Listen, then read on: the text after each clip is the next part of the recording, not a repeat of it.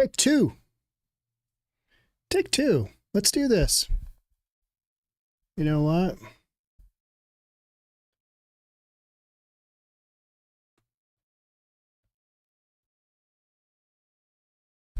Okay, give me 1 second. I just need to get a couple of things up and running here.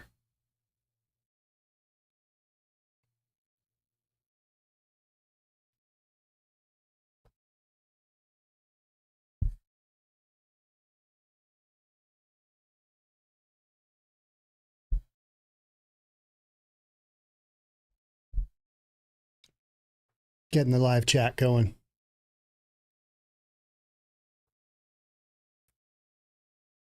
Ran into a bunch of buffering issues.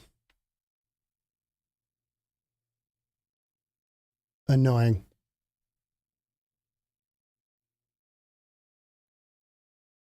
Okay, that's not the right one.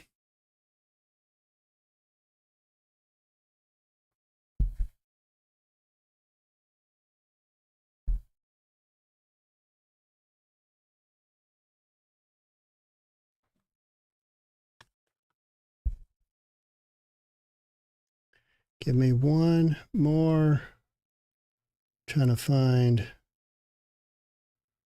our, that's our history. We need to go here. Get that live chat, 25 watching. Okay, here we go. Let's do this. Let's be responsible adults. Okay, 29 watching. All righty. Here we go. So this was supposed to be at my home studio, which we just put together. That didn't happen. And so here we are. Here we are. We've got Chrome turned off. Let's go. Let's go. Let's put me like that. So we are...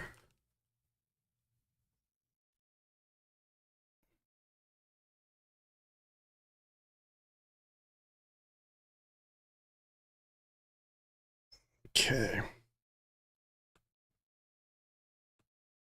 Okay. Just need to get kind of set up here. So we had the live stream going. Video is up. We are up and running. Yeah, had the live stream going at home because I didn't want to be in the office all day and all night, but that's not what we're doing. And so we are back at the office and we're going to do the stream from here. So I've got Fox up right now. We are, what are we? We are just about 8 o'clock East Coast time. So you are starting to have a bunch of the votes come back in. And I've actually got my son, Kieran. He is in the house. Kieran, pop in, say a quick hi. Let's go. Let's go big. Yeah, there you are. So because Kiernan's thought is because Trump is going to make America great again, that he's going to wear one of America's great companies' sweatshirts, which is the McDonald's. So yeah, I don't know if that logic was correct, but that's kind of what we're doing. Let's go ahead and you guys tell me, what do you guys want to watch? I am happy to put up whatever you guys want to see. You let me know, and let's do this. So we're just gonna run a little bit of Fox here and see how it goes.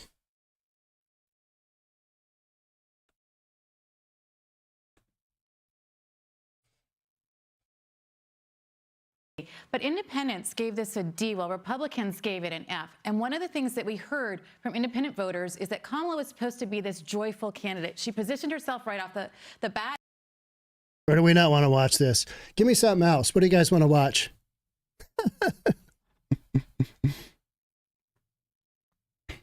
The spicy Trump sauce sausage.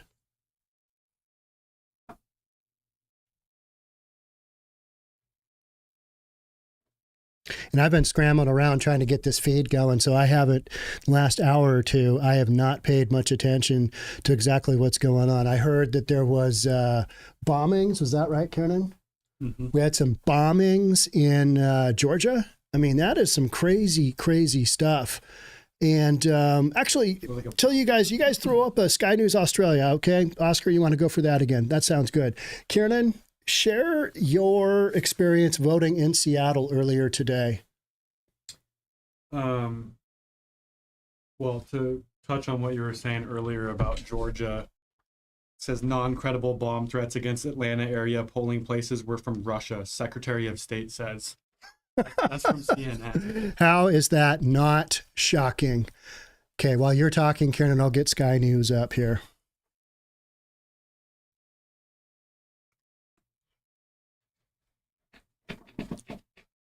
Bifer Dahabit, thank you. Thank you for being here. Thank you guys for being here. This is round 2 of the live stream. Round 1 just got bogged down. We're going to blame it on censorship. We're going to blame it on oppression because, you know, that's just what we're doing. Let me see if I can get this up and running. Okay, so I can only watch that with a subscription in Australia. That's not really going to work. Let's try this one. Only watch this subscription. Karen, do you want to see if you can get one up? I had it up at home.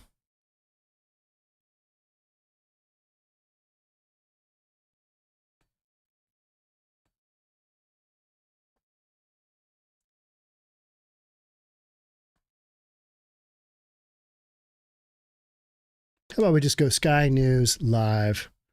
Watch Sky News. I'm going to keep you safe and that sort of thing. And it's really because he doesn't believe that women that looks right. can do those things without him. And it's really What's a that? generation thing for me with Donald than anything else. But it's this kind of locker room humour, isn't it? That, you know, in Pennsylvania, with Arnold Palmer's... I wanted to watch one that had a whole bunch of the stuff going on, right? World News, America Votes.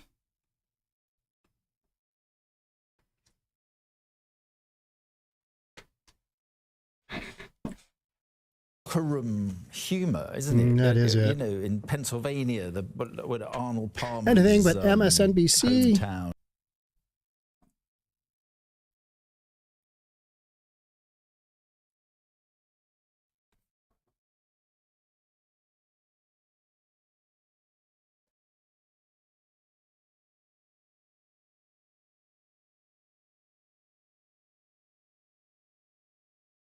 Yeah, it's a trailer.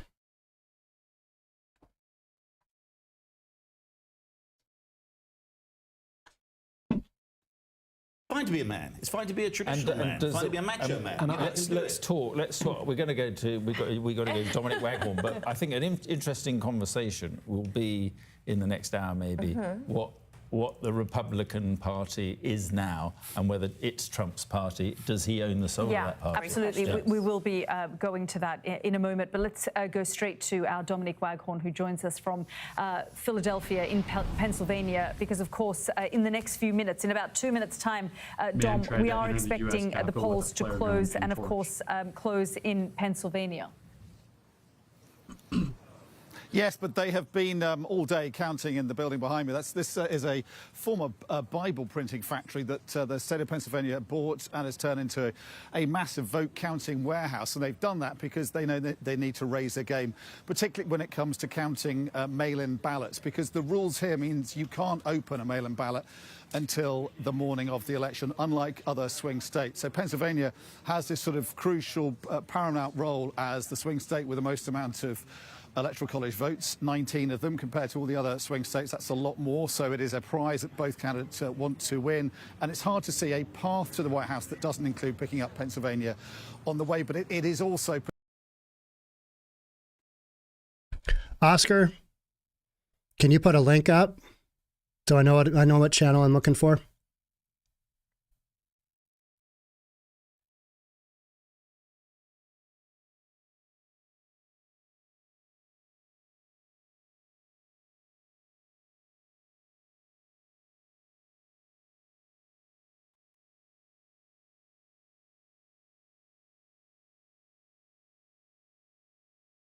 We probably won't know the results for till Thursday, tomorrow or Thursday.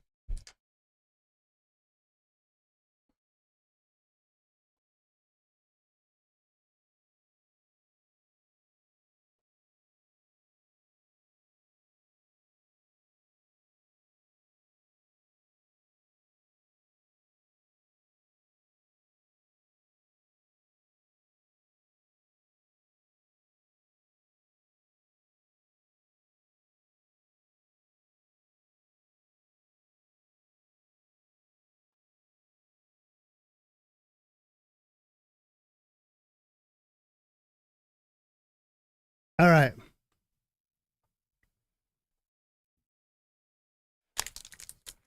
Give me a different network.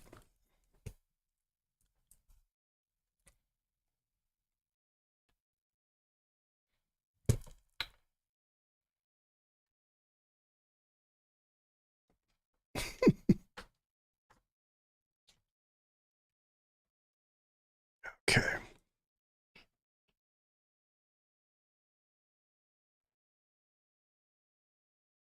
Flashing there, so they are the states that are closing, but we can, in fact, have a major projection. It's 1 a.m. That is somebody who is going to be different, bring us together. She said we have more I in just common want to than see. divide us. And the more negative she got. Of course, are on Pennsylvania, which could be the deciding state in this race. 19 electoral votes at stake. Fox News Decision Desk says that this is obviously too early to call in Pennsylvania, as we will be watching that one really until the bitter end. So Fox News is projecting that former President Trump will win the state of Florida, putting him 30 electoral votes closer to the White House. Too early to call a winner in New Hampshire, where Vice President Harris has an edge. In Maine, the Fox News Decision Desk says that it's too early to call the statewide race. Maine gives 2 electoral votes to the winner of the state and 1 vote to the presidential winner in each of their congressional districts. Harris will win the 1st district, the rural 2nd district. Too early to call in the state of Maine.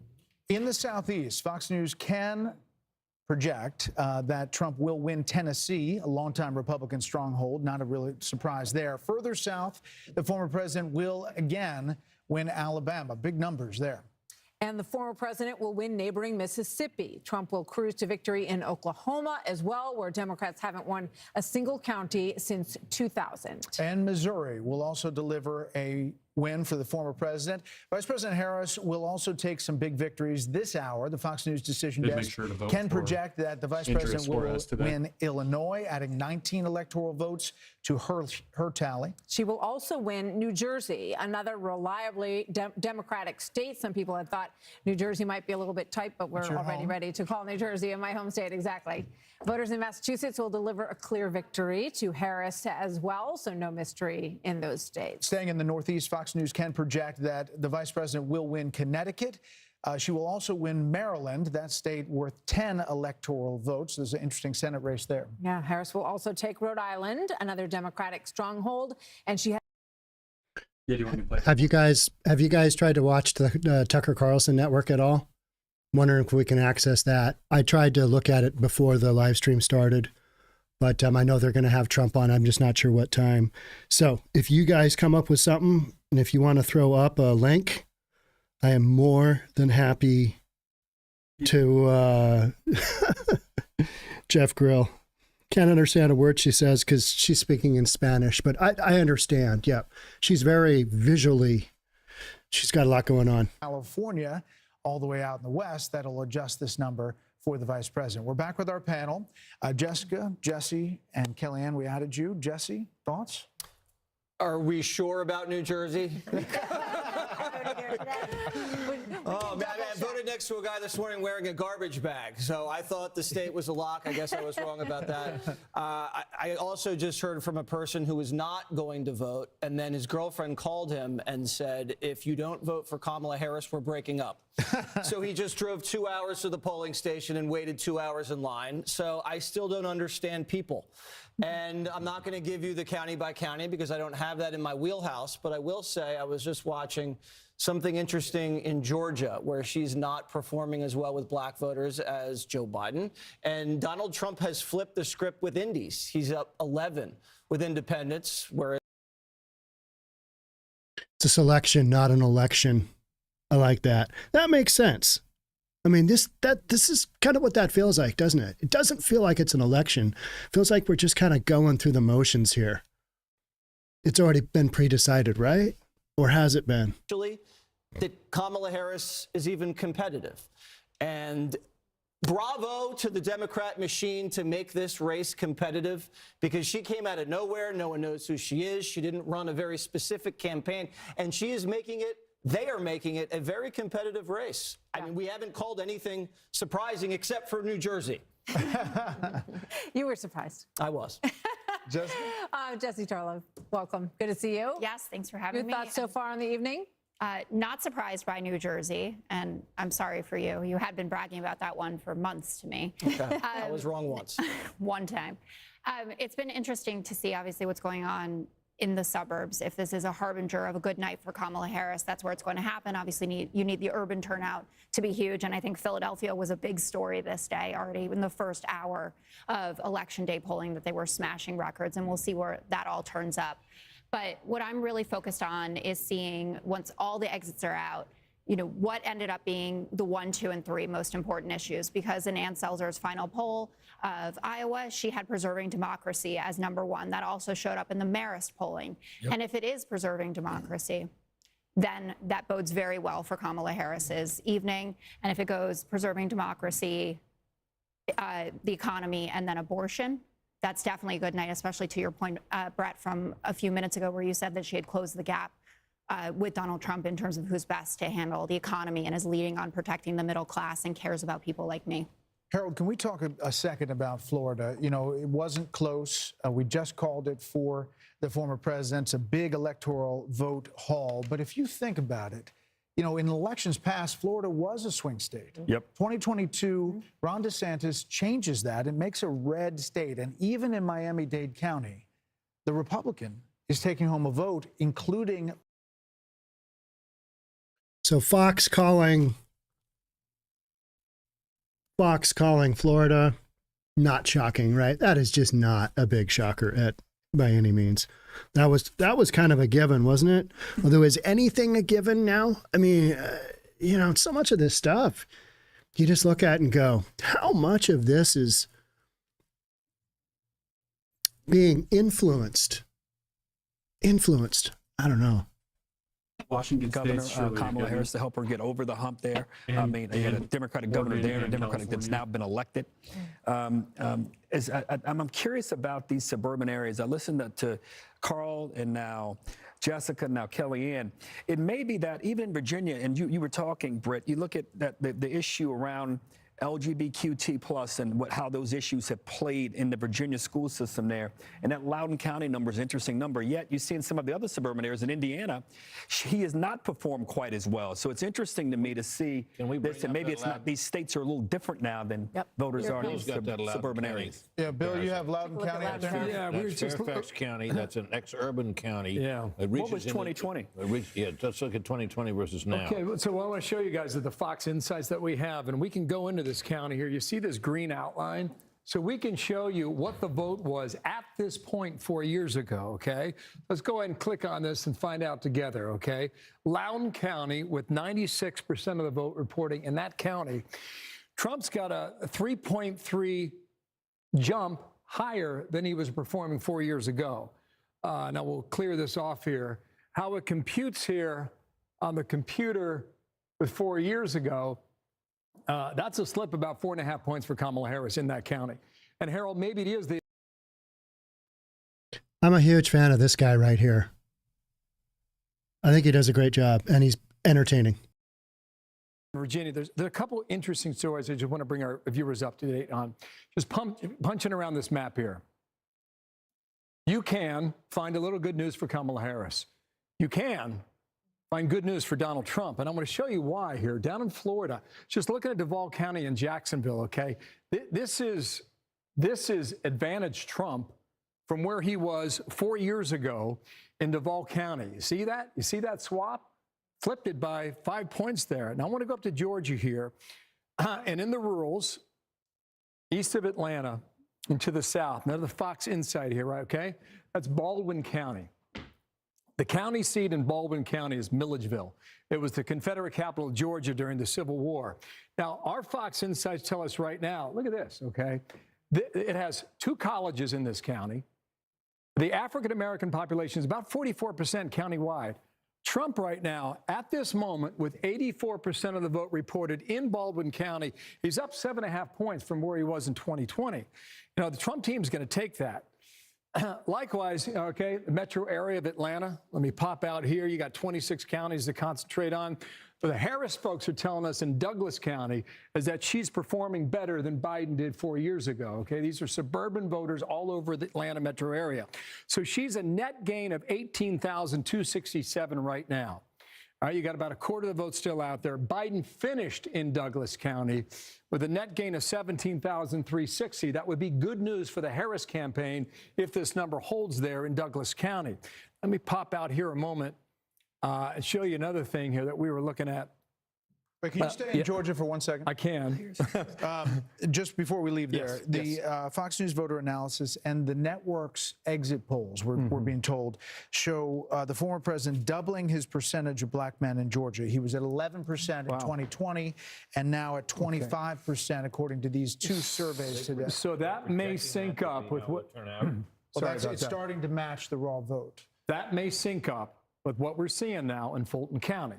Now, you got almost half the vote still out there, okay? Yep. 52% is the estimated number of votes that are in at the moment, okay? So roughly 48% out there. This is Fulton County. This is Kamala Harris. She's going to win the county, okay? But look at the raw vote total here. It's impressive, 129,000.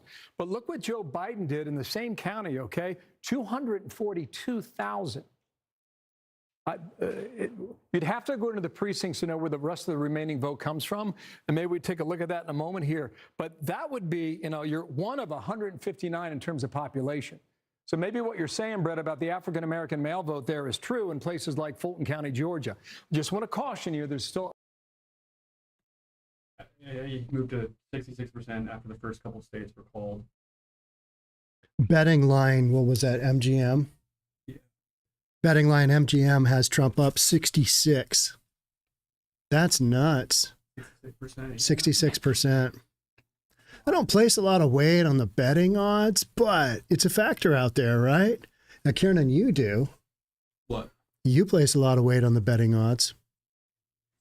I mean, you think it's accurate. I just think it's people placing money on it. Well, I mean, yeah, Kamala was favored when she first got sworn in. And then Trump has just really gained some momentum here in the past couple of weeks. Yeah.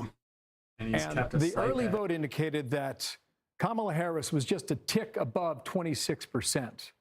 So that's another indicator, maybe another data point that we need to keep an eye on throughout the night as to what Brett was talking about a moment ago. Brett, what are you looking at? Well, I've been keeping an eye on this issue that was raised in our voter analysis. It said that fully half of all voters said the future of democracy is the most important factor in their vote. That's a big number. I mean, that's a lot of people worried about that.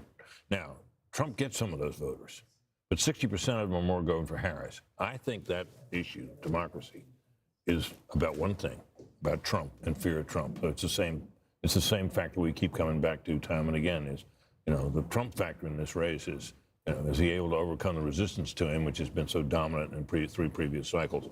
And that's what that vote is about. Because if you were just running on the issues that include the most important, economy, immigration, right. You wouldn't see that, but you got half of people thinking that's important. And that's a Trump. That's a Trump issue. Huge issue for 2020, and it also resurfaced a bit with candidate selection in 2022. It certainly did. That he got blamed for. So the question is, are we going to see the increase in his approval numbers translate into something positive for him tonight? And if you work your way back to what that's about January 6th. Can I clarify and the price he paid politically for January 6th is still being paid. And it also was hammered over and over again by current President Biden, the former candidate. You know, the threat to democracy was really on his lips pretty much every minute. And Vice President Harris didn't take that ball for a lot.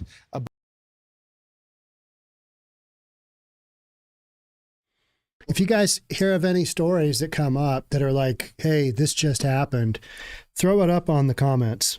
Because I'd love to know, and I'll pull them up as needed. We're super early, but I kind of just wanted to run this thing for as long as it makes sense. It's ridiculous. I mean, that our democracy is pretty sturdy. Our checks and balances worked. The thing was over in a matter of hours, and yet here we are. It's still a factor. And here we are with a political rise from January 7th, 2021, to a candidate who is at least tied and in a good position and has a path to 270 to win the White House. Stand by, panel, if you would. Speaking of that, let's go check in with Aisha Hasni at the Trump campaign headquarters. She is in West Palm Beach, Florida tonight. What's the mood over there? Long way to go tonight, but how are things looking, Aisha? Things are looking good here. The crowd behind me still hasn't really filled up the convention center, and that's because I'm told that there's a long security line. Apparently, a lot of folks are at the Hilton partying right next door and still haven't made their way over, and that's because there's a really long security line. They got to go through the max before they get in here. So that is what's holding up the people, the spaces that you see behind me, and why that hasn't filled up just yet. I want to just talk about, you guys were on the big screen when you called Florida in here, and everybody erupted into a cheer. I was just talking to Congressman Mike Waltz of Florida, of the great state of Florida, and he was telling me how it was a record early vote turnout, and that's why. And he thinks that's going to resonate across the country today. People are going to come out and vote for Trump. Back to you guys. Thank you, Aisha. Aisha, thanks. Let's check in with Jackie Heinrich. She's at the Harris campaign headquarters in Washington, D.C. Hi, Jackie. Hey there, guys. It's quite a different scene out here compared to where Aisha is. I should note that at Harris headquarters, we don't actually have Harris campaign officials because they're all in Wilmington tonight. So we're trying to get a sense from campaign officials about who was invited to this event, how many thousands will be here, and who's in the crowd. But I am hearing from people close to the vice president, sort of watching these reports come in. They started tonight very anxious about Georgia, and the first batch of data that they're getting is leaving them feeling pretty buoyed about it. A source close to the VP says that they're seeing really high turnout in the metro Atlanta area, and as of a short while ago, they had a 10-plus point lead among women showing up. And also, they noted that black turnout was slow to start, but it is finishing strong, and they attribute that to their get out the vote effort. One thing they've been wrestling with is whether or not they underestimated Trump's get out the vote effort. So far, they're not seeing signs of that, but they're definitely feeling happy about that first report coming out of Georgia, guys. All right, Jackie, thank you so much. Before we make some race calls, Harold, you wanted to clarify something you said? The 58% 42, the Florida abortion initiative, that it didn't pass, though, because you had to have 60%. So I misspoke, but it got 58%, but fell by 2. And matter of fact, they had a marijuana initiative, which I would have voted against, but it didn't reach the number either to get to 60. Yeah, and so both failed. Governor DeSantis is touting both of those things down there in Florida. Okay, we have some calls. We begin in Pennsylvania, home to a razor-thin Senate race between incumbent Democrat Bob Casey and Republican businessman Dave McCormick. The Fox News decision desk says this is too early to make a call in Pennsylvania on that race. This could be a big cheer. Fox News can project that Rick Scott, the Republican senator from Florida, will win his second term. We'll pause for applause down there with Aisha. In Maryland, it's too early to call the race between Democratic County Executive Angela Alsobrooks and former Republican Governor Larry Hogan. Alsobrooks has a lead, however, in our Fox News voter analysis as we wait for the raw vote total to come in. And too early to call Missouri's Senate race between Republican Senator Josh Hawley and Democratic Attorney Lucas Kunce. Republican Senator Marsha Blackburn, though, we can tell you, will win once again in the state of Tennessee, another reliably conservative state. In Mississippi, longtime GOP Senator Roger Wicker will take home another victory. The Fox News decision desk can project that in Massachusetts, Democratic Senator Elizabeth Warren will win her third term. Connecticut's Democratic Senator Chris Murphy will also win a third term. Not enough data to project the Elizabeth Warren. Ugh. Rep Andy Kim will win his Senate race, putting him in the upper chamber for the first time. This is the Bob Menendez seat. In Delaware, Democratic House Representative Lisa Blunt Rochester will win her first Senate race. In Rhode Island, Democratic Senator Sheldon Whitehouse will return for a fourth term. And let's take a look at the balance of power and how it shapes up at this point in the evening. 8:18 on the East Coast. You have 43 Republicans securing their seat. One seat was flipped. That is West Virginia. The former governor will now be Senator Jim Justice in West Virginia. 34 Democrats have secured their seats in the Senate, and a long way to go in the upper chamber as well. We have a lot of raw vote totals starting to dump in from those early states. More Democracy 24 coverage ahead as we await the next round of poll closings. While you watch Fox News, so much information out there and yet so little being said, right? Oh, we've got insight on this. We've got insight on that. And so, Kieran, tell us about, and you got to speak up loud into the mic, tell us about your voting experience this morning. Let's go like this. Yeah. Well, so like I was saying earlier, I think a lot of people in Washington State think that there's no in-person voting, and my ballot, I'm not sure what happened to it. I don't know if I mistakenly put it in the recycling or what have you. You recycle. How very Seattle of you. You recycled your ballot. Well, it said it got delivered on October 16th, which is what a lot of other people, that's when it got delivered. So your significant other, Heather, texted me this morning, hey, or she gave me a phone call, hey, you can go to Lumen Field, which is where the Seahawks play, show up and do in-person voting there. And so I showed up, kind of was walking around outside the stadium. There's some voting signs, walked into the southern part of the stadium. And, you walk in there, there's probably 20, 30, I guess, moderators or whatever you want to call them. Person said, hey, what's your last name? I said, Reynolds. They said, what's your first name? I said, Kiernan. They said, is this your address still? And I said, yep. And then they handed me the ballot. I went and, voted and then just dropped it off at the thing. And you didn't have to provide your ID? No ID. No.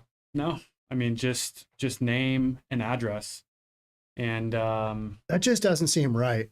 I mean, that does not seem right. But not Seattle. Yeah.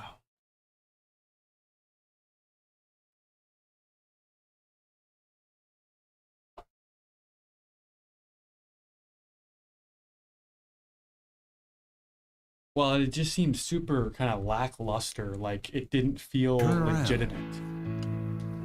And help those people at this point in time.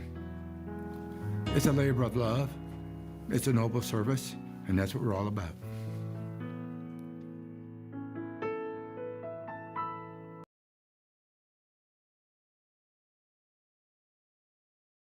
Lead in Pennsylvania, but again, it's still early in the night. We're still waiting for Ask a lot and you of shall receive. the counties to report their votes. Georgia trending well for Donald This is Trump. New Max early 2. in the night for North Carolina in terms of counting. Early in the night for Virginia, and early in the night for Pennsylvania there as well. Bianca, back to you.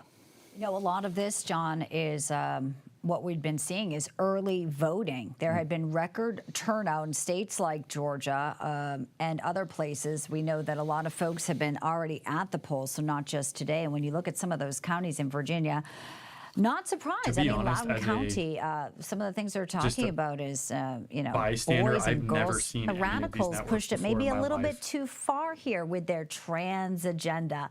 Obviously, Virginia being in play for Donald Trump, and it's still early, but looking at some of those counties, looking at them being red, very interesting as well. Could be an indicator, things we're watching very closely.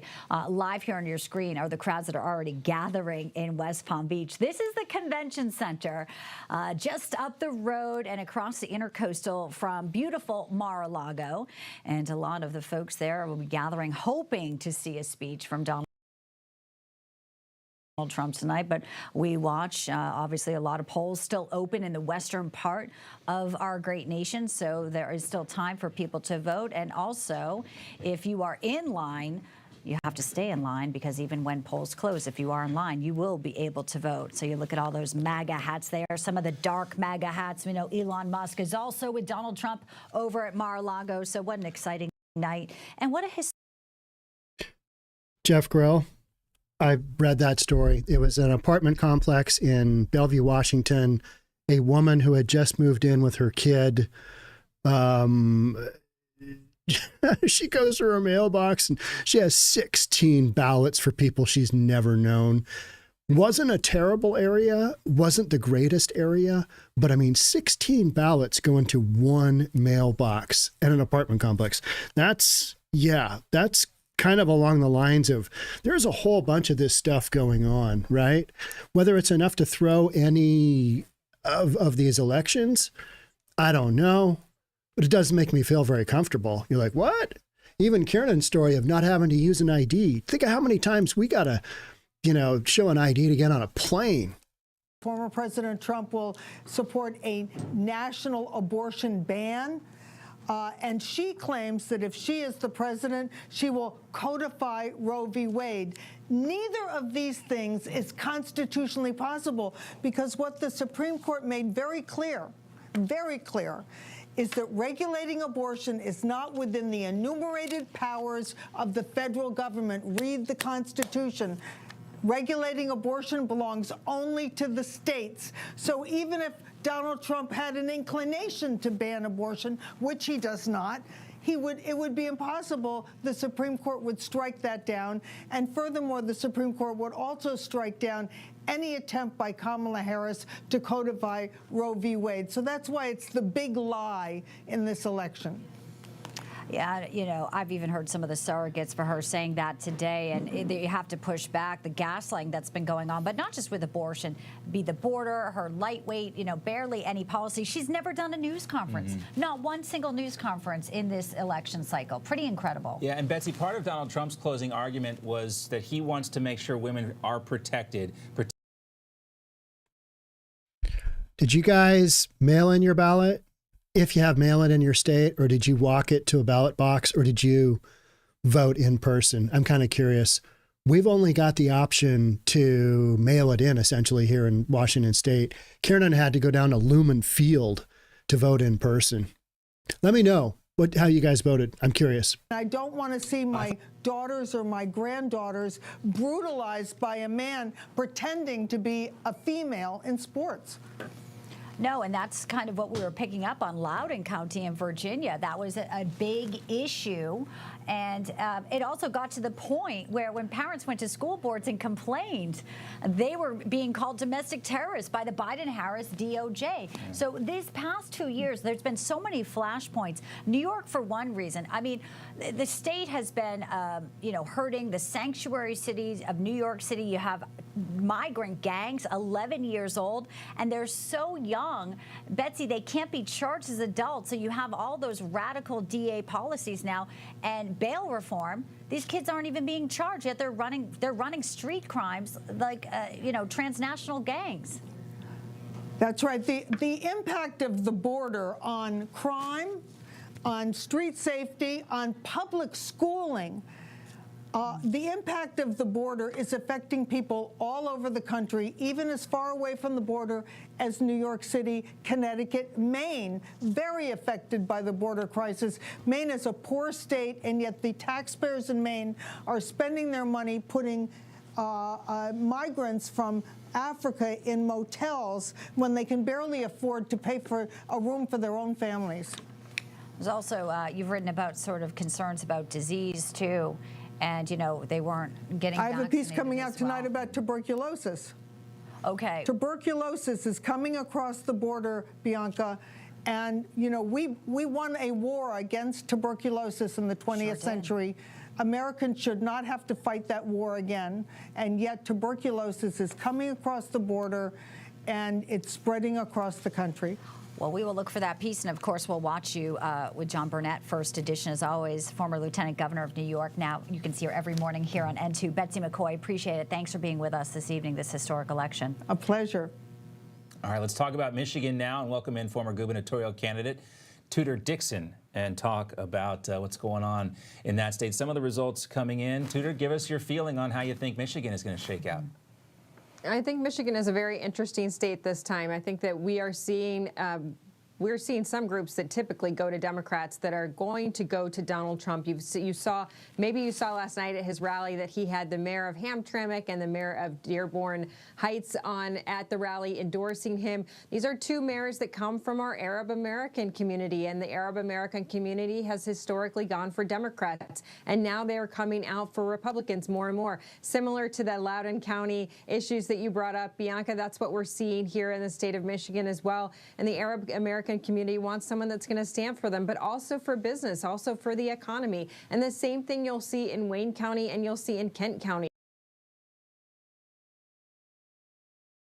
Here's some of our top news stories. No surprises in early U.S. results as Trump wins West Virginia. I don't think that's a shocker at all, is it? Milwaukee orders recount of 31,000 absentee votes, likely delaying results in Wisconsin. Election misinformation roundup, fact-checking false and misleading ballot claims. All right. Stock market surges on Election Day. What did that look like? Huh. Just right from the get-go, market open. S&P ticked upward 1.2% on Election Day. Does it not feel like so much of this is just, this is what we're doing. This is what we're going to do. Like the stock market just going to the moon continually. That is not it's not sustainable. It's just, it's crazy. But, whatever. That's kind of where we sit, right? Harris voters motivated by democracy. Trump supporters by inflation. How are you motivated by democracy? Like exactly which part of democracy did you not have when Trump was elected? You know what I mean? Which part of your democracy did you lose? And then how about the inflation part? Yeah, everybody's impacted by that, right? I mean, just crazy. Workers of Michigan. I will not let these Chinese EVs come here. I will not let your jobs be taken away. And you saw last night the United Auto Workers were at his rally in Grand Rapids saying we're with Donald Trump. Yeah, that's where he's closed, not this election cycle, but also 2020 and 2016 closing in the state of Michigan. And it does feel that there is this referendum on the establishment, that this is sort of the elites versus the working class. Any way you slice. Jeff, that was one of my main thoughts. If Joe is not capable of running for re-election, who is running the country now? It's so true. We saw Sleepy Joe make his, what was that comment where he's talking about, you just want to slap him in the ass. And you're like, oh, awkward, Joe, awkward. What are you talking about? And you just keep thinking, Joe, just keep talking. Just keep going. Because whatever you're saying, yeah, Kamala isn't happy. But, I mean, he wasn't allowed to basically campaign for Harris. He showed up at 0 events with her because he's such a liability, and yet he's still leader of the free world. How does that work? Hey, here's Georgia. And it's turning out that they're not offering anything. And that's why you'll see Mike Rogers will have an advantage tonight. But honestly, I think it will be very interesting to see not only what happens on the national level in Michigan, but the state level, because we've just had people lying and fear-mongering on the Democrat side for so long now, and the Michigan people have figured that out. Yeah, a lot of people wise to it this time around. Tudor Dixon, always great to see you. Thank you. Thank you. Thanks, Tudor. Let's bring in now host of the Leventhal Report right here on N2, Rick Leventhal, watching some of the results coming in. We just had Georgia up. Wow, it's looking good. Obviously, we're just watching some of the precincts, but Donald Trump has made, a lot of trips to Georgia, and we know that. That's Arkansas that we're putting up there as well. But we know how much both of them would love to have Georgia. And he has the endorsement of Brian Kemp, very popular governor in the state of Georgia, Rick. Well, and Georgia, traditionally a red state, switched to blue in part because people were moving there from New York and California and other states. And people are like, don't do this to Georgia. But Georgia, is in play for both candidates, and it is too close to call right now. Too early to make a prediction here. But Georgia is obviously very important to both candidates. Donald Trump has spent a lot of time there. And Georgia was also involved in that hurricane and was not, a lot of people not so pleased with the response of the federal government. Just south of Georgia, Florida, fully red, and it's already being called for Trump. So it would be surprising to some if Harris were to win Georgia, but we know it's close. We know there are a lot of registered Democrats there, maybe a little bit more than registered Republicans, but there are enough people on the fence that Trump certainly can and maybe will win Georgia. Pennsylvania may be critical. Of course, there are several swing states, in Pennsylvania probably the most important one, and I'm eager to see more numbers come in from Pennsylvania. The other thing that I know is challenging for all of us is how some states count more quickly than others. Some states are very slow to count their numbers, and we're just sitting here waiting. It's a little nerve-wracking, but there's not much else we can do, right? Well, good to have it done right. Georgia voters, by the way, exceeded 4 million mark on Friday. That's when early voting was concluded. Wow. And the Secretary of State, Brad Raffensperger, says this was the most successful early voting period in Georgia history because voters trust the process. So you have to wonder if you're energized to vote, what campaign gave you that energy? And was it Donald Trump showing up in Valdosta, trying to, help the people that were there, bringing Starlink from Elon Musk to some of these ravaged areas? And then you had FEMA saying, well, you can't. Big numbers there for Trump in Georgia. Let's see if I can get this, because you guys can't really see who that is.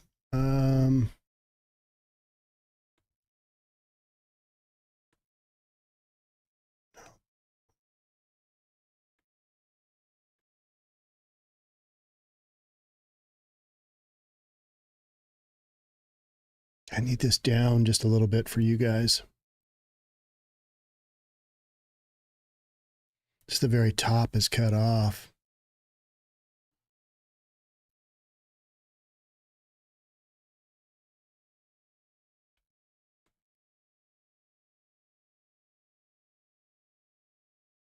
Actually is very easy to vote in Georgia, and they've proven that because we've had these That's Pennsylvania right there. Over and over again, not just this cycle, but the last cycle as well. You know, one of the things that struck me is how many states don't require photo IDs to vote. Half the states don't require a photo ID. More than half the states. That's Arkansas right there. I voted in California. All I had to do was walk in, tell them my name, my birth date, my address. They said, okay, you're good to go. How easy would it be for anyone to know their neighbors or their friends or their family members' birth date and address and full name and then just vote for them?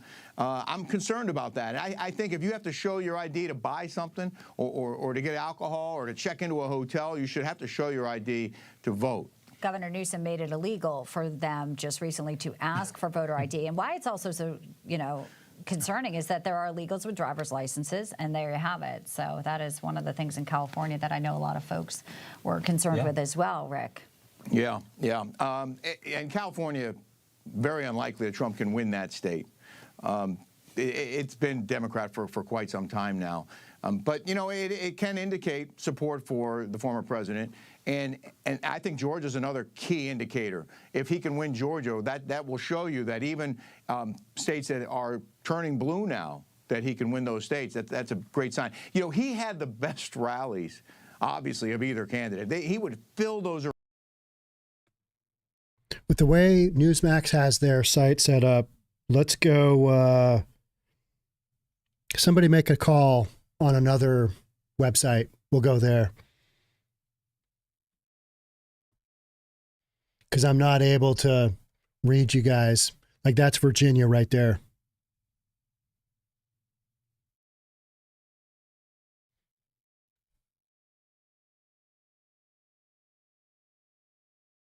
The graphic I have here on the screen is Donald Trump has just moved out to a lead in North Carolina, but it's 50-50 basically here on the screen. But this is how it's going to be throughout the night with states like North Carolina, which it's Donald only Trump 14% reporting, so still a little bit early on. Yeah, I got 16% here on this. It's the same information, just a little bit more quicker here, but this just shows you how things are moving very quickly. And we made the report the point earlier about how uneven the playing field has been, and I think it's worth reminding people, if they don't already know this, how negative the coverage of Donald Trump has been by the mainstream media and how positive it's been of Kamala Harris. It really strikes me as very unfair that it's okay for reportedly or supposedly neutral news organizations to go full on in support of Kamala Harris and full on negative on Donald Trump. And it's disheartening to me that people are getting their news filtered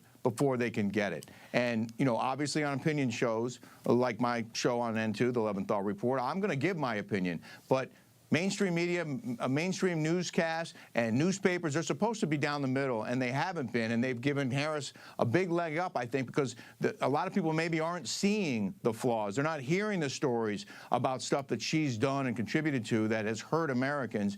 And, you know, we're going to have to wait and see whether that message actually gets through or not.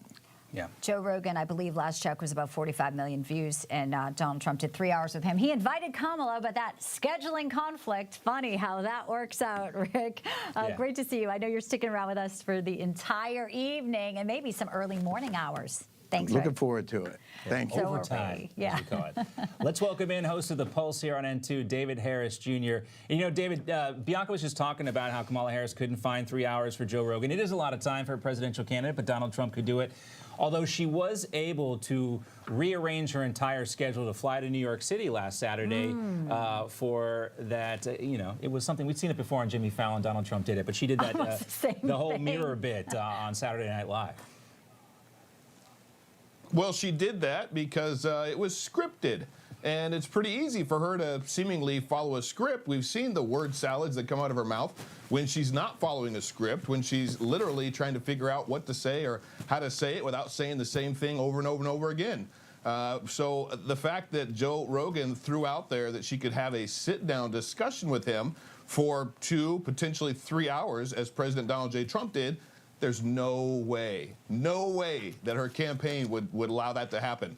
Joe, I believe, actually even said that they were trying to throw stipulations in there, like you can talk about this, you can ask about this. These are some of the things that you can talk about. And Joe said, absolutely not. We're not going to do that. You're either going to sit down with me and have a talk, or we're not going to do it. And President Trump did that over and over and over again. How many sit-down interviews did he give with mainstream social media influencers or mainstream individuals like Joe Rogan, like the Nelk Boys? He just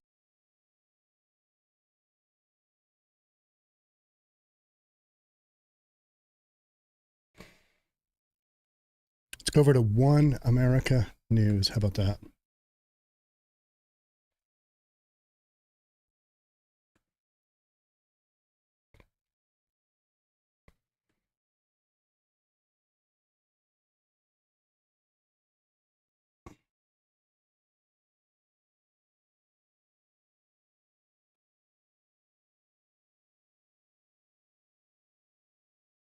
Do we have a live feed? There's not very many streams.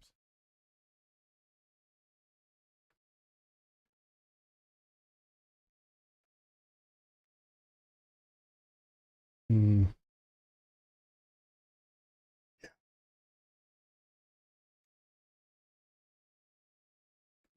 Go back to Newsmax. It's stunning to me. You know, it is that this stunning. is where we're at. Yet this is exactly where we're at. It is, but in the truncated election season that we saw them swap out Joe Biden, they kicked him out.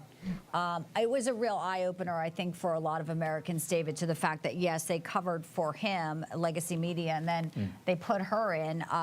Obviously now trying to sell her as the candidate, as you said, going on softball interviews, never doing any press conferences, not accessible. Even yesterday, closing arguments, same speech every time, only about 9 minutes. Yeah, there was one pundit, a surrogate for Kamala Harris today, who was talking about her winning, and instead of saying winning the White House,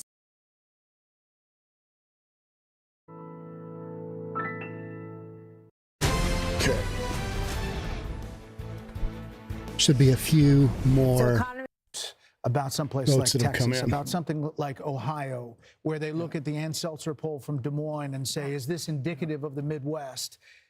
But we're not seeing that in our Fox News voter analysis match. Yeah, go ahead. Okay, so come on over here. I haven't checked Ohio yet. It's a good state here to examine because Trump won it twice by 8 points. Let's measure his strength right now in 2020, or about halfway in, okay? Kamala Harris doing better on the margins here, okay? 3.5 points statewide, so some vote out there. But Trump has proven to be pretty strong here in Ohio the last 2 times around. We'll see whether or not he can hold. Big Senate race in Ohio as well. Bernie Moreno against Sherrod Brown. We'll track that throughout the night as well. Basically in Ohio, you've got Cincinnati and Hamilton County. You got Columbus and Franklin County. You got Cleveland and Cuyahoga. Those are your three main population centers. They have been blue for some time.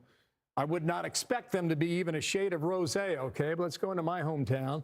That's Hamilton County. Strong performance here. About 2/3 of the vote going to Kamala Harris. This is one of these, that's the cities where the progressives and the Democratic movement has gotten me pretty strong, especially in local government as well in that city. This is Franklin County. You got Ohio State University there, so you got a strong student vote as well. Greater than 2/3 going to Kamala Harris right now.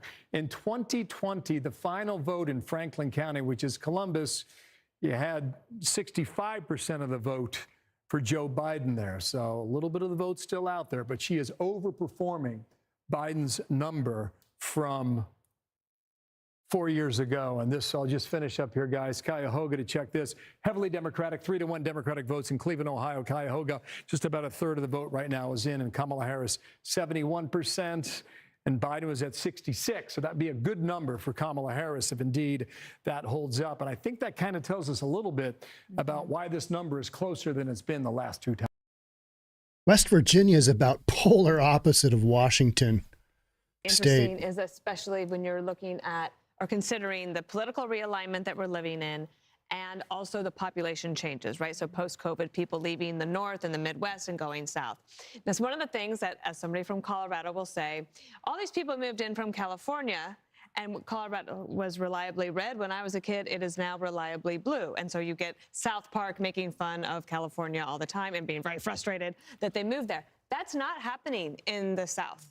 So if people are leaving the Northeast and moving to Florida, they're not all of a sudden bringing a bunch of Democratic politics with them. So there might be a little bit of a change here to watch in the numbers there. The other thing I wanted to say is that one of the things I think we're seeing, especially with some of these lower propensity voters or whatever we're calling them, unlikely voters, is that the policy of the Biden-Harris administration pushed them into politics and into voting because their situation is dire and they want a better life. So they went to the rallies and they went to the podcasts and they had fun and they got involved.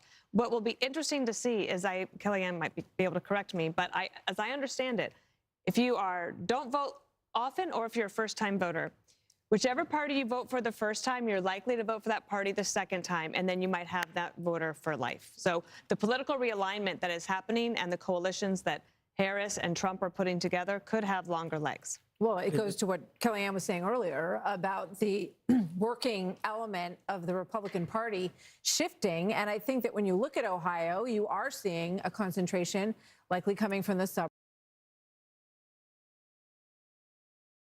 Let's give C-SPAN a run. Let's look and see what that looks like.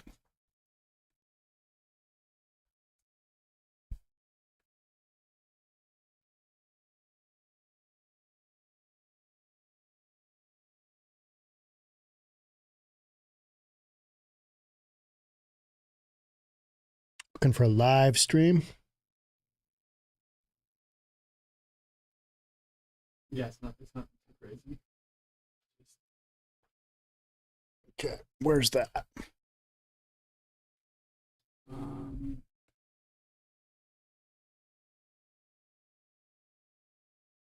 Go down.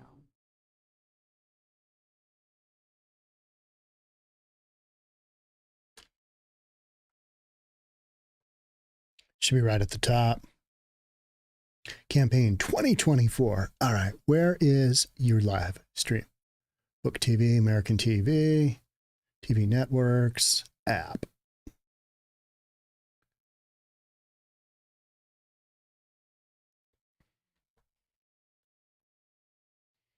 Make America reasonable again, hat.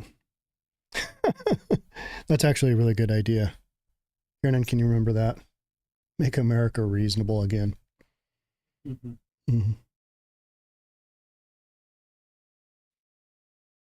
right, folks, we got to figure out a feed here. Because the problem is when I go to look on the interweb, it's not the same as what you guys are watching at TV. So that's the huge difference kind of going between live And in television, where you can just click back and forth, you got to come up with an actual feed and know right where it is. And those are all just videos there that I can see. So let's go back.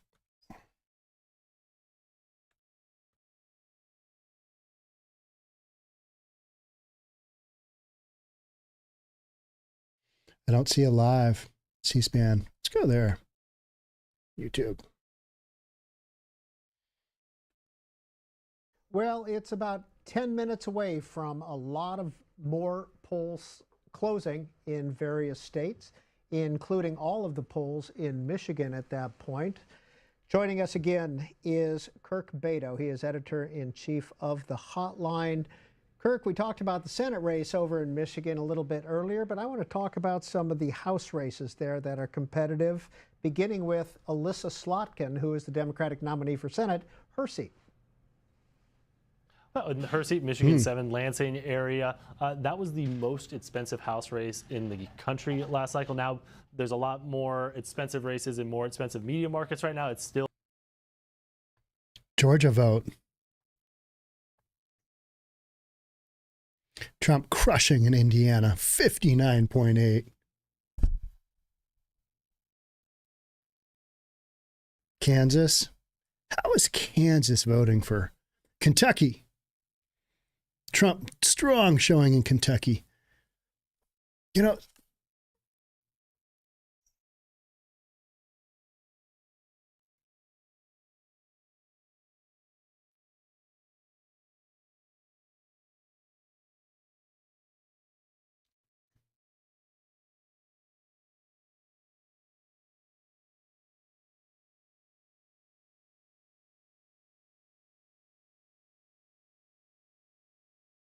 I don't think there's any big surprises right there, right?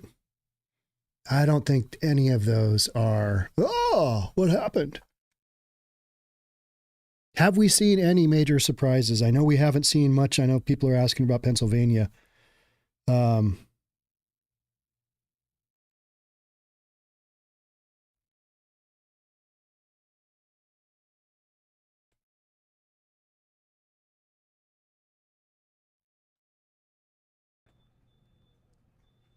Yeah, Michigan. And volume is up all the way. For ground for Democrats, that's the Dan Kildee seat. He's retiring. That, again, a little bit more favorable for Democrats as we sit here right now. Now, there's 3 competitive seats in Michigan. You know, Michigan 7, Michigan 8, like what we're talking about. Michigan 10, where Republican John James is in a really tough fight right now. Whoever wins 2 of the 3 of those seats is probably going to have a pretty good night right now. And if Republicans sweep and get all 3, they're probably going to keep the majority, or at least that's what strategists have been telling us here at Hotline. Now, Kirk, you mentioned Michigan 10, which is John James. He's the Republican incumbent at this point. Is that Macomb County, the infamous Macomb County of Michigan? Yes, it is. And, you know, John James is a name that's very familiar with voters in Michigan. He ran statewide twice. He lost twice. And then he, 2 years ago, he ran in the House, won that race.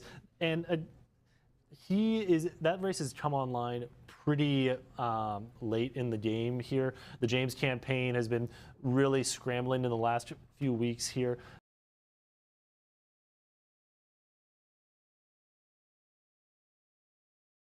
And I don't think there's any surprises. Illinois, New Jersey, Delaware, Connecticut, Maryland, Massachusetts, Rhode Island. I don't think there's any surprises in there, right? We're just kind of showing blinding glimpses of the obvious. This is how this is going to go. And those are states that are, for the most part, known quantities. That race. I would still think John James, because he's an incumbent, because he's got a good amount of money, good amount of name ID, is probably the slight favorite in that race still, but don't sleep on Carl Marlinga in there. If John James wins or loses, is that a bellwether on the presidential level? I think it would be at the presidential level if he loses. Now, if he wins, he's still the slight favorite in there. We're kind of going on the status quo here. Michigan at the presidential level is going to be very competitive. But if he were to lose there, and especially in an area where Democrats, at least at the top of the ticket, have struggled, like we alluded to, then it's going to be a pretty good sign for Democrats here, not just in Michigan, but some of those other areas that we were thinking it might be a problem spot with Harris, with Black voters, with Muslim voters, with Asian American voters. You know, she struggled a little bit with those groups. But if Democrats flip that seat, then Harris might be looking pretty good in Michigan and in other parts of the country as well. Kirk Beto, you are editor-in-chief of the Hotline. You've been spending a lot of time with us. We're going to let you go and do a little of your own work, but we will check back in with you a little bit later. Thanks for being with us. This is the fun part of election night. Thanks for having me. Greta Bronner, what do you got? Let's check in on that North Carolina governor's race. The Associated Press is calling Josh Stein the winner tonight with 24% of the vote in.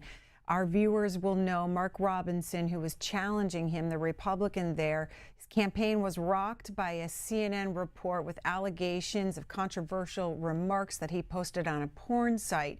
The News and Observer reported that campaign staff quit. He was showing up at events by himself in the closing days of this campaign. They also reported that the Democrat here, Josh Stein, raised 11 times more money than Robinson in the final fundraising quarter. Now, we're expecting Josh Stein to come out shortly and deliver a victory speech. Kristen is calling in from Olympia, Washington. Trump supporter. Hi. Hi, Kristen. How are you? Good. Happy Election Day. How was your process? It was great. I did vote by mail, so it was really easy. Is Washington 100% mail? I know Oregon is, but but not Washington State? No, you can go in person too. Okay. How was the process for you today? It was great, and normally I vote Democrat. I always have, but this time I voted for Trump. Why? You know, I just felt like we need a change, and I want someone who's going to put our country first. And it just feels like we really need someone who's going to pay attention to the increasing cost of living that we've been experiencing. We have 3 kids. And, you know, the economy is really important, and also the illegal immigration issues. Are you seeing that in Olympia, Washington? Yeah, I mean, the cost of living here is very expensive, and it's getting harder for families. Kristen, did you support Joe Biden in 2020? I did. Yes, I did. I've always voted blue. Thank you, ma'am, for calling in. Evan McMorris. I think there's a lot of people who are, excuse me, I think there's a lot of people who are in that boat of, I really don't like Trump because they just, personality-wise, they don't like a winner. They don't like somebody who's got strong feelings and can basically, get his feelings out there in a way that some might consider, oh, that's a little overwhelming. I think there's a lot of folks who are like, yeah, but I just can't vote for Kamala Harris. So they're really at that, I don't want to vote for either one.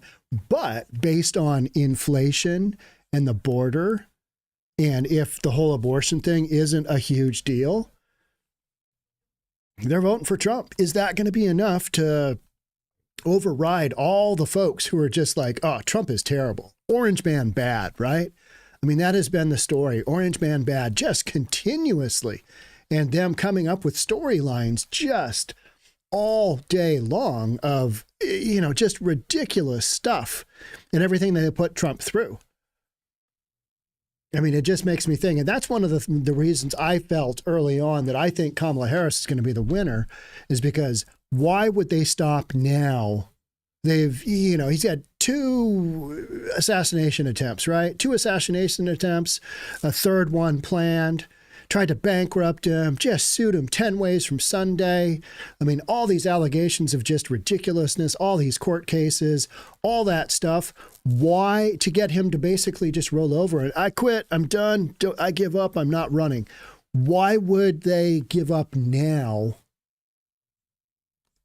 You know, trying to have Trump quit. I mean, I don't see that as a reality, but I also kind of think that most of this is rigged. Not from the standpoint of the polls are rigged, but so much in the media is rigged, and you're pushing people where you want them to go. From that standpoint, you know, the whole Hunter Biden laptop to me was kind of one of those moments where you're like, okay, yeah, this is not a level playing field. We got people going to the polls, yes, but is it essentially, I mean, at that point, is it essentially a level playing field? And that's where I say no. And so that's where I don't know how this is going to end up. Haven't seen anything shocking yet, right? Let's keep going.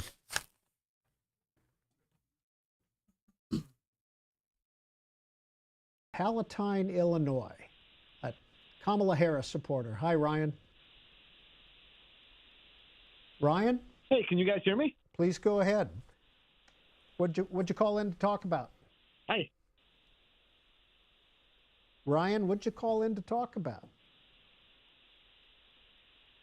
Hello? To apologize. I don't know if we're having a minute of trouble here with the phones again or not. Tom, in Pennsylvania, a Trump supporter. Hello? Tom, you with us?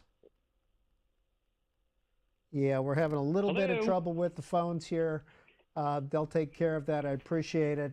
Let's check in. Let's check in. Let's check in. I'm from Pike County, Pennsylvania. Can you hear me? Tom, we're going to have to let you go for just a second. We're going to check in with Greta Brawner. We have some news coming out of Milwaukee. This is a reporter with CBS in this city.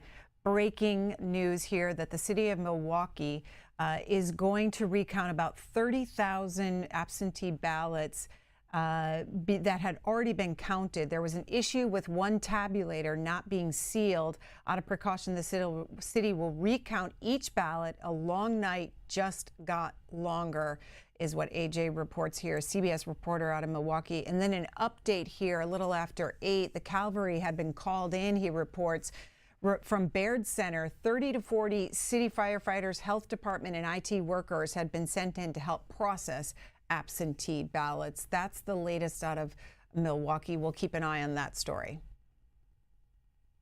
In just a minute, but it is 9 o'clock here on the East Coast. Nearly the entire country, the polls are closed. Here's what's closing at 9 o'clock. Arizona, which has a Senate race and 2 competitive House races as well. Colorado with a competitive House race. Kansas, Louisiana, the rest of Michigan is closed. We've talked about that. Minnesota with a Senate race. Nebraska with 2 Senate races, which we haven't talked about yet, but we will. New Mexico also has a Senate race. New York is closing. North Dakota with a Senate and a governor's race. South Dakota, Texas is now fully closed. Wisconsin and Wyoming. Evan, that's a lot of states and a lot of news ready to come out, huh? We're waiting for it. What are you going to be listening for? What are you going to hear? Well, we want to see what's going on in Arizona. You know, that's part of one of our swing states we're looking for. And we're talking about some of those western states where, you know, some of these House races are important, and also some of the, you know, that Senate race in Montana, we're looking for that. You know, this is exciting stuff to see all this stuff starting to come in. Although that Milwaukee news does indicate that maybe we may be waiting a long time for some of the presidential results, depending on sort of how close other states are. But we may have a better picture of the Senate relatively, a bit sooner than that. And in just a minute, Josh Stein will be coming out to give his victory speech in Raleigh, North Carolina. More speeches are going to be happening. That's live from Raleigh there. We're going to check in with Greta Brawner. Greta, do you have anything for us? Yeah, Peter, let's take a look remind viewers what we talked about earlier in that. Scorch, Milwaukee is recounting votes. Nothing suspicious there. Isn't that what you always think? You're recounting votes. Why? Well, we had this breach of whatever. it hit a record $4.5 billion, with more than half of that spending coming from groups that did not fully disclose their source of the funding, that from the Associated Press. And then also, we showed you this earlier. Here are the top 10 billionaire families by political contributions. This is from the Americans for Tax Fairness. They put this report together in the final days of this campaign, and you can see the first 6 wealthy families all donating to Republicans, followed by the Simons family and the Bloomberg family for Democrats there. Elon Musk, $133 million, according to the Americans for Tax Fairness. Peter?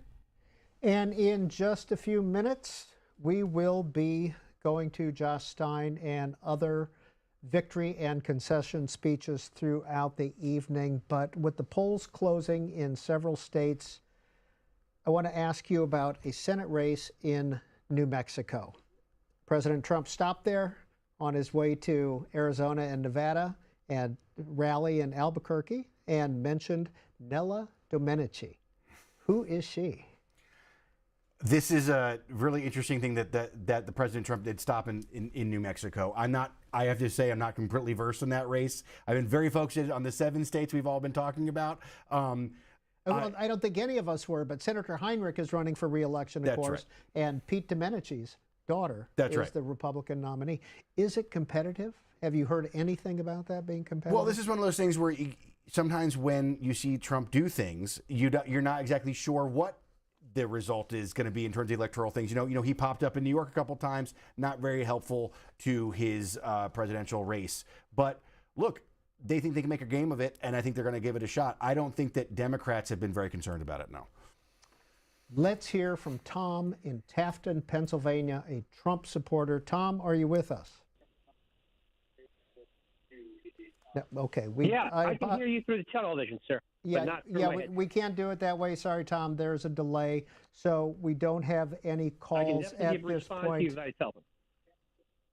Okay, we're going to have to take Tom down. I apologize to everybody, and I apologize to you especially, Tom, that we're unable to do that right now. But you can always send a text message in, and we will get to some of those as we go throughout this evening. 202-748-8903 is the number for text messages. Please include your first name and your city if you would, so we can identify you that way.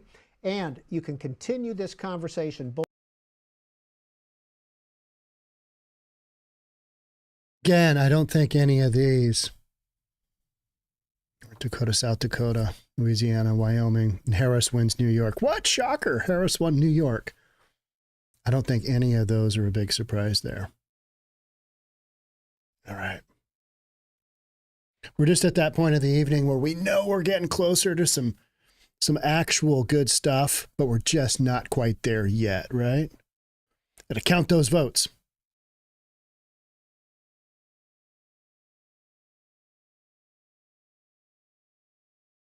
Both on X at C-SPAN and on Facebook, facebook.com/C-SPAN. Greta Brawner, what do you got? Let's check in on the state of Florida and the Senate race there. Rick Scott, the Republican incumbent, seeking another term in the Senate. He is a wealthy businessman that has loaned $22 million in this cycle, according to Hotline, to his race. The Associated Press has declared him the winner tonight, 92% of the vote in. Debbie Mucarsel-Powell, the former congresswoman, challenging him for this seat. Democrats were getting a little optimistic in the last month of this race, hoping that she would be able to take out Rick Scott, but that is not the case this evening. That stays with Republicans, that Senate seat. Moving on to the abortion ballot initiative in the state of Florida. There are 10 states that have ballot initiatives this election cycle, and Florida is one of them. On Amendment 4, take a look at the results right now. 91% of when we get to some of these spots, we're like, this isn't exactly riveting. Here's a text I had from a good friend. Guam exit poll suggests Republicans may gain legislative control for the first time since 2008. Source, the Express Tribune. Republicans showing better in Guam. This is the first indicator of the direction for the day. That was at, what time was that? That was like 4 o'clock. Guam. Maybe Guam is an indicator, right? And then, C-SPAN has people sending text. Let us know why. Migrants at the Roosevelt Hotel are pulling for Harris. Aren't they, though? Oh, man, it's just brutal. I always hope for the best. Experience, unfortunately, has taught me to expect the worst. That's my thought on tonight's election. I mean, I want to be positive and I want to say, hey, all the work that Trump has put in, he's going to push it over the finish line. I don't know. I'm not there. We're not there. I'm not there. I'd love to be able to say, man, I was wrong. Because I've consistently told everybody that my thought is it doesn't happen tonight. But I've been wrong before. When there was some conversation that this might actually be a competitive race, we had a reporter from Notice who was mentioning to Scott a lot, like he was sort of declining to debate his opponent there that he just defeated tonight. This was sort of, maybe there was a chance that Democrats might have a race there. But again, this is sort of like Florida just comes up to appear to be wishful thinking for the Democrats. They just once again do not have a handle on sort of how to make the electoral impact there, even in a moment where you did see more voters vote for the pro-choice amendment than against it. It's just the fact is because of the rules there, it didn't pass. But they can't turn that into electoral wins in other parts, on these ballot races. Like, I mean, on these on these candidate races, obviously. Now, before we lose you, and we're going to lose you in a few minutes too, because you have work to do as well. There are 2 Senate seats up in Nebraska. Both Deb Fischer and Pete Ricketts. Why 2? I actually don't totally know why there's 2. I'm sorry. You keep catching me out on this. I feel like this is like the C-SPAN Haitian near the end. No, I'm sorry. I really should be up on it more. But the Nebraska race is quite fascinating because you have a race where there's an independent candidate running against Fischer and has gotten a lot of Dan Osborne. That's right. Has gotten a lot of coverage, a lot of focus. This is a former union leader. He's gotten a lot of focus from national unions have gone in there to do things. I'm not sure that in the end we necessarily expect this person, Dan Osborne, to win this election. However, you do have this situation where this is a different kind of candidate running in a state like that and actually putting a scare into the Republicans there. It could be a sign of the future of politics in some of these places with these rural. Yeah, again, I don't think we're seeing anything shocking here.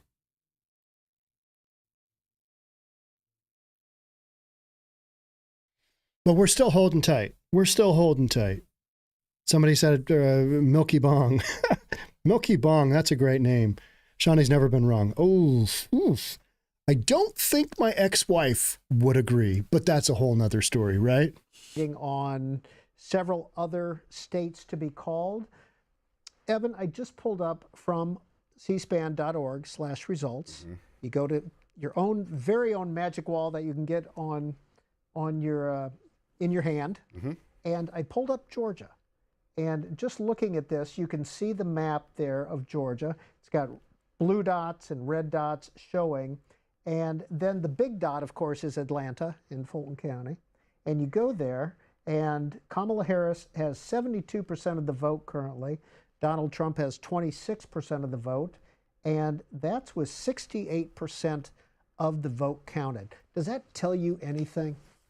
I mean, that's pretty good sign. I got a comment on this one. Oh, that was so funny. Jeff, do y'all remember when Hank Johnson, Democrat from Georgia, was worried Guam might tip over and sink? Get too many people on an island. Is there a possibility it might just bloop, go right in the water? That was shocking, wasn't it? That was just like, did you really say that? You honestly think that those might be the physics of a island? It's got a bunch of land below water and it might just boop, go over. That was something else. Yeah. So what we could be seeing now is the red mirage where Trump is leading because the more populated left-leaning states take longer to count in the votes. I hope that's not the case. I hope you're right, Scorch. Yeah. Yeah. We had that heavy last time, didn't we, in 2020? I remember that. I remember thinking, okay, there's a decent chance. And then overnight, I think it was the Pennsylvania vote. I just missed the Pennsylvania vote. Somebody tell me what the Pennsylvania vote was. Overnight, as they counted all those mail-in ballots from Pennsylvania, you wake up and you're like, oh, that's not the way I want my morning to go, right? That was horrific. It's like, oh, good Lord, not Joe Biden. Won Michigan in 2020 by 150,000 votes. Here's where it stands right now with the vice president in the lead at 10% of the vote in. Moving on to the state of Wisconsin. This is another battleground state, the state of Wisconsin, 10 electoral votes at stake. And you can see 0% of the votes in. You can see how the Associated Press is populating that at this point. Now, in 2016, the former president won the Badger state by 23,000 votes. In 2020, Biden won by 21,000 votes. This is going to be a close contest. We'll continue to watch Wisconsin. Let's go to Pennsylvania. And this is the biggest haul tonight of the swing states. 19 electoral votes at stake. And you can see the vice president with a big lead at this point. We told you how Pennsylvania counts its votes early on may lead to a blue mirage. We could see this race tighten as the evening goes on. Let's also check in on North Carolina. Let's see how this battleground state is doing at this point. 40% of the vote in, 16 electoral votes, and the former president is in the lead right now. Finally, let's go to the peach state of Georgia. And again, this is a battleground state. Biden's victory there in 2020 marked the first time a Democrat won since Bill Clinton in 1992. Biden won by 12,000 votes. Here's where the race stands with 68% of the vote in. All of these results can be found on our website at cspan.org/results. And we'll be back with Greta with more results shortly. But right now, the current governor of North Carolina, Roy Cooper, is introducing Josh Stein, who just got elected governor of North Carolina. Thank you from the bottom of our hearts.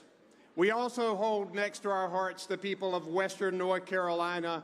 We're going to work hard to make sure they recover.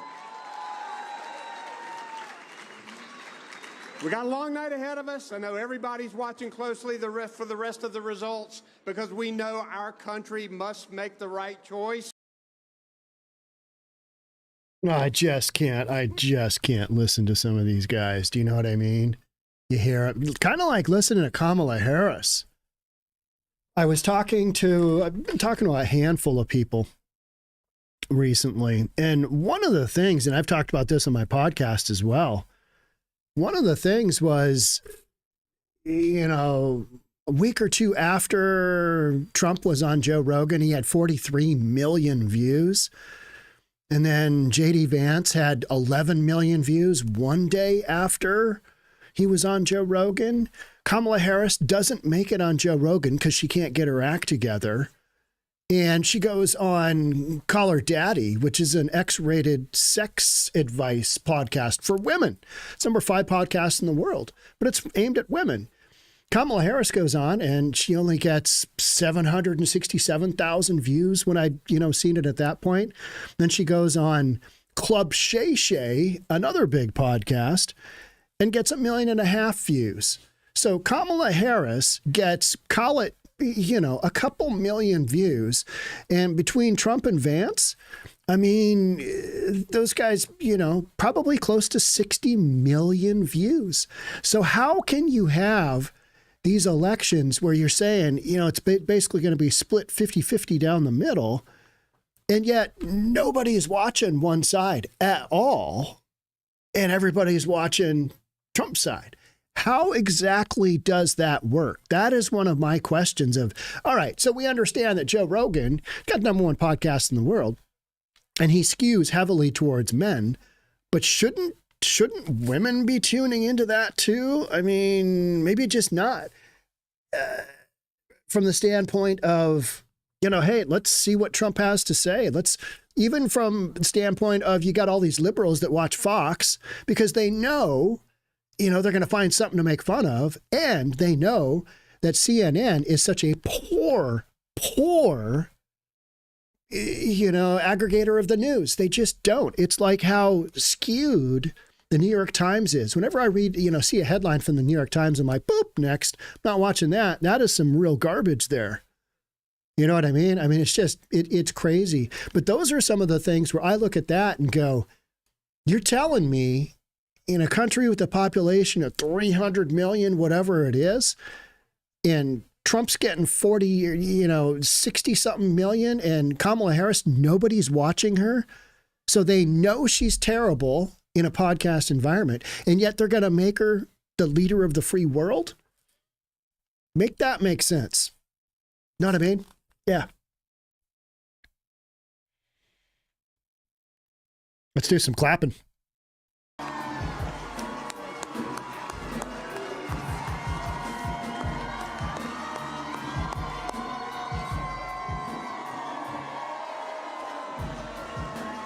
North Carolina. Suburbs, which is leaning more to Harris. Shoulder these tabulation machines. There are 13 of these tabulation machines here at Central Count.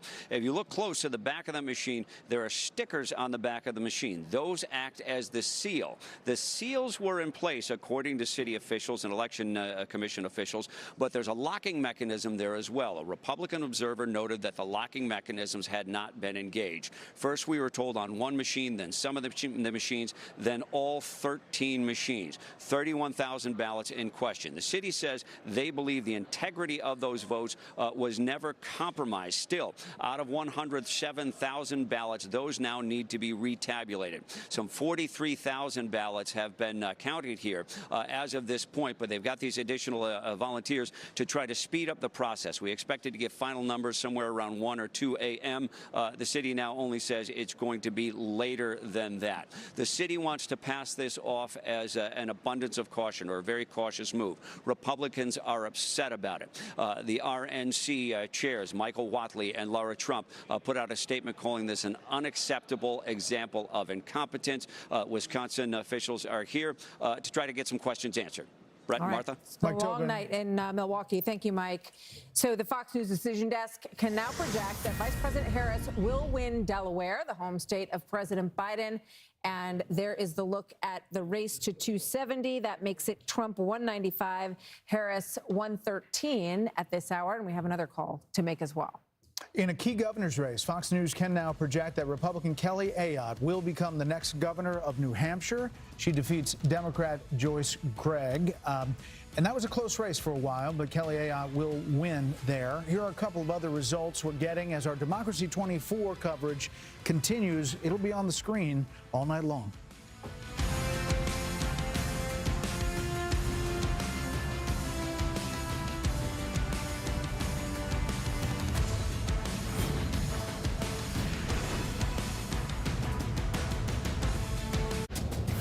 America is watching. Democracy 24, your freedom, your vote. The votes are in. The next president of the United States is... Lord, to you we entrust our communities, our leaders, our president, our country. We give it all up to you. Jesus, we trust in you. Amen.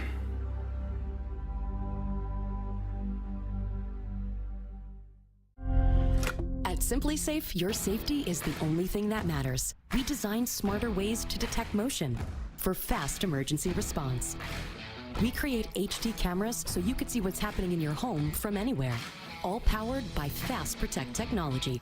Exclusively from Simply Safe for faster police response. Get Simply Safe today with no contracts or cancellation fees, so you're never locked in. There's no safe like Simply Safe. Pause for the facts. Classic first-timers. They don't know that nearly half of all used cars have been in an accident. But Carfax shows how accidents impact price, so they don't have to overpay. Unpause. Ooh, almost no accidents. Shop the all-new Carfax.com. What is the dumbest thing you've ever wasted money on? I was paying for 2 Netflix accounts over like 3 years. How'd you figure that out? I saw an app that shows you all the monthly subscriptions you have and how much you're paying. What is the app called? Rocket Money. Here's why you should switch from Google to DuckDuckGo on all your devices. DuckDuckGo comes with a built-in search engine like Google, but it's private and doesn't spy on your searches. And DuckDuckGo lets you browse like Chrome, but it blocks cookies and creepy ads that follow you around from Google and other companies. And there's no catch. It's free. We make money from ads, but they don't follow you around. Join the millions of people taking back their privacy by downloading DuckDuckGo on all your devices today. Everyone's forgotten who runs this valley. Time to remind them. You will ruin this family's name. You destroy me, you destroy yourself. Oh my goodness. I took all the risk, and I took it for you. Thank you. Thank you so much. The only thing left to do is to kill as much as you can before they kill you. It is a treat to be with you. Watch on Paramount Network Thank you, Governor this Cooper, week. for that very generous introduction. This is kind of what I was looking for is Pennsylvania. 20% reporting. 58.9. Senator Ted Cruz will have another third term, and he has defeated Democratic Congressman, former NFL player Colin Allred. There was some movement in this race. It tightened a little bit. And you got Georgia. Some discussion that maybe Ted Cruz might lose his seat. Okay. He has Michigan.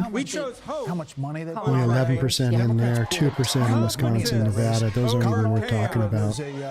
In the Senate, let's see what we got going on there. Being in Texas, That's who we are. It's a tight one. Yeah. And As you look at the balance of power, 47 Michigan. to 37. Again, West Virginia And has the rest just don't have enough. 51. All right, let's look at this map here. Ohio, the Sherrod Brown race, Montana, the John Tester race, as a possible flip Here's our in the U.S. There's all our Senate. Brooke swing Taylor states is at out. the Cruz If I campaign put the headquarters in mouse on top of there, it's just going to go Checking in with Brooke. sideways. Good evening. Good evening. I could tell you some behind-the-scenes info right now. We have Fox News playing on both screens right now. The screen, the crowd right now going wild because we just threw up the race. North Carolina, that governor race is not looking good for Mark Robinson. It's only 26% reporting. West Virginia, thumping by a Republican. See, that's something that we just never see in Washington. I can't remember the last time we had a Republican governor. I can't remember the last time we had a legit Republican hold any kind of office of substance. We're just so blue. It's just ridiculous. You know what? Let's go back. And somebody was saying, As we celebrate tonight, commenting about any thoughts on California forking over a bunch of blue seats to the right early in the night? Did that happen? I didn't see that happen. I only saw one seat, I think, that got flipped that I remember seeing. Is that a thing? Let us know. Inquiring minds want to know. And by the way, thanks so much. None of those folks cared whether the person they were helping. Colorado is effing blue. It really is. And you know how you can tell? It's just gone right down the tubes, just like the state of Washington. What I mean, just, ugh. And we will show up Whoops, sorry. in Western North Carolina to help them rebuild safer and stronger than ever before. Can you hear us? Hey guys, yes I can hear you. I'm sorry, Brett and Martha. We're at Kid Rock's Honky Tonk in Nashville. I can't hear a thing. Because I I love our home state. And I believe in the promise of North You're now on the TVs here in the that bar where as you well. come from I'm here with should never limit Clay how Travis, far you can Morgan go. Ortegas, That Tommy our Laird, who just kids had and Kid Rock grandkids himself. should So enjoy a while better you're and at brighter home, future than we've watching had. the returns on Fox, and That everybody's every North watching you guys, and you're doing a Carolinian phenomenal should have a fair job. shot at Pull up success, Fox Nation on your starting a second small screen business or and getting have a party good with paying us. job. Because I'll tell you, the vibes here on the ground, we're talking to voters today too, this feels a lot like the 2016 vibes as you see the results coming in. You can tell the crowd here, pretty psyched. They love watching you guys and what you're doing. This sentiment isn't reflective of what's happening in this election, could be a very good night for Donald Trump. I can't hear you, but I love you. All right, Pete, thank you so much. Pete, Sounds like thanks they're a having lot. a pretty good time there. They are. We're We're back with our here. panel. Britt Hume, Maybe Dana not. Perino, Harold Ford Jr., Kayleigh McEnany, Sean Hannity, and Trey Gowdy. And Bill Hemmer just went behind the billboard, and I kind of was going to call him out there. It's like the Wizard of Oz. So they're saying that Harris people are looking at Erie County, Pennsylvania. Yeah, I was looking at it too. One thing here is you got to remember how they count the votes, right? You know, they start processing at 7 a.m. this morning. All that's mail-in stuff too. And that's the vote that's put out first. And so I want to do something funky and fancy here, guys. So just bear with me, because I'm going to try and find Pennsylvania in 2020, okay? This is important. It's important for us to understand. It's important for our analysts to know, understand. It's important for the audience to understand at home. This is 4 years ago in Pennsylvania, okay? This is just a 24-hour span from November 3rd into November 4th, from 8 p.m. to 8 p.m. the following day. And the vote count that came in here, right, it's heavily blue, well over 70%. And then around 11 p.m., you get across the line, and that's where the Republican votes started coming in for Trump. Then you went well past midnight, and Trump maintained his margin for almost the entire day on Wednesday. And then if you went further off this map, you see where eventually the bars there cross the other way for Joe Biden, okay? So with that in mind, okay, we're going to show you Pennsylvania, and we'll try and digest all this together now. I haven't looked here in some time. You only have a quarter of the vote in now, okay? So at least 75% is still out. And you see a lot of blue in the areas where Kamala Harris needs to do well, namely Pittsburgh, Allegheny County, and namely Philadelphia and what they call the collar counties around Philadelphia. But the argument for this hour is that there's a strong Democratic vote in that batch that's now been counted, okay? There's two counties in Pennsylvania that you watch because they are bellwethers and they are flippers too, okay? One is Erie along the border here with New Jersey. One is Erie up there in Lake Erie. This is Northampton here in the east, okay? Northampton is one of these counties that flipped last time around, all right? Kamala Harris with a lead with 27% of the vote reporting there in Northampton. The other one is Erie that I mentioned a moment ago, okay? This is up on the lakefront here, all right? I don't know why we're getting 0% in, because there is some of this vote that may lend itself to some of the confusion with the early vote being tabulated from the mail. I don't know. I can't vouch for that. I'm not sure what's going on there. We're going to watch the less than 0.5%. Yeah, that's right. So it's like 0.5% of the votes now being tabulated. That's why we can't get to 1% there in Erie County. But in all likelihood, you're going to see the T start to form here in Pennsylvania, and the T is going to be all red. Now we're going to see what happens on, both sides of the state, and they're going to be blue. The question is, how blue will they be? So we'll watch that here. You guys didn't mention Virginia. We'll just pop on down here because it seems like there's a pretty good race going on right now, right? Trump has just upped his margin here, right? So he's got about a 2-point lead statewide. Too soon to call, I should say, with more than half of the vote in. Here is where you need to look, all right? This is Washington, D.C. This is Fairfax County, #1 populated county in all of 133. There's 40% of the vote that has not yet been tabulated into this, okay? Biden, sorry to interrupt. Sorry, what's that? Where was it for Biden? Go ahead. Yeah, I'll show you. I sure will. So a lot of that 40% outstanding is going to go for Harris, but we just don't know how much in the most populated county, okay? So go back 4 years. This is 2020. This is Joe Biden at 70%.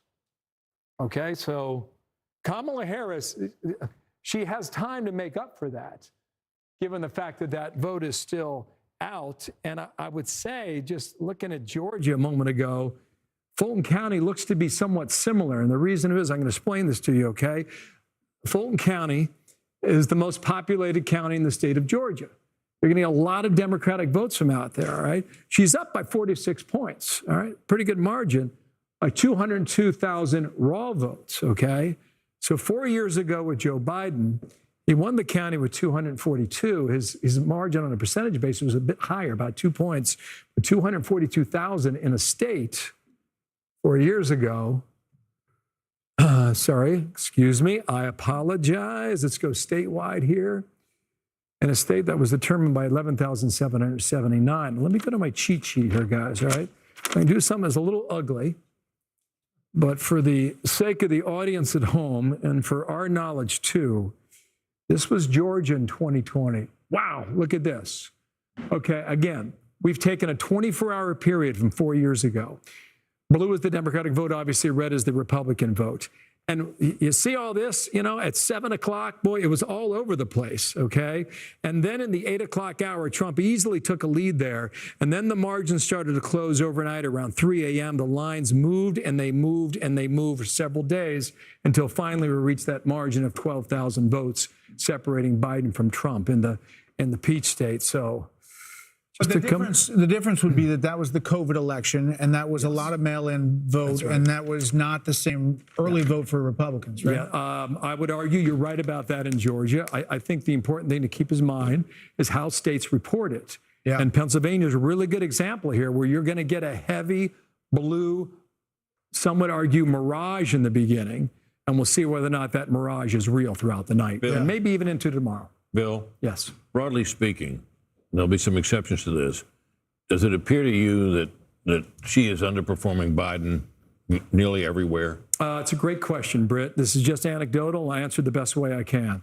I've been poking around all over this map. I can find some good news for her by a point here, a point there. I can find a lot of good news for him, a point here and a point there.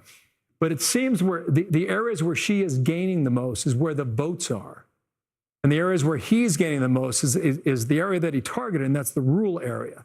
Whether or not you can extrapolate that over a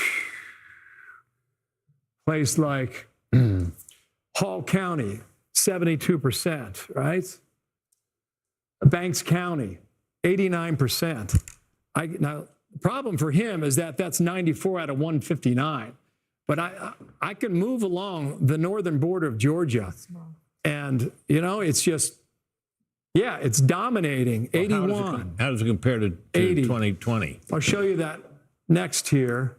Just look at that. I mean, that's 86. Now, 2020, in the same counties, I'll go in reverse, all right? 84, still impressive, right? 81. And what is it now? 82 right now. So this is Fannin County. There's about 14,000 votes in that county alone. 14,000, okay? Now, if you take that and extrapolate over 159 counties, it can certainly add up. So to answer your question, Britt, 4 years ago, Fannin County was 82, and this year he's at 80. Still 25% of the votes still out, so he's got a chance to do a point or two better.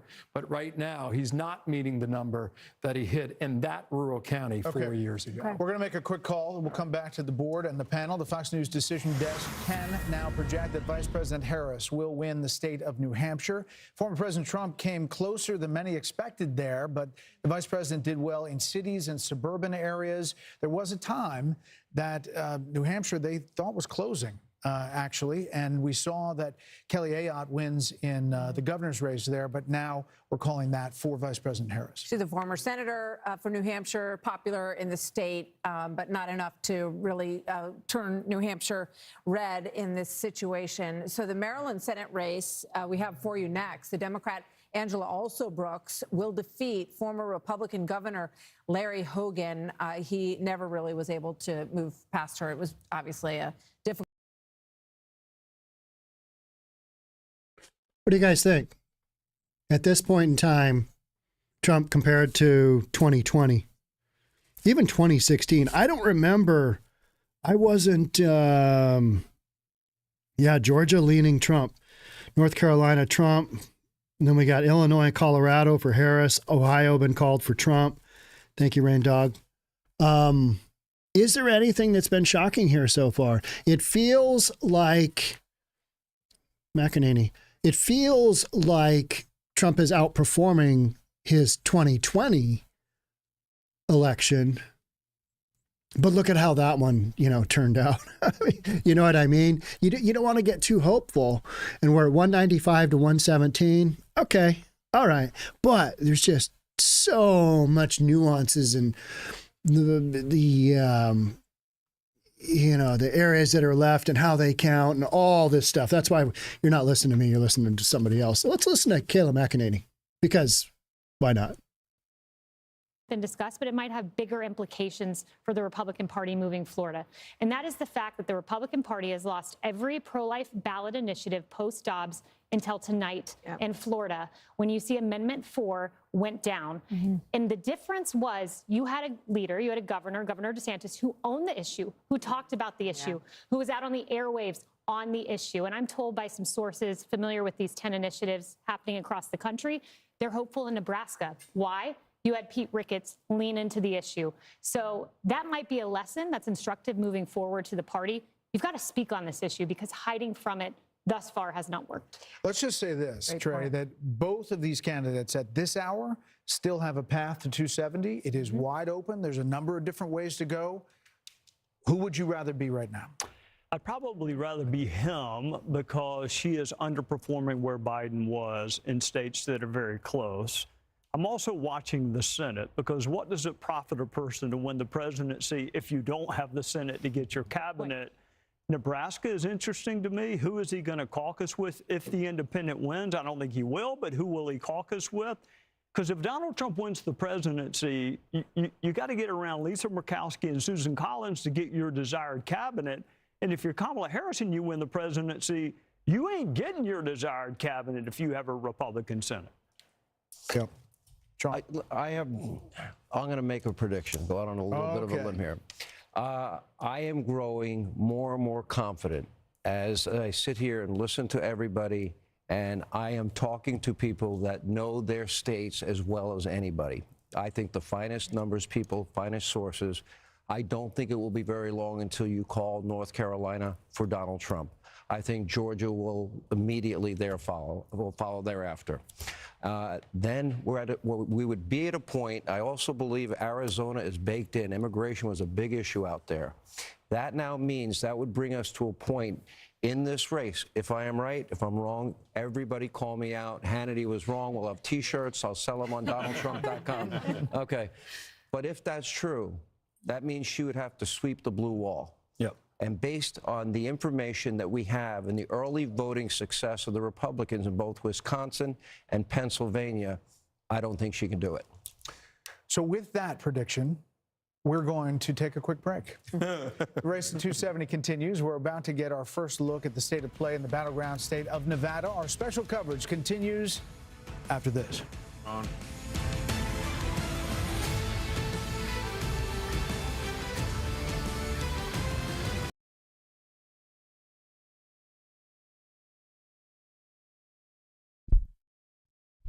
Just had a text from a good friend. The good stuff is still on the shelf, meaning at some point in time, if it becomes wildly known, wildly clear that Trump's going to win, then, little celebration. Take that stuff off the top shelf. We're not even close. We're not even close. The Amazon Prime feed is like the gathering place for homeless has-been media personas.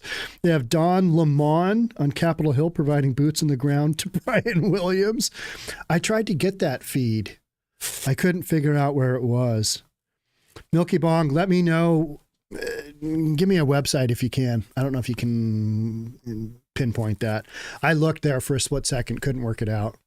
Let's go to... you know what? Let's just go to something ridiculous. Let's go to CNN.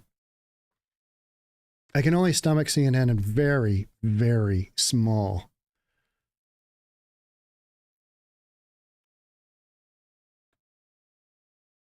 Say, oh, we got to keep an eye on that as we go forward. Then you move over here, you go into the Wow counties, Waukesha, the biggest among them. This is a Republican suburb. Long has been a Republican suburb. The challenge for Democrats, I've been saying this about Trump, in the battleground states that tend to lead in blue. Where's Trump's number in the suburbs? Can he compete? He's not going to win, but can he compete? That's the challenge for the vice president here. Waukesha County tends to be a Republican suburb. So there she is at 40%, Trump at 59%. Again, you go back in time, 59% to 39% 4 years ago. Welcome to another 20,000 vote race probably in the end in Wisconsin based on that. It's a 66% of the vote in there. It's essentially matching where we were in 2020. And again, just so you remember, our history here in the blue wall. Harris is leading right now. We got a lot of vote to count right here, but I'm laughing a little bit just at the 22,000 number because if you look at that right there, Joe Biden won this state in 2020 by 20,000 votes. 4 years before that, when he cracked the blue wall and became president, Donald Trump won Wisconsin by 22,000 votes. Welcome to Wisconsin. It's a state that tends to hang around the margins of 20,000 votes, which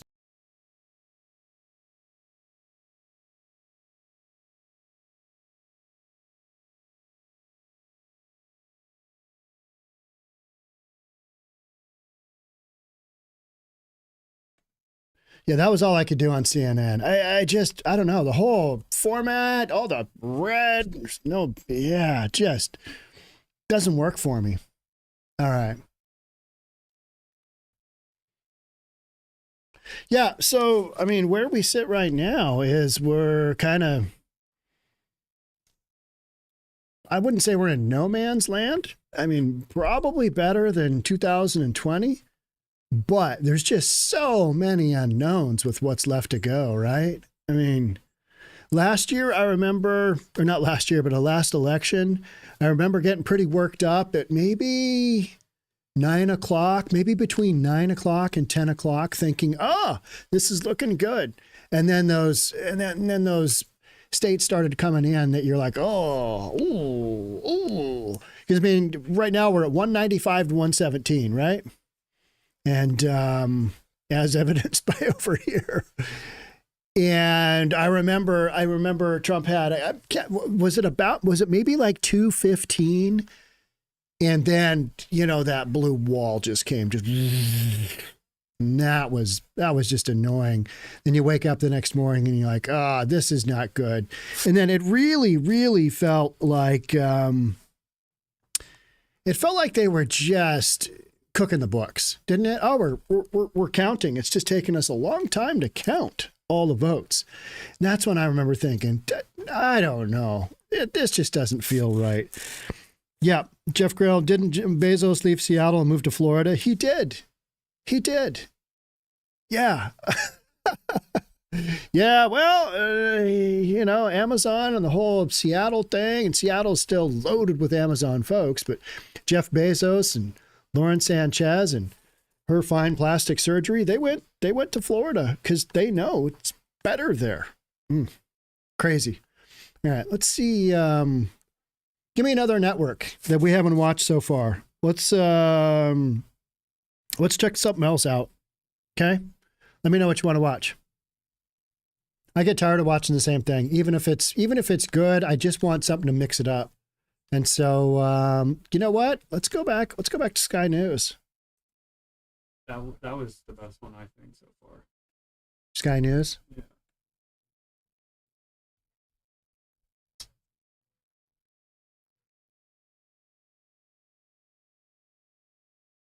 Okay. And we're waiting for North Carolina, but some of this has laid out in a way that coming is into this election not was, unpredictable. Can Kamala but let's Harris look at Pennsylvania maintain the for a Democrats' moment here hold and on see how Pennsylvania is shaping minority up voters? at this Can hour. Donald Trump and you see expand his appeal with ethnic minority voters? There were lots of polls going into the election suggesting that he might. Well, let's look at Wisconsin, a state we haven't had that many votes in yet. This is just exit polls, remember. But let's have a look at this. White voters, we can see that Donald Trump is doing a little bit better with white voters by compared to 2020 by 1 percentage point. Latino voters, he's doing 1 percentage point better. But look at that. With black voters, he's more than doubled his support, according to this exit poll in Wisconsin. There aren't a lot of black voters in Wisconsin. There are some, particularly around Milwaukee. It's generally a white state. But if that were to be borne out, certainly in Wisconsin and other places, then it's entirely possible that we can see that would be extremely advantageous for him indeed. We see the white suburban women vote by contrast. This is for Trump instead, again for Trump. We can see here in 2020 he got 56% of the white suburban women. This goes back to what I was saying about Trump doing better with ethnic minorities than white voters. You can see here with white suburban women, he's doing quite a bit worse than he did in 2020, 51% compared to 56%. And this is really interesting as well. Again, an exit poll in Pennsylvania Pennsylvania racial split here. We can see here white voters, black voters, Latino voters. Dark blue for Kamala Harris is 2024. The lighter blue is 2020. We can see she's actually doing better with white voters in Pennsylvania than Joe Biden did in 2020. So that's good news for her. We can see that with the black voters, she's doing a little bit worse, but not much. There's not much in it, unlike what we saw in Wisconsin. But look at the Latino vote there. 69% we saw the Democrats take the Pennsylvania Latino vote in 2020.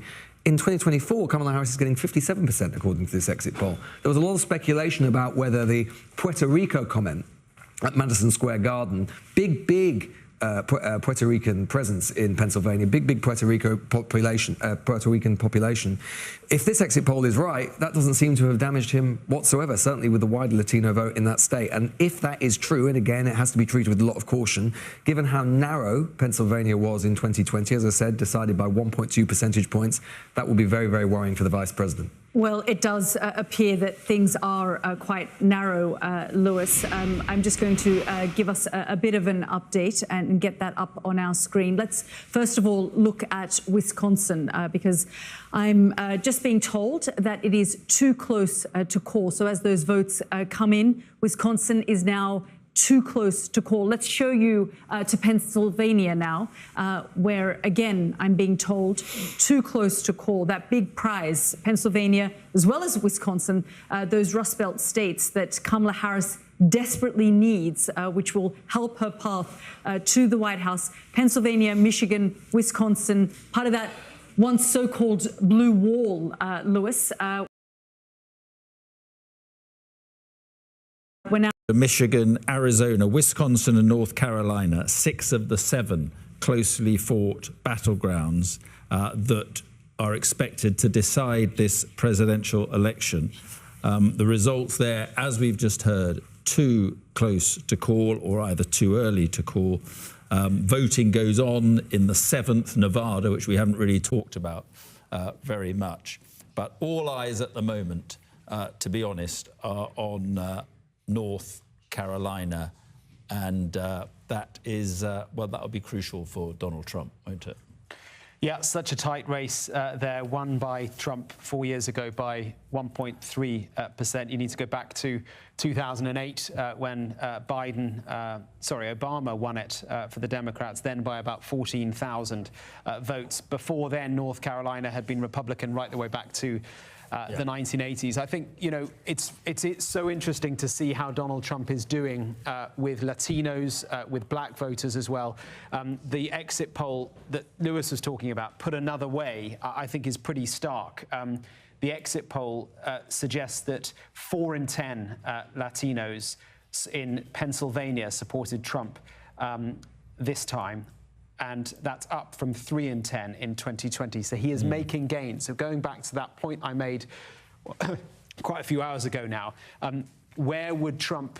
We know that Trump had quite a low ceiling. He had a high base, a low ceiling. The base of his support is solid, but the ceiling was quite low. Where was he going to make those gains to be able to punch through that ceiling, punch into Democrat areas? And it appears that among Latino votes, he is certainly doing that. Why is that? Well, immigration is a big issue for them. Many Latinos who are second-generation Americans came here legally.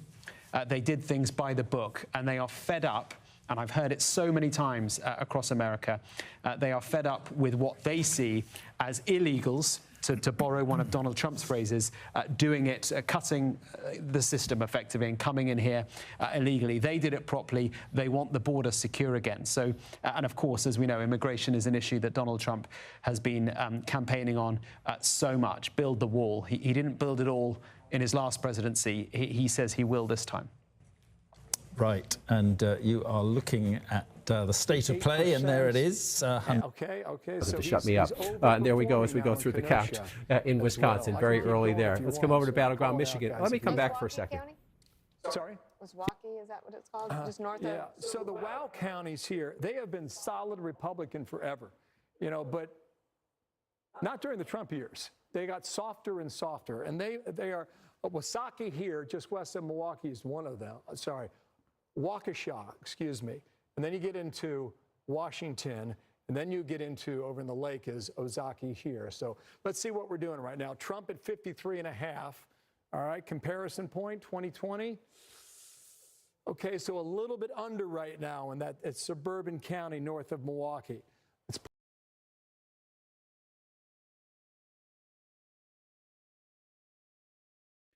Sandra Worley, I feel like Pennsylvania is going for Harris along with North Carolina, which is scary. And if Michigan does too, holy cow, if that were to happen.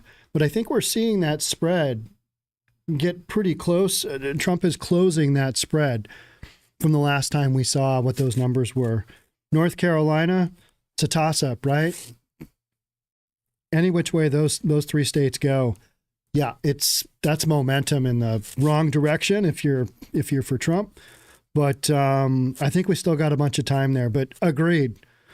Maybe the Florida heat caused Bezos to withhold the Washington Post endorsement of Kamala Harris. Super interesting there, right? That was one of those things with the Washington Post where Jeff Bezos said, I mean, they've been endorsing somebody for years and years and years and years, right? He buys the newspaper and then he realizes, oh, hey, if Trump wins and his whatever his space company is, we'd have to do some business with the president. So maybe we don't do an endorsement this year. It's a bunch of people quit. You know, just standard stuff, just ridiculous stuff. But that's the way that goes. Oh, you didn't endorse him. And then Joe Rogan, I don't know if you saw that, but Joe Rogan came out and endorsed Trump.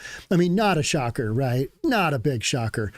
But the fact that it happened and it was just kind of this sideways, he was talking to Elon Musk and he did the endorsement there. So yeah, funny stuff. Let's keep going. Election night. Special coverage kicks into high gear and the electoral count continues to load in. 195 for Trump, 117 for Vice President Harris.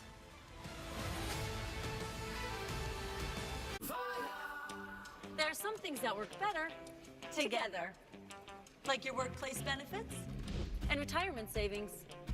Presentation looks great. Thanks. Voya provides tools that help you make the right investment and benefit choices, so you can reach today's financial goals and look forward to a more confident future. These are betting odds that we're talking about here. What was it again? Voya. Well planned, well invested, well protected. Trump, per the betting odds, and what site is this? Call sheet, 92% chance to win Pennsylvania. Stop. This is simply safe. And what's the other one? North Carolina. That was North Carolina. So a betting site has Trump up 92% to win North Carolina and 71% Pennsylvania. Again, those are betting sites. But those are people dumping money. Whoops. Treatment for allergic itch is now available in a tasty chewable that works in a day. Do not use in dogs with serious infections. May cause worsening. Those are Pennsylvania's the big one.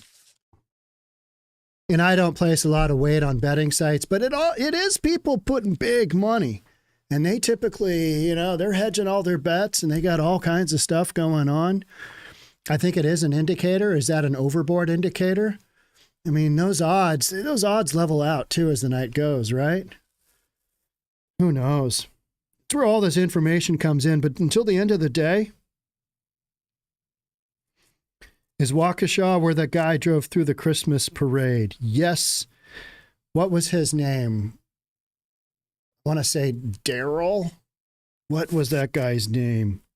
Oh man, that guy was a head case, wasn't he? Daryl Brooks, Waukesha, represented himself.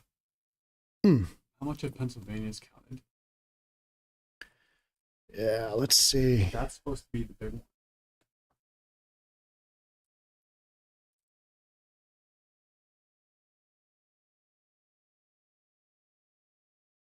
So far in Pennsylvania, and this is per Newsmax, 20% is reported.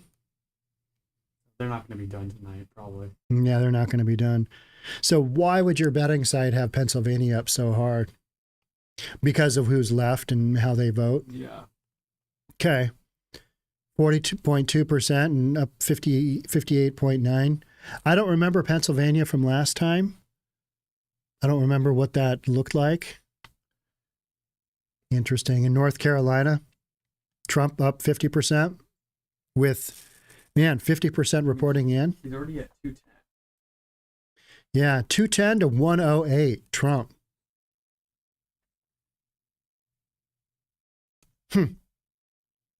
Again, this is about, I'm pretty sure this is about where we tapped out last year.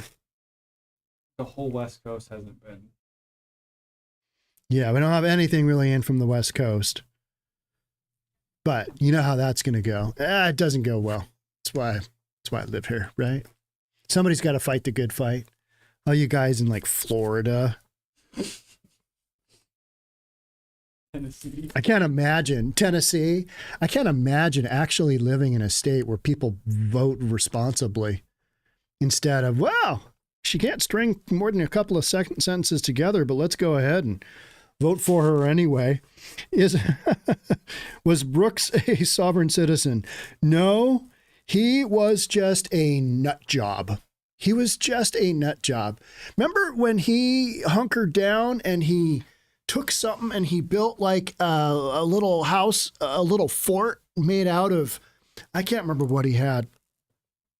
Maybe some notebooks or something, but he built himself a little fort and he kind of just hunkered down and tried to avoid the fact that he was going to get life in prison.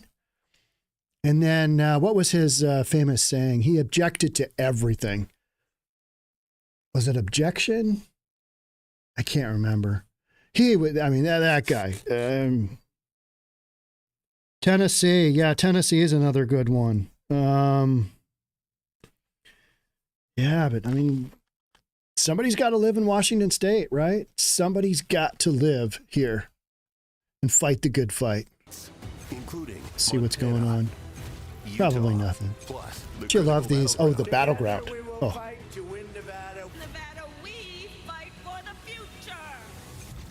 With 16 electoral votes on the line, we have the results as they come in. The moment is here. America is watching.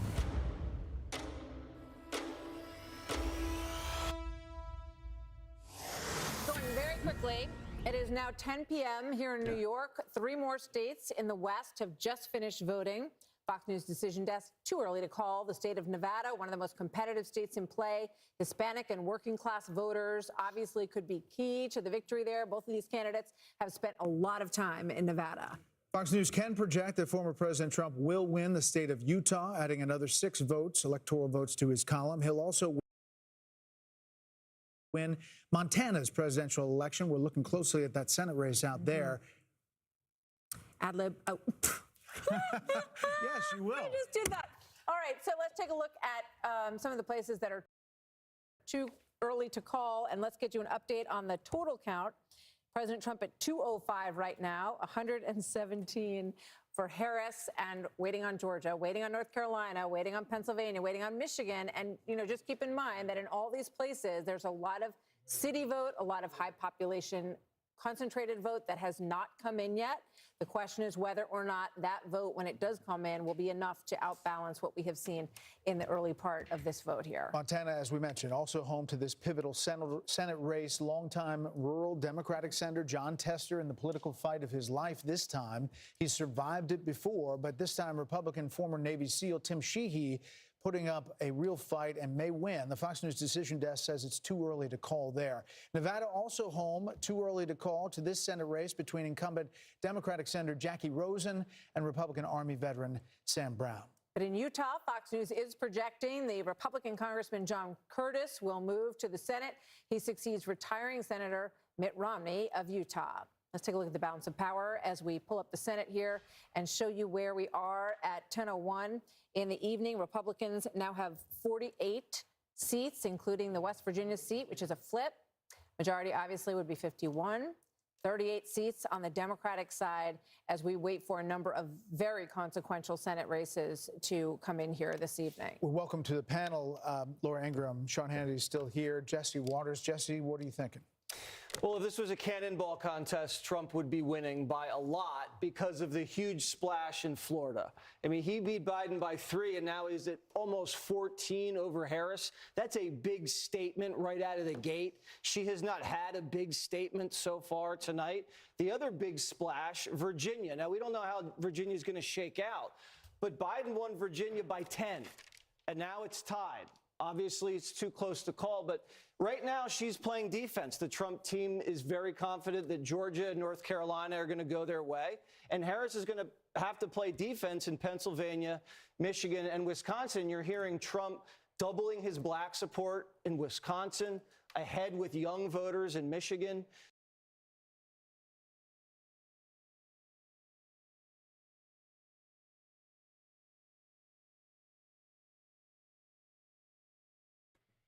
Talking about Pennsylvania.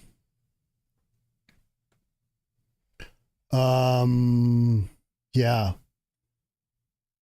That is closing. Huh. What does that mean? What does that mean? That has closed a ton. What was that? Is there a 2-point swing, 3-point swing? No, she was up to like 55%. Yeah, that's just been like 2 hours ago. Getting ratcheted down, isn't it? 2 hours ago, she was at like 55%. Huh. The guy said, because they count those counties, whatever. Yeah. Let's keep going. You never know. I mean, look at And in 21. Pennsylvania, winning independents. And they say the math doesn't work in Philadelphia County. So who knows what's going to happen? Still too early to call, but you definitely think the Trump team has momentum here. Laura, Virginia, you were talking about earlier. We'll put up the big board about Virginia and show that race.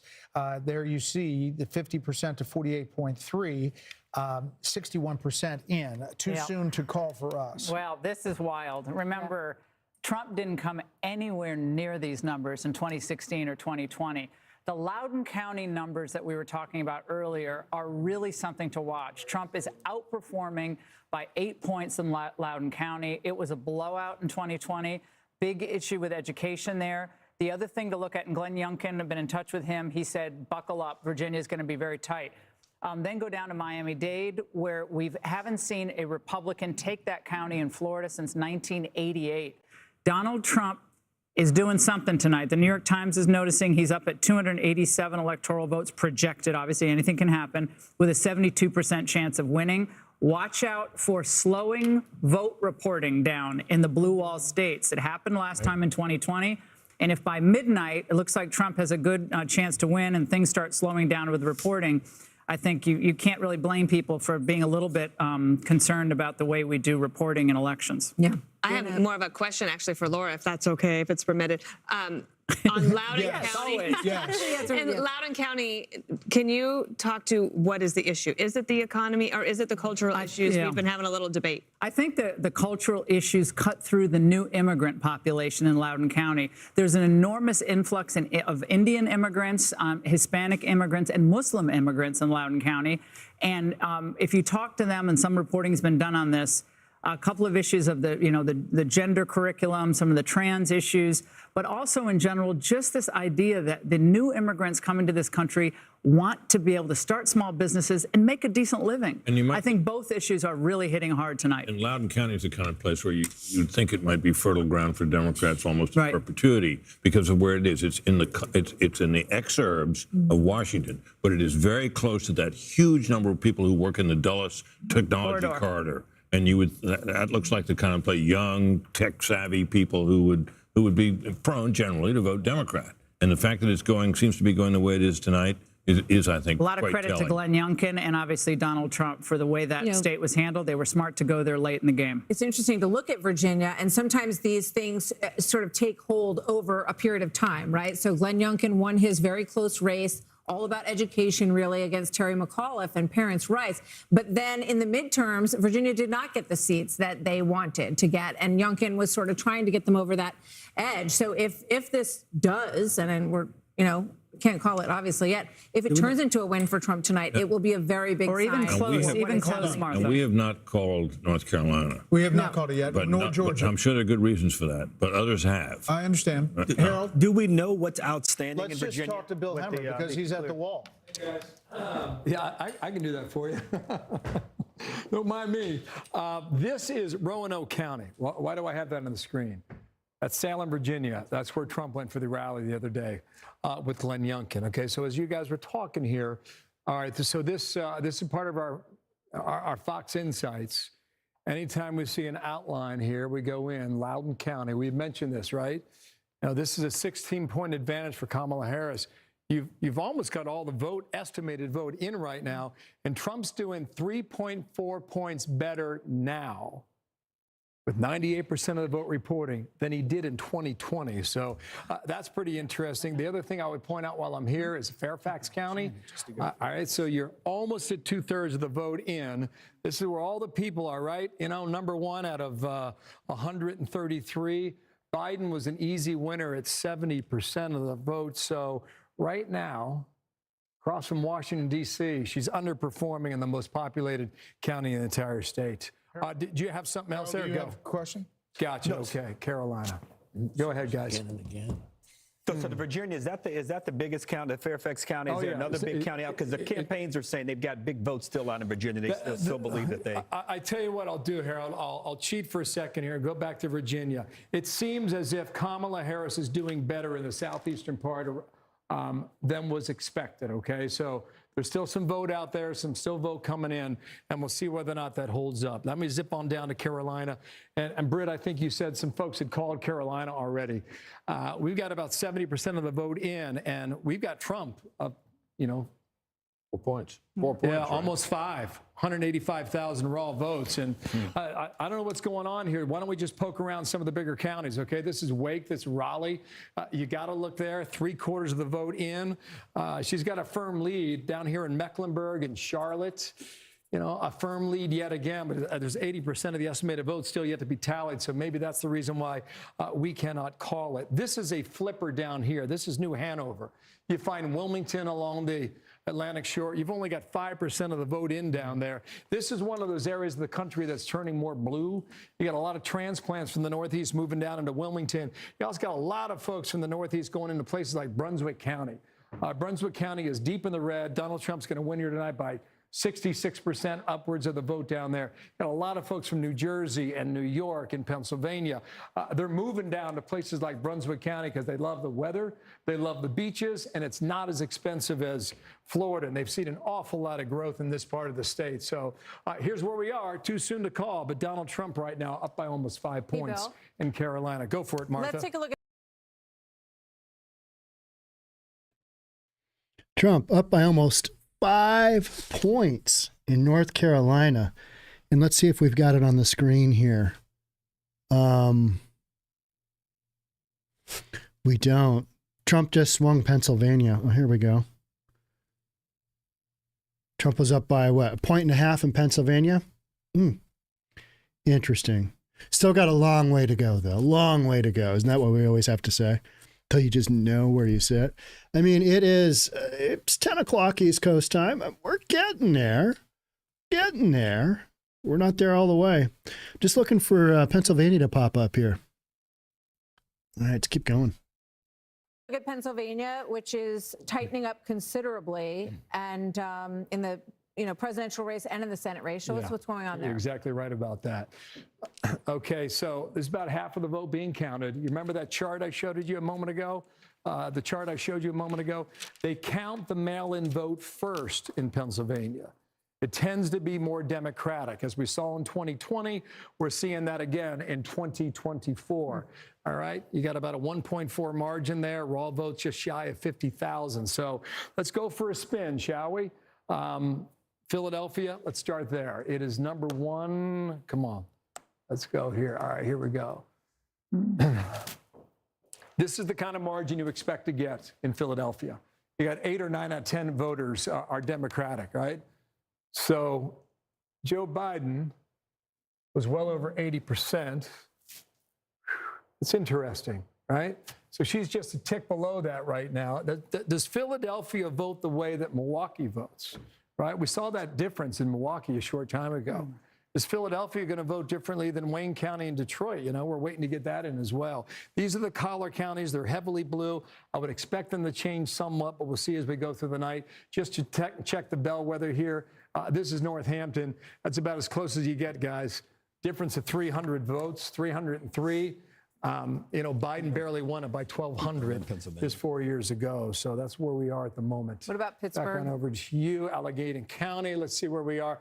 A lot of the vote came in from Pittsburgh early on. 71, yeah. Okay, yeah. So you're 71 coming. That's right. And she's at 61%.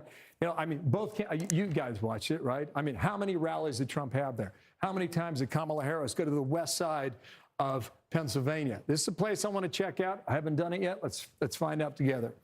This is Butler County. All right, where were you on July 13th? Here we go. You got 94% coming in, just shy of 66%.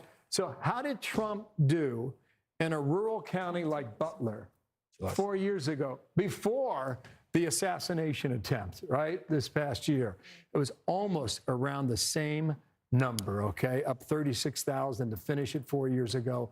Right now, he's up 34,000 in Butler, PA. Let me bring our prime folks in. Laura, what are you looking at? Well, I just think it's interesting to look at these states that we kind of had looked past in our analysis. We're always focused on the blue wall states, obviously so important, but signs that Trump may be outperforming in ways that we hadn't expected.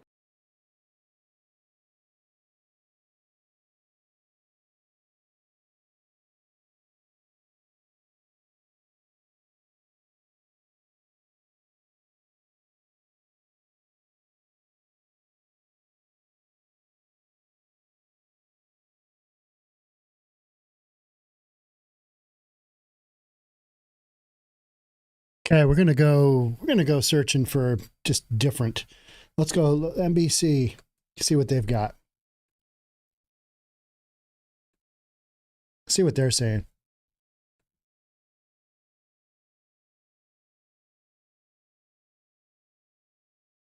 Oh, that's annoying.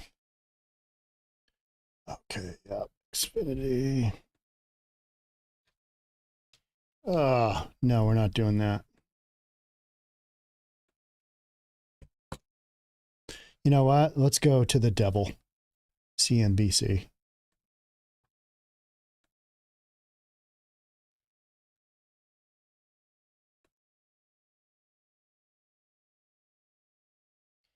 I need a live feed. Where is it?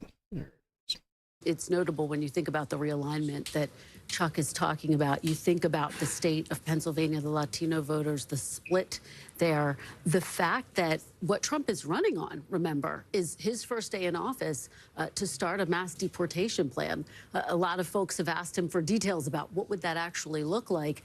He has not given them, but it is notable that he's increased his support based on what we're seeing so far amongst Latino voters, that is something that has resonated with them. Democrats making that late play to try to win them back, and so far, based on what we're seeing, didn't work. And yet the exit polling also shows that more people do not want to see immigrants deported if they are here illegally here. They want to see a pathway to legal migration, legal immigration here, which is another nugget we got from the exit poll. So interesting dynamics at play on this issue. All right, let's go over to Tom Yamas. He's got the big board going, and the state of Iowa, which has been of intrigue since a Saturday night surprise at the poll. It was a huge question mark. If you woke up on Sunday and you watched Meet the Press with Kristen Welker, it was a huge headline, right? Yes. People woke up on Sunday, and according to the Des Moines Register poll, Harris was up by 3 points within the margin of error. The politics desk just pointed this out to me. Let's dig in because we have some voting data now. 45% of the vote is in, but let's look at Polk County. This is the biggest county, the most people. This is Des Moines, the capital here. So she's on top, 55% to 43%, 94% of the votes in. But look at Trump's margins. Trump's actually doing better than he did in 2020. Let's go over here to another county, Dubuque County, 94% of the votes in. Trump's at 52. Trump was at 50. So he's growing in both those districts, in both those counties, I should say. For Democrats to flip Iowa, he has to be doing worse in those counties. Again, look, there's still a lot of vote out. A lot of vote has to come in.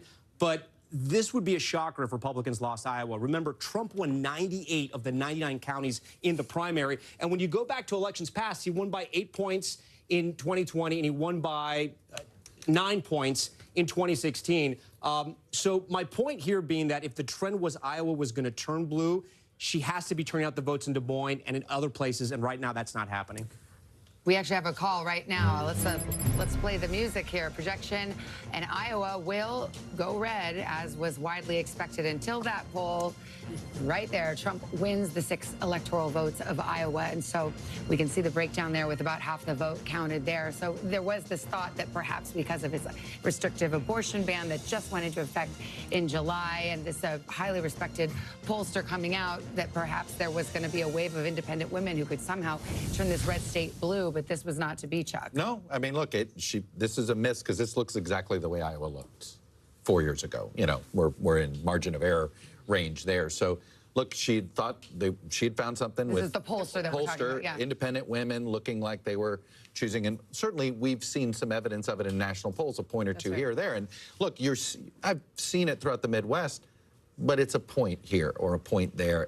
I don't know if it's enough to make up for the loss of voters of color that have cleared. I mean, that continues to me to be the big story of the night, is the shift among Hispanics. Look, Hispanic voters are swing voters, and I think, you know, what's interesting here is the Republican Party treated them the same way they treated white working class voters. They courted them the same way they treated white working class voters. The Democratic Party has spent a lot of time treating it as an identity group, you know, and you know, whether it's Latinx, which sort of fell flat, and so there's been a lot of hand-wringing about this inside Democratic circles, a real split. Like, you know, it was a total misread sort of by the coastal strategists when it comes to how to target working class voters of color. And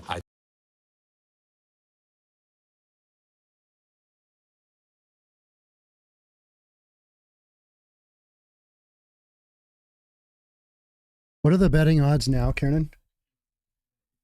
Trump is at 86% on the betting odds. Yeah, I'm not gonna celebrate early based on that, but holy cow! He's gonna get Pennsylvania.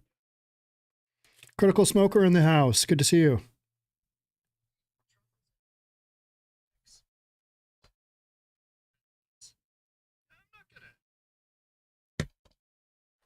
Let's keep going.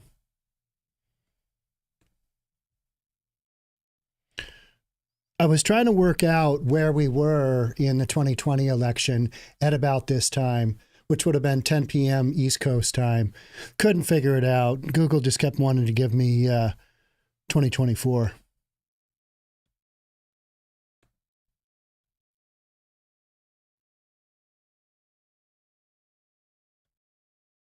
Uh-oh.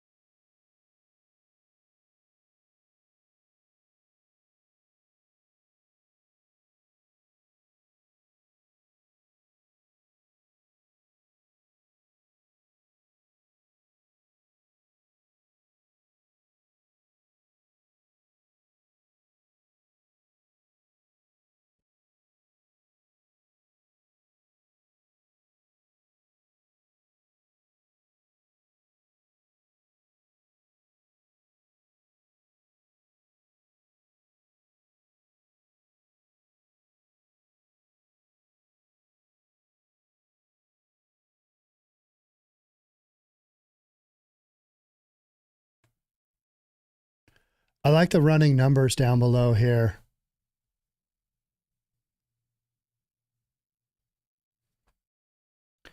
205 to 117.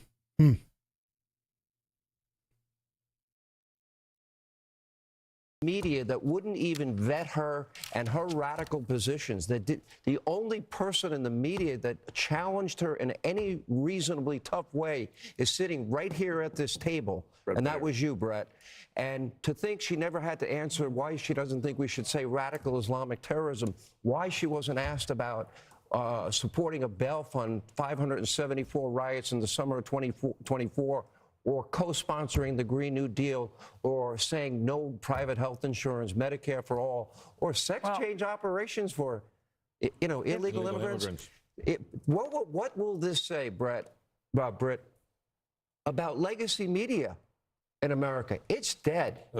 Well, the decline of its influence has been evident for years. This is further proof of it.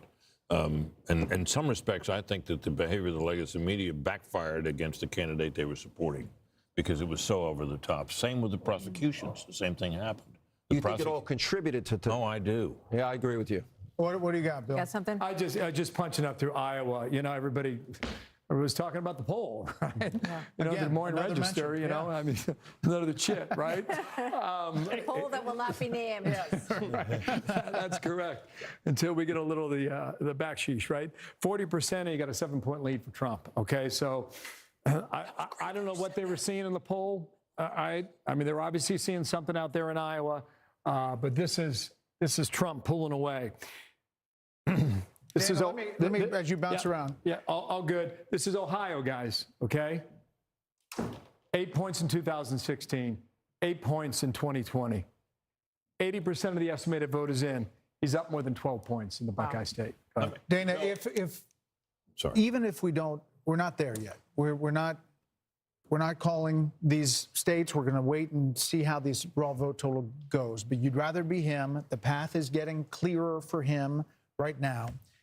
To Sean's point, even that he's here at this moment, from January 7th, 2021 until now, is probably the biggest political phoenix from the ashes that we have ever seen in the history of politics. In the days after January 6th, I remember sitting, I think, with you, Brett, and I said, this guy, Trump, he's ready. Phoenix from the ashes. I mean, that's a accurate portrayal, isn't it? I mean, he's just rising up from being absolutely demolished. Hey, got to give the guy credit, though. Man, he has been out there stumping. There's an interesting rhetorical trick you can always play with these things. When Sean says, think of all the things that they have done to him. And in spite of that, he puts together this probably the most racially diverse political coalition we've seen in generations. But you could also say it is because of what they did to him. And turn that around. It's not just in spite of it. Like, he's a tough guy and he's That's a great point. energetic, but it could be because of overdone. Well, and also, overkill. I think we shouldn't underestimate the importance of policy in all of this. Absolutely. Like, the Trump agenda in 2019 delivered some of the most stunning economic gains to blue-collar workers, the people that we came from, that we had seen in 25 years or maybe even longer. So from the border to the economy to foreign policy and peace, that resonated with young people, with men, with this new demographic coalition. And I think it's not just the greatest political comeback of all time. If these trends continue, a big if, but if, it will be the greatest comeback, I believe, in history, because this man was counted out and called every name in the book. They want to put him in jail tonight. If they could, they would put him in jail. Final word. And I hate to get ahead of ourselves, but if he does win and the numbers hold up, and the popular vote is what it is, he would have a mandate. He would have a diverse winning coalition that he would then be able to govern with. The House, he got both the House and the Senate. He would probably have the Senate. Maybe he doesn't have the House. But that mandate would have to be respected. So it would be up to Democrats and the media to determine how's their posture going to be towards a seemingly very popular president who's had the greatest upset victory, followed by the most controversial election, followed by the greatest comeback victory we've ever seen. So we shall see. Yeah, so we may have this conversation. Yeah, are they getting ahead of themselves? Yeah, right? Oh, let's just get all pumped up. Patience. All white people. Patience. That was great. Fun It was great. The vote count is underway. More results coming in. We're tracking it all as Fox News Democracy 24 marches on.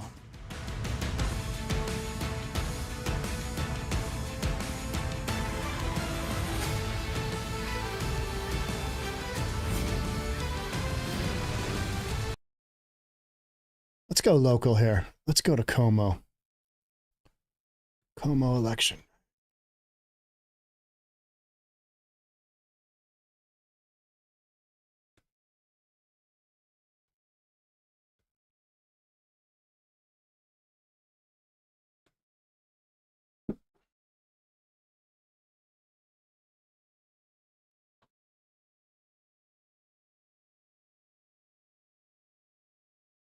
See what we can find. Watch live.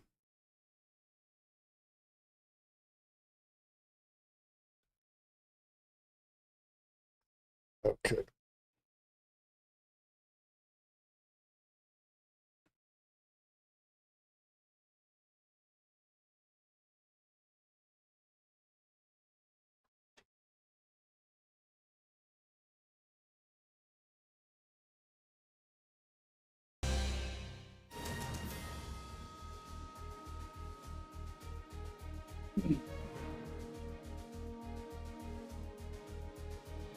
Stuff your wallet with cash this November.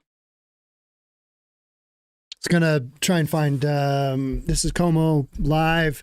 They're as good a news channel as we have here local. Even our Fox isn't, it's not on the same level, I don't think. I read a lot of stories from Como here locally, and Jeremy Harris is one of their reporters, and he is covering the Pierce County Sheriff's race down in Tacoma right now. So I was going to see if we could find what's going on there. But this is their live broadcast. So how are you guys feeling right now? What are you guys thinking? Trump is like a 10-ton cork. He can't be sunk. Let's go, Trump. Fight, fight, fight. You know, I had one of the kids that used to work for me tell me, Sean, one of the most impressive things I've seen, and he was not a Trump supporter. He was not a Trump supporter. I mean, in any way, shape, or form. He said one of the most impressive things he ever saw was Trump getting shot in the ear. You know, he's bleeding out from his ear, and he gets up and just does the fist bump. He was like that, and this isn't a kid who, that wasn't a something that he was looking for, but he was just honest in his opinion of that's how you want your leader to act in a situation like that. So 2 assassination attempts, a third one planned, a whole bunch of bogus lawsuits. I mean, yeah, it's wild stuff, right? I'm watching Fox and CNN to compare. Yeah, Dan Chapman, hey, welcome. CNN has Trump at 195. I think that's what we've got, maybe 199. Georgia for Trump. Rain Dog. Greatest political comeback since Richard Nixon in 1968. Holy smokes. Are we getting ahead of ourselves, though? Are we getting ahead of ourselves?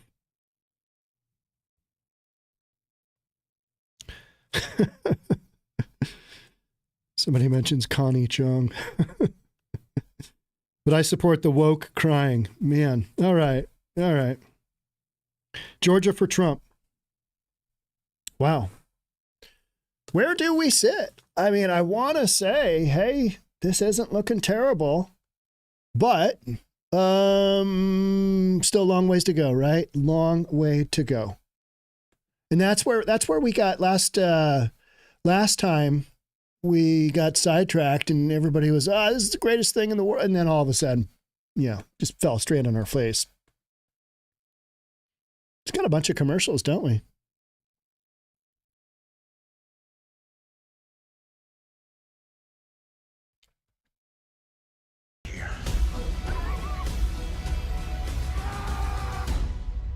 Oh, this is going to be fun.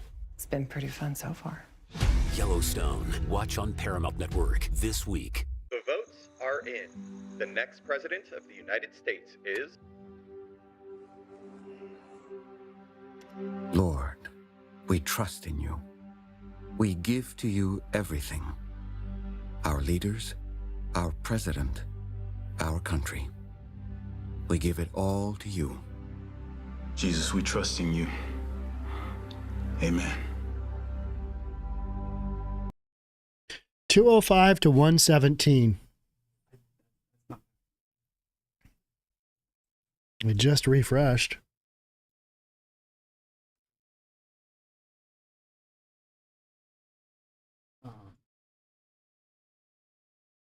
Wow, 3 seats flipped. Okay, and that's in the House. It's 242 to 108. 242 to 108. Who's saying that? 270 to win.com. Oh, and in the Senate, 1 seat flipped. What? That's a. Who's saying that? 270 to win.com. Well, oh, I don't even know what that is. I've got my my team back here. If you're wondering, The reasonable team. Kiernan. What do they call it? The control room. Kiernan is my control room, and he's watching all the betting odds. What do we have? What do we have Trump at now? About 80% to win. 80% to win Trump. You never know. Let's hear what they're saying.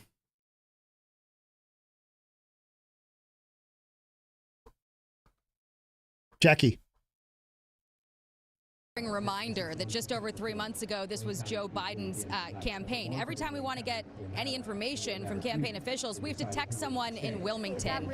There aren't any campaign staffers walking around, and that means that often we can't get answers to simple things like how many people are in this crowd, who's in this crowd, what is their connection to the vice president, which groups were invited. We've posed these questions to the campaign and not been able to get any answers. And I've also spoken to some sources close to Harris who are at watch parties nearby in the city. Friends, family, and donors had receptions at 2 big hotels in the area. They're now making their way over here. They'll be hanging out in a basement somewhere inside the building. But even they don't have confirmation that the vice president is going to come here tonight. We don't have any program for the speakers. And right now they've just been piping in CNN behind me. So we are waiting for anything substantive. The updates that we do get are over email from senior officials that are giving us sort of broad strokes as they're watching data come in. Right now, generally, they're feeling happy about long lines at college precincts in North Carolina and Michigan, saying that that should be helping them with young voter turnout, guys. All right. But Jackie, let me just ask you. I mean, my chain with the Democrats kind of went dark too. When's the last time you got an update?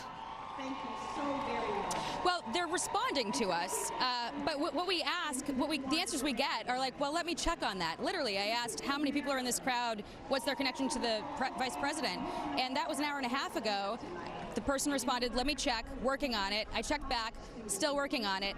How do you not have that answer? This is the Harris campaign, but they are in Wilmington. So it's just sort of a glaring reminder every once in a while that this apparatus was really thrown together in just over 3 months, guys. Jackie Heinrich at the Harris campaign headquarters in D.C. Jackie, thanks. Let's go to Wisconsin and check back in with Mike Tobin because we want to get an update, Mike, on what is going on with these machines. Has the voting stopped as they try to troubleshoot on this equipment, and what does it all mean? Well, the county hasn't stopped. What they did is they put out an all call for city employees. So they've got firefighters, they got healthcare workers, IT workers here trying to move this count along. They have to verify all of the metadata, if you will, on the top of the ballots before they can run them through these machines again. Now, here's the problem. We zoom in over my shoulder. I want to show you how these voting tabulators are working, or how the machines themselves ran into a problem. If you look at the back of that machine, there's a red sticker on the back of that machine. That effectively acts as the seal to prove that it hasn't been broken. But there's also a locking mechanism on the back of those machines. Now, those machines operated until the afternoon, and no one noticed that the stickers were in place, but the locking mechanisms hadn't been engaged. A Republican observer noticed that, raised the red flag, brought it with the city officials. The city officials say they believe that the integrity of the vote was never compromised, but out of an abundance of caution, some 31,000 ballots had to to go back to the starting point, start all over again. We've got 107,000 ballots out here. Last report, some 43,000 ballots had been through the process. We expected to get some final numbers from the city of Milwaukee around 1 or 2 a.m. The city can't speculate when we'll get the final numbers now. We just know that it's going to be later. The city is trying to pass this off as an abundance of caution, but you've had some Republican leaders out here, like Senator Ron Johnson, who said that this is simply unacceptable. They had a long time to preserve the integrity of this, to make sure that these machines were locked, a simple step in the process. They're not happy with it. We heard from the RNC chairs, Laura Trump, Michael Whatley, saying this is an unacceptable example of incompetence. So they're trying to get this thing done. They're hoping this doesn't really stretch into tomorrow, but they are anticipating that the vote will now continue into the early mornings, the early hours of Wednesday. Guys, back to you. Just to be clear, Mike, they're saying that they're going to keep counting. Like Pennsylvania has said, they're going to keep going. They're not going to stop and go home and take a break. And correct. They intend to keep counting, and you've got 107,000 ballots here, and 31,000 of those are the ones that have to go back through the process. So it's delaying the process. It's not tanking the process. And the city officials, again, want to insist that the integrity of the process was not compromised. They just want to be extra cautious. Okay, Mike Tobin in Milwaukee. Mike, thanks. So let's bring our panel back in, and we have some new people joining us at this hour. We're Britt Hume, Dana Perino, and Harold Ford Jr. are all still here. Kellyanne Conway has come back to join us, and Mark Penn and Charlie Hurt. Welcome to Mark and Charlie. Great to have you guys here. Mark, let me start with you. What's your read on this evening? And we're looking at North Carolina and Georgia and Virginia very closely right campaign hosting its election watch party at its headquarters in West Palm Beach, Florida. That's where we find the national news desk, Kayla Gaskins. Kayla, as we start to get these early projections, it sounds like at this point, Trump's campaign feeling pretty good? Yeah, Dee Dee. So within the past hour, there's been a noticeable shift in the energy in this room. When we first got here, the crowd was sparse. The room felt very large. And the people I talked to described their emotions earlier this evening as scared, anxious, nervous.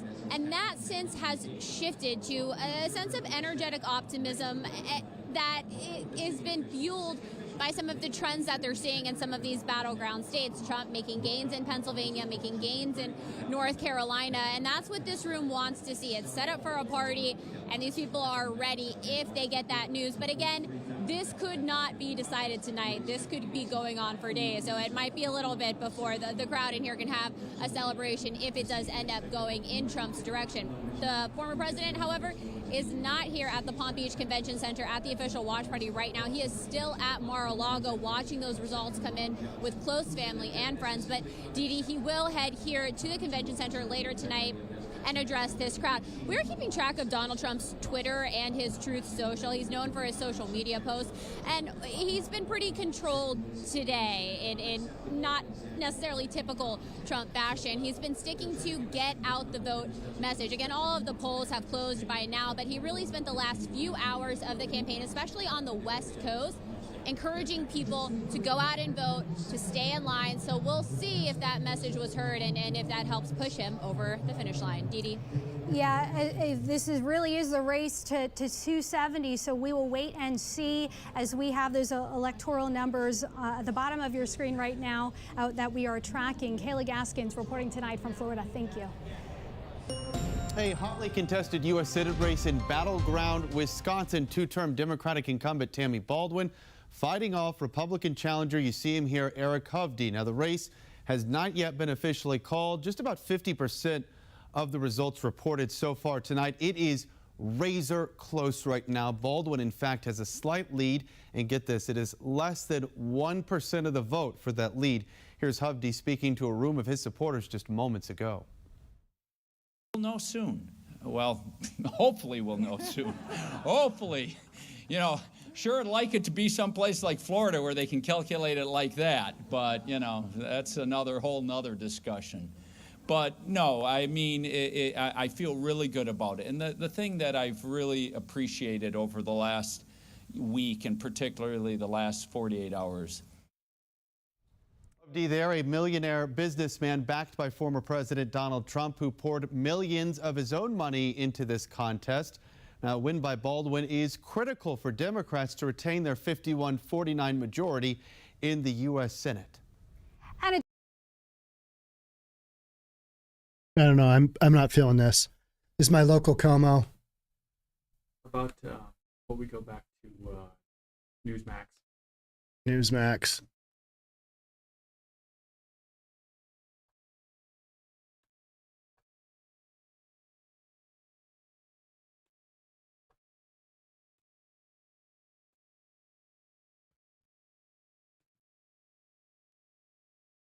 Is with us. Also, let's welcome in Ford O'Connell, a GOP strategist, here with us as well.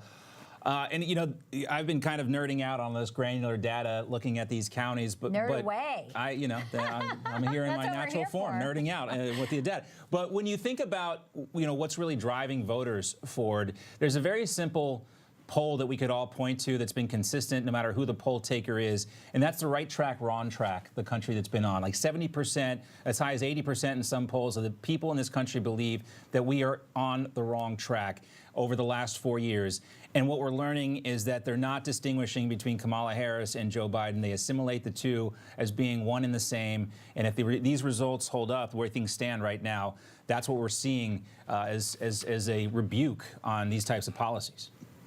I completely agree with you. In fact, for an incumbent presidential party to hold the White House, traditionally that number has to be closer. Remember last time round, 2020, we were about here. We were about here, and then the hammer just dropped. And that Democrat vote just, you get all those West Coast states, and they started just rolling in. And then it just, you know, converged, got so close. That's kind of what I'm thinking. But you got some crazy numbers here too. I don't remember it being this skewed. I think it's somebody who has a better memory than me. Where were we at 10:45 East Coast time last year in 2020? Does anybody remember?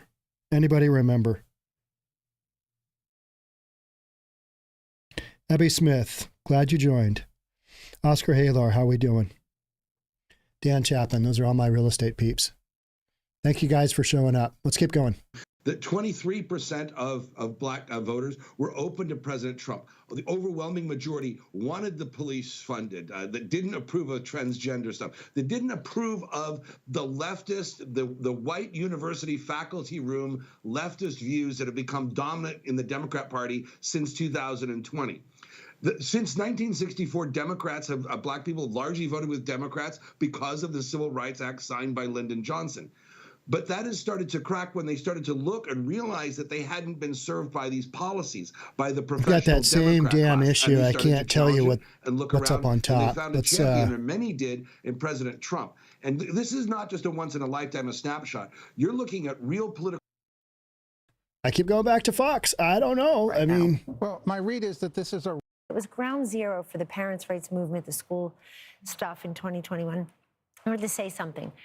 Kamala Harris's team was smart and strategic to go for the 3 states in the blue wall, since they've gone Democrat from 1992 to 2020, 28 straight years, with the exception of 2016. They went for Trump. They've always voted as a bloc, but they also ran out of choices. I would have thought she'd do better in those more racially diverse Sunbelt states like Georgia, Arizona, Nevada, and even North Carolina. She's in the very white states trying to become president of the United States. Here's the problem I see for the Harris and the Democrats right now. Demography is not destiny. That's what I think of this electorate.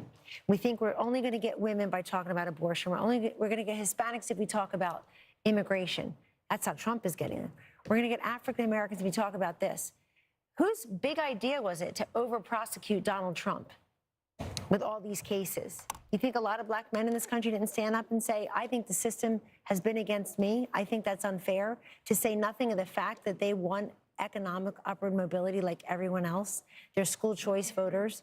They think that people coming over the border are taking their jobs. And you got Barack Obama telling them, you're not right. Stop telling us who we are, what we think, how to eat, how to vote. This is the election where people are turning on its head. Last point, young voters. I think Harris is going to underperform Joe Biden nationwide on young voters. There too. Let's get rid of the old guy and put in the 60-year-old woman and then call Donald Trump old. That's how we'll get young people. It's not how you get young people. You get young people if they think they can afford a house before they're 52 under your policies. You get young people if they think they want to be president of their own small business, not president of this country.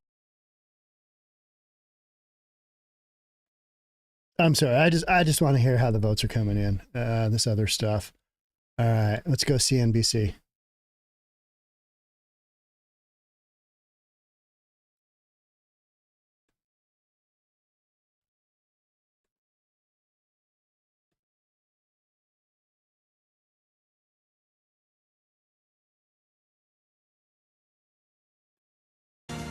So far, no calls in any of the battleground races. As you see Rockefeller Plaza here on this election night. The big prize, of course, the presidency, but also the balance of power in Congress. Kristen Welker's here with more on that. Hey, Lester. Well, again, just to recap for everyone, Republicans do have one pickup so far tonight. That's in West Virginia. No surprise there. Let's take a look at Arizona. Ruben Gallego, Kari Lake, too early to call right now with 51% of the vote in. Let's head over to Pennsylvania now, one of the most competitive Senate races. This race, too close to call. Dave McCormick with 49% of the vote. Senator Casey trailing there at this current point. Too early to call right now in Montana, one of the biggest potential pickup opportunities for Republicans there, so we watch that closely. We're watching Ohio closely as well. This race too early to call. Senator Sherrod Brown looking for a fourth term against Bernie Moreno. Let's take a look at the Senate map now. Take a look at where things stand. Again, as you can see, Lester, Republicans with one pickup, but we continue to watch Montana and Ohio so closely. Again, could Ohio be a state where we see a split ticket? Split tickets, as we've been saying throughout the course of this evening, have been diminishing. Democrats came in with a tough map to defend. Very tough map to defend, bracing for potential losses. And again, Republicans don't need many pickups. They need 2 seats if Vice President Harris wins the White House. They really need 1 seat if Donald Trump wins. So right now we are looking at 1 pickup. Just put it this way, right? If Republicans don't end up winning control of the Senate based on how this map looks, it would be a shocker, right? That's a huge storyline of the night. I mean, it's a big storyline either way because control of the Senate matters for a lot of the reasons that we've talked about. But that's how the map has been looking, and so we're waiting on these 2 outstanding states. And they're already part of the way there. They already have this pickup in West Virginia. We cannot stress enough, if Vice President Harris were to win the White House, it would be incredibly challenging for her to get judicial nominees confirmed, to get her cabinet confirmed with the Republican Senate. So here we are, we're nearing the top of the hour, but we're still no calls in any of the battleground states. Are you surprised we are where we are right now? No, because as Claire McCaskill has said so accurately, what we are seeing has been reflected in the polls. The polls maybe as were we were right. Leading up to this evening, it looks like the polls were right. This is a 50-50 race, and so this is going to go down to the wire in all of these battlegrounds. Close race means a long time. We can put it that way, right? I mean, I think that's generally the vibe. We'll see how it goes. I think everybody's looking towards Pennsylvania, just in chatting with All right, well, let's check back into the presidential race, and we'll take a look at the road to 270.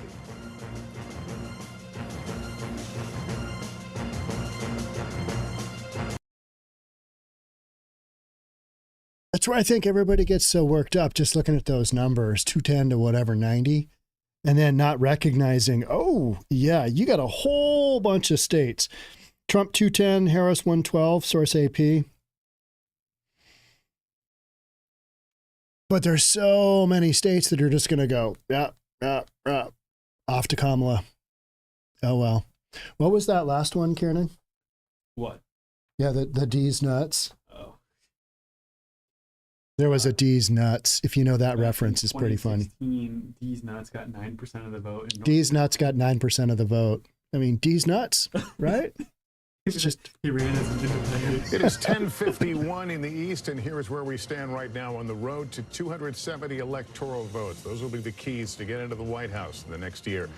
Right now, we want to go to Peter Alexander at Harris headquarters to really gauge the temperature in the room. Peter? Well, we're outside and it's a loud one here, but I can tell you if you get into the crowd here, it's particularly quiet in terms of their sense of optimism right now. That's how one Harris ally just described it to me a short time ago. I ran into a longtime Democratic source, a person who was close to the Harris campaign, and I asked them what they make of the results they've seen so far. They said, honestly, this is not looking so good for us, but then they quickly put on a smile and said, but you know what? We just got to keep smiling for the night. That may give you a better understanding of where they feel like things may be going right now. It remains early, a lot of votes still to count, but I'll tell you what I just heard from a Democratic lawmaker right now who just wrote me in part, quote, it's pretty concerning. I just keep reminding myself that 8 years ago, all the trends in the first few hours showed Hillary winning, and then she didn't. But obviously, this is not the return we were looking for. It gives you a little sense of the way that some of those people supporting Kamala Harris are feeling this evening right now. Again, a lot of numbers, a lot of data still to be counted right now. But as Claire McCaskill said a short time ago, some of the early results we're seeing in some of those places, North Carolina, Georgia, are not looking as positive as the Harris campaign had been hoping. It doesn't mean that they still don't have a path, but it does certainly increasingly mean that they'd have to succeed in holding on to that blue wall. Pennsylvania, Michigan, and Wisconsin. And frankly, speaking to some people in some of those states that are involved with the Harris campaign, they said that's where they are seeing some concern that that's going to be a tightrope that they have to still try to walk tonight. Buster? And Peter, we were just talking here, there's a sense that the polls were in fact right. Are they getting that sense that the polls are really reflecting what we're watching?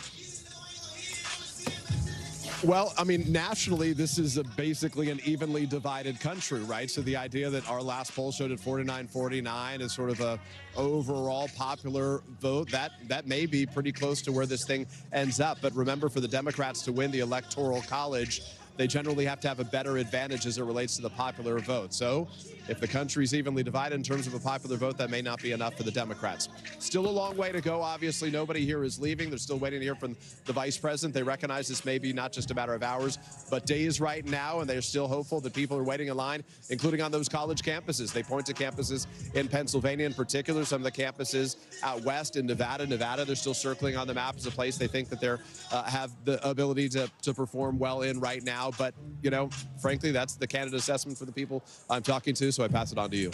Yeah, and as we said, none of the battleground states have been called as of yet, so we continue to watch. But they're as close as they can be. Let's go to Battleground, Wisconsin. Shaquille Brewster in Milwaukee for us. Hi, Shaq. Hi there, Savannah. And, you know, one thing that we're hearing is that just heard from the Milwaukee elections clerk, and they're saying that they are processing these absentee ballots. All of the early vote, all of the mail-in vote is counted here in this warehouse. And this update is despite the fact that there was a little hiccup that we saw earlier today. I'll show you what happened. It was on these tabulators that we see. And if you look closely at that red sticker there, they say that that flap was not locked. The tabulator was sealed, but the actual flap there that opens up, it was not completely locked. So what they did is they got a bipartisan group together. They went through to all of the 13 tabulators, high-speed tabulators in this entire facility, and they went through and emptied them out and restarted the count of some 30. We're going to go try and find that Amazon Prime. Here we go. Let me see if I can post it in the chat.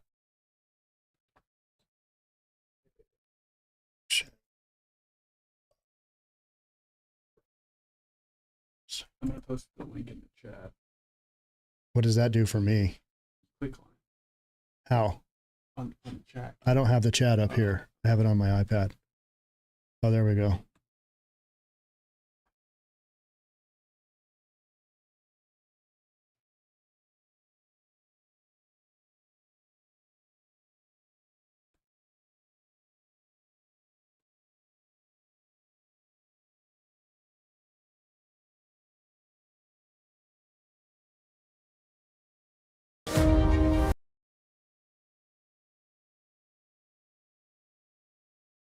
You know what's super annoying about Amazon is they charge you a bunch of money and then they still run ads on you.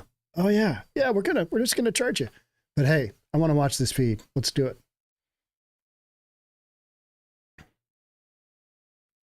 This is a promo spot. That's not what I want. I want the actual feed. Where is it? Prime Video, election night. Watch live. Oh my gosh. This is so annoying. Okay.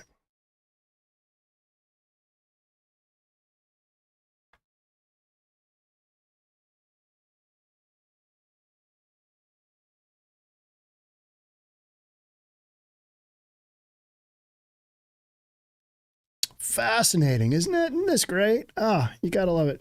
Where is my ridiculous pin?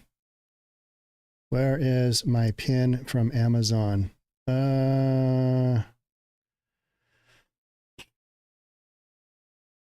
It's not here. How about we just go?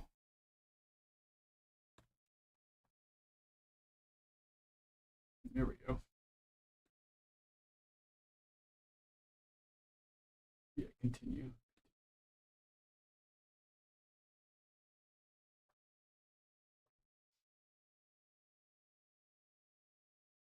Because he paints a picture of identity politics as being uniformly and singularly democratic. But what does it mean when you draw a line around who's an American or not? That's identity politics. What does it mean when you refer to Democrats as demons and you play to a deep evangelical strain? That's identity politics. What does it mean if you lean into young men and a form of masculinity, which is very exclusive? That is also identity politics. So it's not a unique Democratic thing, it's an American thing, and we're all working through it. With that, Brian, I'll hand it to you. See, it's those Harvard guys. They really put together combinations. That's not Harvard, baby. That's Arnie. You That's get Thurston. what you pay for, That's Washington, D.C. Woo! 59 after the hour. Quick break. We're coming back at the top of the hour for the last tranche, the last group of big poll closings. No offense to the Aleutian Islands, where counting could drag on. California's 54 electoral votes will be part of the list we read to you when we come right back. Okay, we'll go back to that one. Country one day, and they can survive and thrive doing that. So Come on, baby. Load.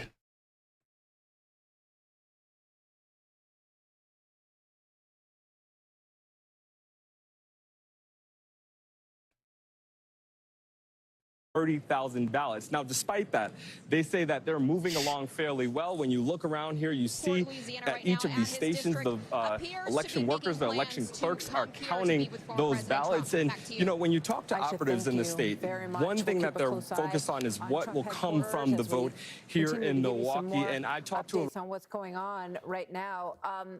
You know, we don't have a call for any new states at this point. We're waiting for Montana, waiting to get a look at the Sheehy race in Montana as well. And we have some new guests who have joined us on the panel that we want to get to. So let's welcome them in. And as we get ready for the top of the hour, we'll make some new calls at 11 first, and then we'll o'clock. get right to you guys. Wow, time is going so fast.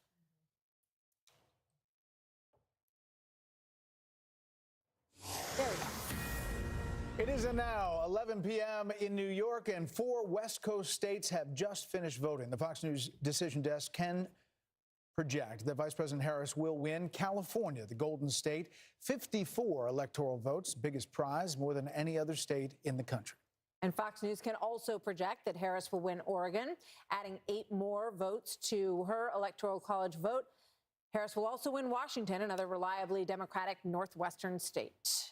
But the former president will win Idaho's 4 electoral votes. So as we see the race to 270, it's now 216 to 193. Race is changing quickly. I am getting some word from the Democrats who have now put out kind of a sense of the race, saying that in Pennsylvania, they say they're overperforming turnout expectations in Philadelphia and the early vote expectations in Bucks County. They go into state by state of where they feel like they are going to see more votes in these states. These are the blue wall states, because that is the path that we're looking at. In Wisconsin, they say, we know there's a significant amount of vote remaining in Dane and Milwaukee counties, and we are seeing signs of strong performance in the WOW counties. We just have partial data. We don't expect complete results from Wisconsin until tomorrow morning between 3 a.m. and 5 a.m. We shall see. We shall see. California Senate race, as we talked about, can project that the current Democratic Congressman, Adam Schiff, will win his race against former Major League Baseball player Steve Garvey in that Senate race. And Washington's incumbent Democratic Senator Maria Cantwell will win her fifth term. Not big surprises on that front this evening either. So here, Absolutely nothing shocking there. the majority is 51. They have flipped one seat, 42 for the Democrats, as we wait for a number of these big Senate races to be called. Ohio, Montana, Pennsylvania, all will really dictate the future of the Senate. And Michigan.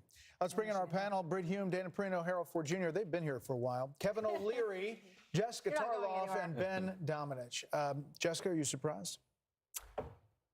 Surprised is a very generous term for how I'm feeling in this particular moment.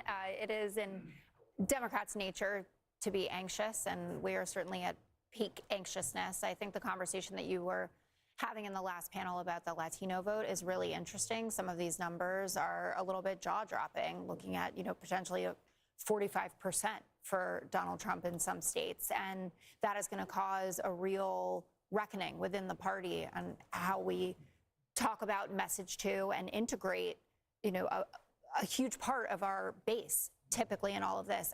I would say, though, that the campaign and people that I've been speaking to have said nothing has been called. Our paths to 270 have not been blocked off. And as we continue to get more vote in, and I should add to the numbers that they messaged to you, Detroit is coming in.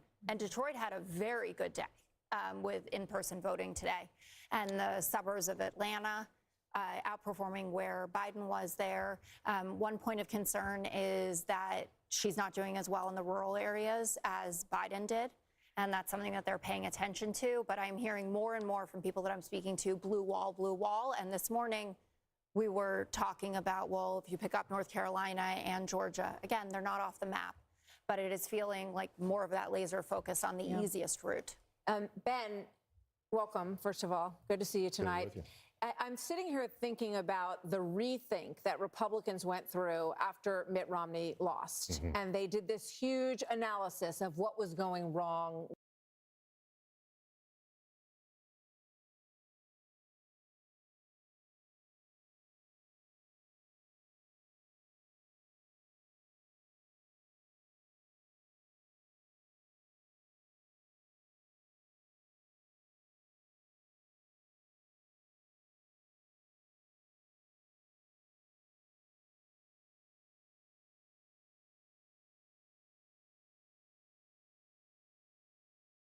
In free markets, or do any of that's the break that we're looking for, or abandon a realist foreign policy that doesn't agree with neocon but also doesn't agree with isolationism. I just need more specific definition of what you mean in order to achieve the thing. What I believe is that we can't achieve any of those things until the press is crushed. I agree with that. So we don't agree. We don't disagree. Yeah. We don't disagree. So I'm not going to let us keep talking about this. Okay. There's an election happening. That's what people want us to talk about. Yes, I agree. And this conversation isn't helping the situation. I don't know about that. I want to go check in with our own Cassie Akiva, who is in Pennsylvania right now, where Donald Trump is starting to eke out a lead. And Cassie, one of the things that's on my mind right now is what impact, in the end, is Israel's war actually going to have on this election? And here's what I mean. Pennsylvania has an incredibly popular Democratic governor who is Jewish. Kamala Harris, instead of choosing a governor who almost certainly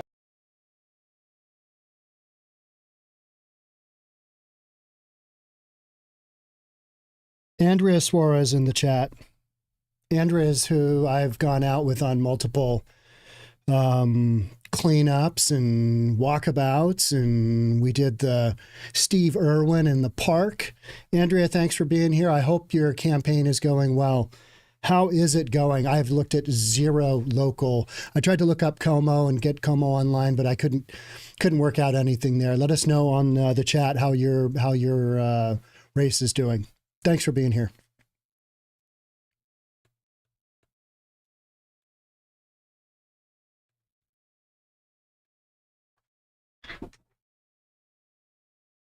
in order to achieve victory, didn't choose him only because of the war happening in the Middle East. Is that going to end up being decisive in this campaign?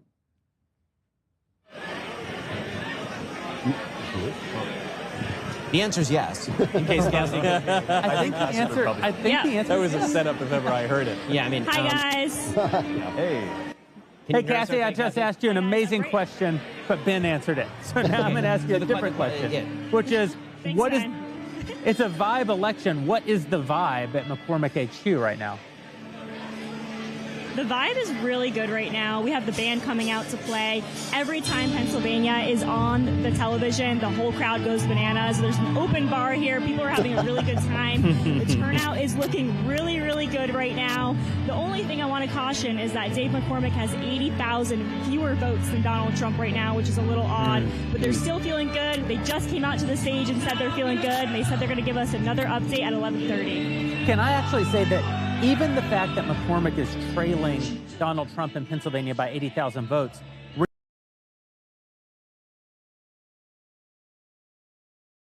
How's the Daily Wire? That's Ben Shapiro.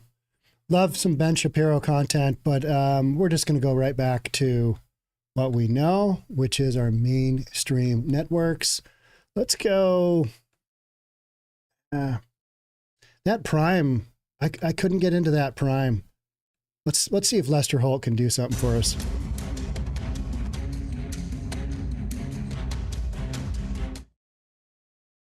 After tonight,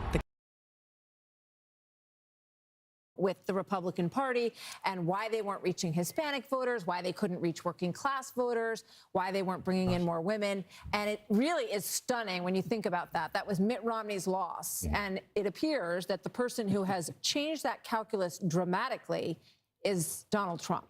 Well, you know, they called it an autopsy at the time, and I think it's turned out to be an autopsy for a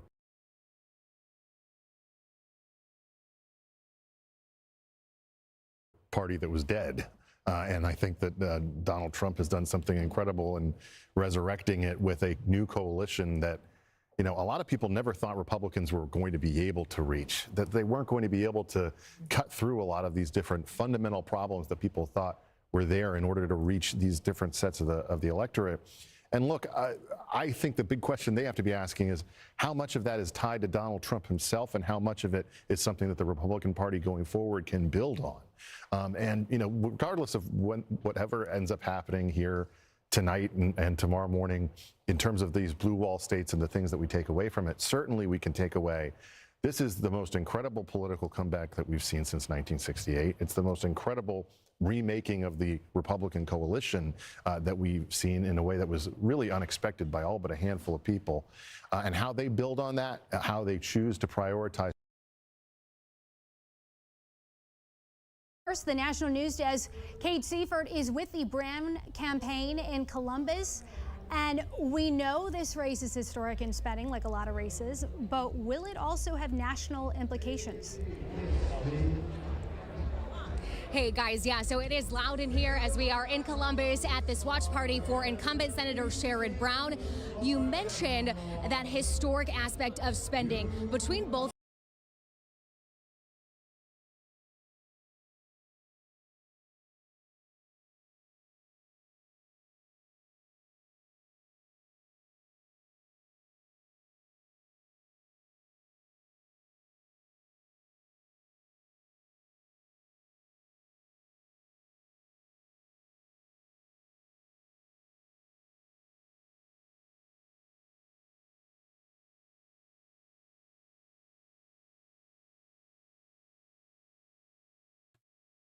What do you guys want to watch? Let me know.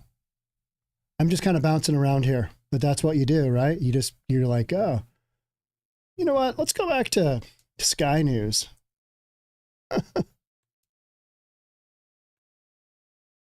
That's Sky News from. Let's check out Sky News from the UK.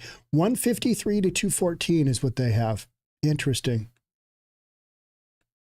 Turning the page, right? That's been her phrase. Yeah, not change. Yes. But doesn't it really come down? I mean, but there is a broad. I mean, it's been a very tough year to be an incumbent, right? This is the year of elections around the world. We've talked a lot about that. In country after country, incumbent governments have been turfed out. In the UK, obviously, the Conservatives were turfed out. There was huge votes against. They managed to hold on to their majority, or bare majority. But in India, across Europe, you've seen governments turfed out. In German states, you saw those extraordinary European parliamentary elections this year, where the governing parties suffered really significant setbacks. In South Africa, the African National Congress, pretty well across the board. This has been, look, a combination of higher prices, kind of global turmoil that we're seeing. I absolutely don't dispute that has all contributed to it. And to be an incumbent in those circumstances, as Kamala Harris inevitably is, has been a challenge. But if you can say to an incumbent, are you better off? Yeah, this is that point where all those states start to come in. It starts to just get really close. We just saw with those, was it Georgia? And another couple of states there, Wisconsin. I mean, they're too close to call. Those could go either way. And if they break 50-50, yeah. Than you were 4 years ago. And the answer is invariably no, you're in trouble. But I think one of the things, though, that's interesting is, the front cover of The Economist. What's that? Each of the different networks have different numbers for the electoral votes. It's interesting how each of these networks, they call for different, they just make wildly different calls, don't they? All right, let's go.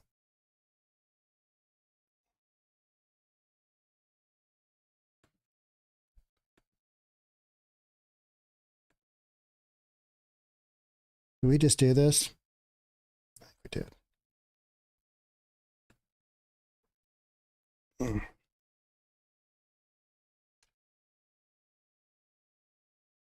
$246 to $160. Who's calling that?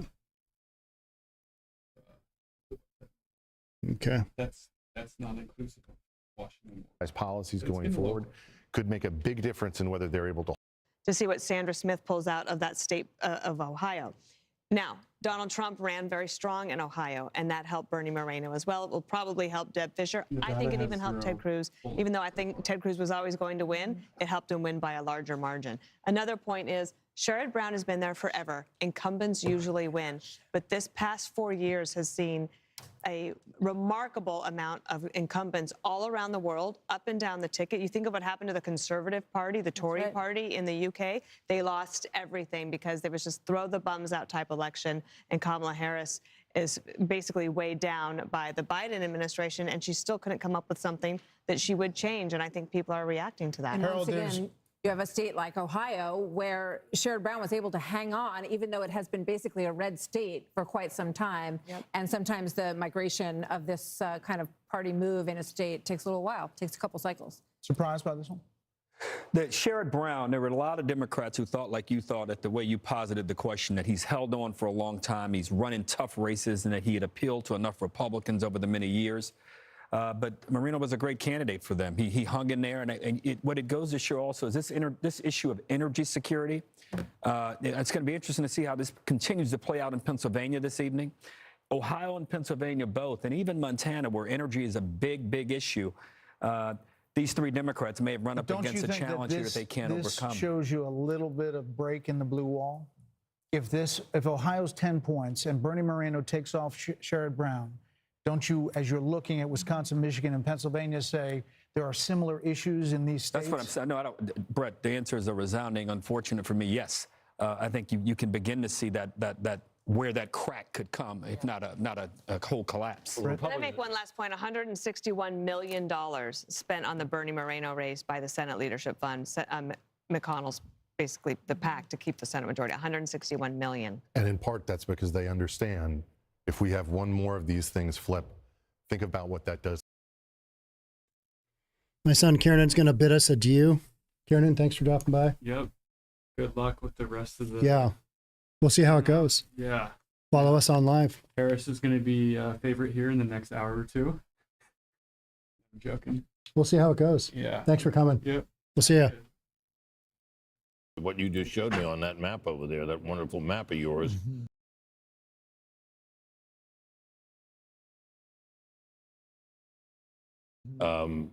John Tester's the Democrat John Tester, Democratic incumbent, is well behind with only what, 6% in. Yeah, but it seems like he's down.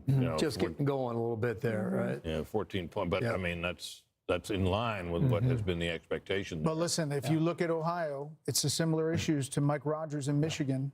And there's similar issues in Pennsylvania for Dave McCormick. We're going to take a quick break right here. The race to 270 slowly taking shape. 270 is the electoral votes needed to win. The vote count changing by the minute. Check out that popular vote. Check out the popular vote. Our special coverage continues after this.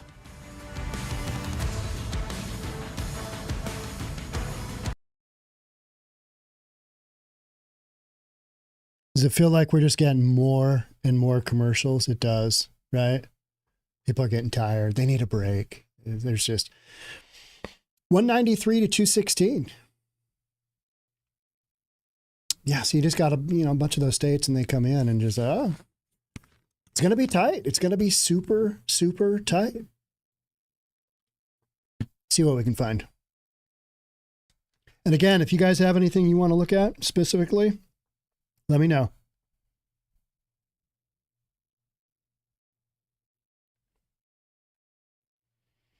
Wow.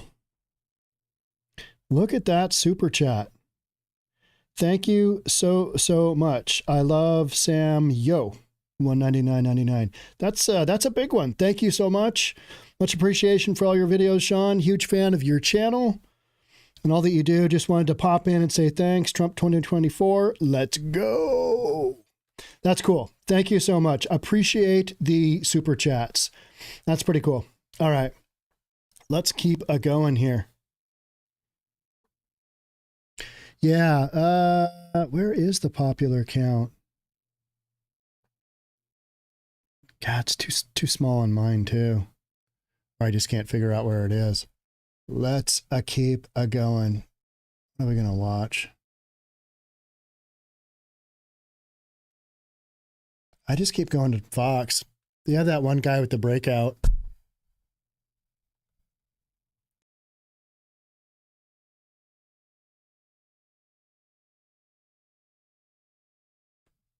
I'm going to take a quick break. I'll be right back. BRB. 24/7 monitoring that acts on an alarm in 5 seconds to help stop crime in real time. Stop. This is Simply Safe. Police are on their way. Plus no contracts, ever. Maybe Simply Safe and I could work together. Scaredy cat. There's no safe like Simply Safe. The votes are in. The next president of the United States is...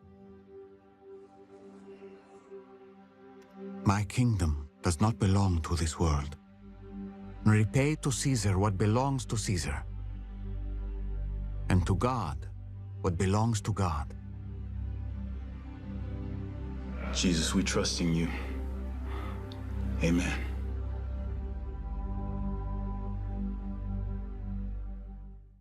Someday it's all gonna be yours. I promise. The epic return of Yellowstone. There's no peace for this family, only revenge.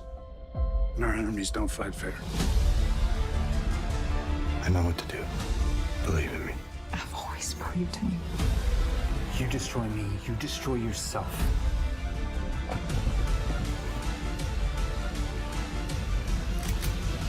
Yellowstone. Watch on Paramount Network this week. I got this $1,000 camera for only $41 on Deal Dash. DealDash.com. Online auctions since 2009. This PlayStation 5 sold for only 50 cents. This iPad Pro sold for less than $34. And this Nintendo Switch sold for less than $20. I got this KitchenAid stand mixer for only $56.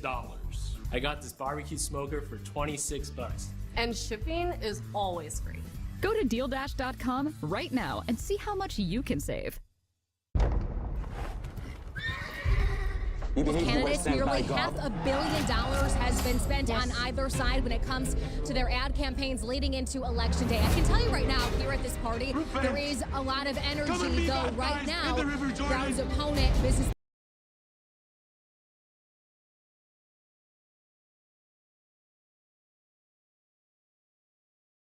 As as far as votes come in right now, he's not out. So we are watching this race very closely. So we talk about how historic it is due to spending, but it is also historic because it could be the tipping point determining which party has a majority in a divided U.S. Senate. So it is a race that we are watching, Ohio among some of the other states that could tip the scale in either direction for the U.S. Senate. So it is sure an important race, not just here in Ohio, but really for everyone across the country.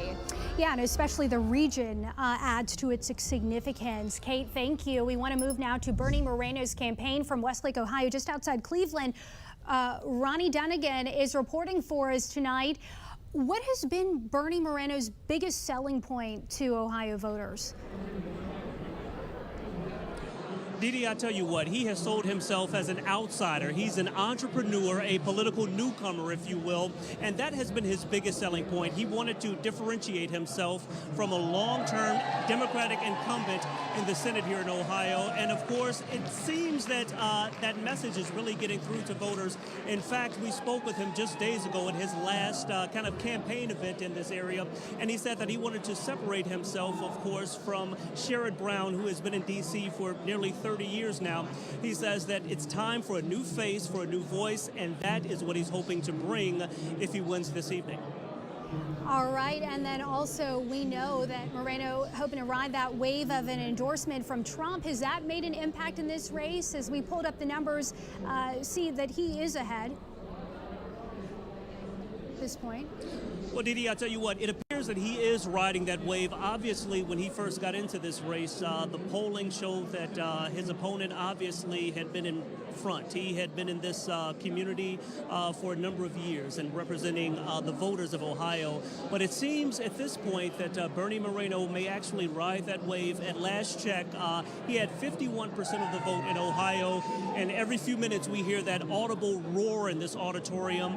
Obviously, it wasn't long ago that the AP called the state of Ohio for former President Trump, and Bernie Moreno, it appears, could be one step closer to D.C. Of course, we'll be tracking developments throughout the evening, and we will bring you that information as we get it. Rodney Duggan, thank you so much for that update, and that is just one of very critical Senate races that we are watching, and that is up for grabs. The National News Desk, Matt Galka, joining us. Matt, as we move from the Midwest now towards the West Coast that are starting to have those polls closed, what are you looking at? What do you have your eyes on? Yeah, if we're talking about balance of power in the Senate, obviously an Ohio pickup would be great for Republicans. That would be the second flip they would make to get total control of the chamber, assuming that they hold on to the rest of their seats. Right now, 51-49, Democrats control the chamber heading into the next congressional term. Republicans could easily control it. They've already gotten West Virginia as a flip. If they flip Ohio, that would be two. Pennsylvania right now, Incumbent Bob Casey is trailing Dave McCormick, Republican Dave McCormick right now. That could be another flip. We're looking at Wisconsin. Incumbent Tammy Baldwin. She's in a neck-and-neck race with Eric Hovde. So that could be another flip. Montana, this is the one Republicans were pretty confident in. John Tester, incumbent Democrat against Tim Sheehy. He's trailing right now. So it could potentially be a pretty sizable flip for Republicans, assuming that results hold and assuming that they hold on to other seats. Now, Democrats right now in Arizona, they're looking at a hold. They're hoping to Congressman Ruben Gallego. Those are some tight races. Potentially a flip here, independent Dan Osborne versus Deb Fischer. But again, the other races we've talked about, and obviously the data keeps coming in, so still a lot of votes to count. But the other races we're talking about, anything over 2 flips for Republicans, they have control of that chamber. Obviously, they're eyeing that. Over in the House, a little more complicated. Hundreds of more races to still be decided, especially as we get to those West Coast races and polls closing and being called. So that's something we're going to focus on maybe a little later tonight or maybe even later in the week. But a lot of information still coming in, a lot of votes still to be counted, and a lot of anxious people in both parties watching the Senate map as the votes come in. Really quick, Matt, you mentioned Nebraska, which is super interesting because it's Republican versus independent, and we've been hearing more and more about independents this election cycle. So is there a chance, before I let you go, that independent beats the Republican? And what does that mean for the balance of power? How would that impact Senate control? Yeah, I think, that storyline coming out of Nebraska, pretty late breaking to a lot of people who follow politics. And maybe if you're a Democrat right now and you see this going on and you didn't pour the resources into there, you're looking at this right now and thinking, man, this is a legit shot for a flip of a Republican seat. So Dan Osborne would likely caucus with Democrats, at least on more than a few issues. That is a possibility. And when you look at the map, when the dust has settled, you might be looking back as if you're Democrats and you're thinking, maybe we should have poured more resources into this. But that was a surprising storyline, still developing, obviously, with Osborne in the lead. Yeah, we'll continue to monitor it. Matt Galka, thank you. And our election coverage continues right after this.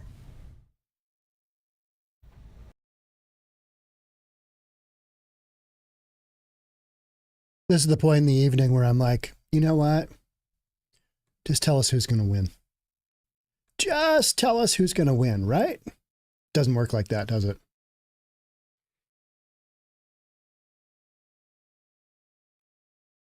Well, Martha will be here later in the night when everybody gets tired there in New York, and we'll handle it from there. Back to you guys. Okay, Trace, thank you very much. We're looking into a lot of different numbers that are coming in, and as you know, this is all baking. Bill's at the wall trying to go into different places. Wisconsin's on the board right now. Yeah. Bill, what do you got? Just picked up something from the New York Times. I just want to repeat this. I was trying to locate this on the map, and it's true. Right now, Donald Trump, in the big cities of America, Miami, Chicago, New York, Dallas, and Houston, he is improving on his margins from 2020 by double digits. You think about that, right? Since COVID, you think about immigration. You think about the homeless crisis. You think about how our cities have changed over the past 4 years. Maybe that's having an impact. Now, what I'm looking at here is Wisconsin. Just want to point out two things in Wisconsin. I want to compare that to what's happening in Pennsylvania, because I think there's a trend that is favorable toward Trump, okay? So here we go, Dane County. I'm going to take you back to 2020. I'll just compare the numbers for Biden and Kamala Harris, okay? So this is Madison, University of Wisconsin, et cetera. Ton of Democratic votes in this county. So she is underperforming Biden's mark by about 1.7 points. And that translates to, it could be tens of thousands of votes. Trump, meanwhile, is up about 1.4 going back to 4 years ago. Let me come up here to La Crosse, all right? You get Democratic votes here in La Crosse, right along the border there with Minnesota. So this is Biden 4 years ago. It's not quite 2.5, but it's close to it, where she's underperforming in a county where she should be doing better. And here you go, Trump doing 2.5 points better in that particular county in Wisconsin. So we'll keep an eye on that. Come out a little broader here. Come back to 2024. Hang on one second, guys. And we'll go into Pennsylvania and try and prove a similar theory, all right, in two places. One is Allegheny and Pittsburgh. The other is Philadelphia. So we'll put this map into motion here. Put the slide bar out, okay? She's nearly meeting her number in Allegheny, off a half a point. Trump's doing slightly better, just 0.6 points. The last time I looked at that, she was dead even with the number from Joe Biden from 4 years ago on a percentage-wise. Come over here to Philadelphia, because this is really where, if you're a Democrat and you want to win the state, you got to run your numbers up in Philadelphia. And this kind of matches what I just read from, America's big cities. In Philadelphia, she's underperforming Biden's mark from 4 years ago. And Trump is outperforming, overperforming where he was 4 years ago. So, when you think about the number of votes that are available in Philadelphia, and you have 300,000, right?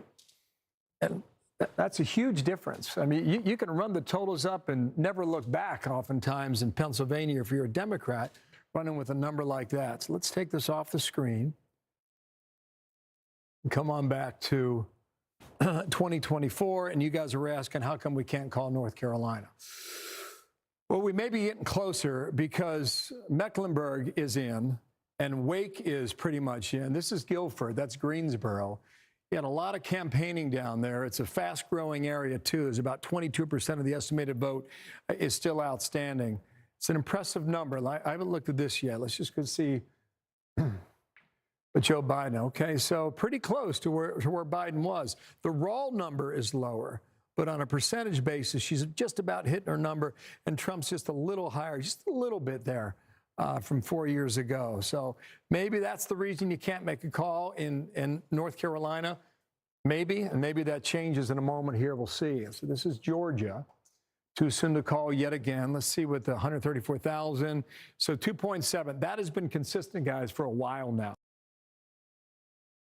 Too soon to call, but also it's a lot of votes in, 91%.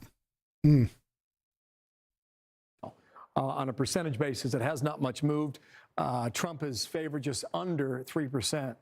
I can go hunting around trying to figure out why you can't call it. I would have to think maybe, DeKalb County still got a little bit of vote out there. Come up here to Gwinnett County as well. A little bit of vote out there. Democrats scored their points in Fulton, Cobb, Gwinnett, and DeKalb County. So too soon to call right now for the Peach State. Bill, listen to this. So Jen O'Malley Dillon, I quoted from it earlier, where they're kind of painting the picture of the blue wall and how they're doing great things in Pennsylvania and Wisconsin and Michigan. But at the end of this email, she says, we'll continue to keep you all updated as we get more information. This is what we have built for. So let's finish up what we have in front of us tonight, get some sleep, and get ready to close out strong tomorrow. So the Harris campaign, sorry, it is the Biden folks that run the Harris campaign now, essentially saying, you know what, let's pack up and get some sleep, and we'll see you in the morning. That reminds me of? It's 4 years ago, Clinton in 2016, exactly because right. she said, John Podesta came out and said, well, we're all going to kind of sleep on this and see how all of this works out, and everyone else was saying, we're calling these states. So and we may stay with us. We're watching it all as our special coverage continues, and we could have some big calls coming straight ahead, whether they're up tonight or not.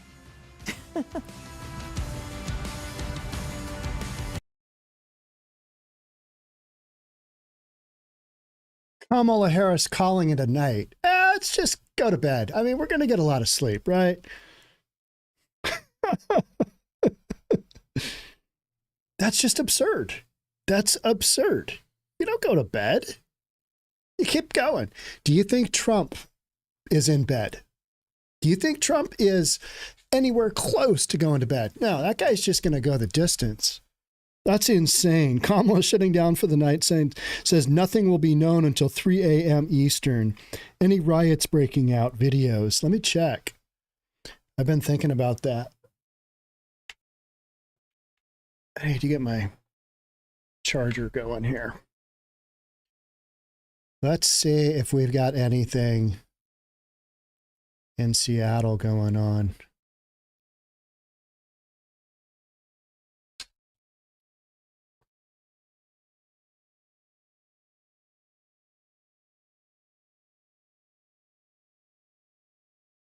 I would guess the riots are going to happen in either Seattle or Portland. I mean, state of Washington's got the National Guard out, right? Uh-oh. 5 people arrested for property damage during Election Day protest in Seattle. Got a little peaceful protest going on, right? Seattle police say they've arrested 5 people during a protest on the evening of Election Day for property damage. Free Palestine. All right, so that's straight up Antifa, right? Officers say the group was making its way along 12th Avenue East and East Pike Street. That is CHOP. That is literally the northeast corner of CHOP. I think the police station is right there. The group was broken up just before 7:30. Interesting. So, Seattle Police Department additional property damage is taking place as the group approaches 13th and Pine. As the block they go. Make additional arrests as we need to. 5 total arrests. Good. Throw them in jail. You know what? Doesn't matter. It's Seattle. Nothing's going to happen to them. They'll just get let out. Yeah, rinse, repeat. That's what it's like living in a Democrat city.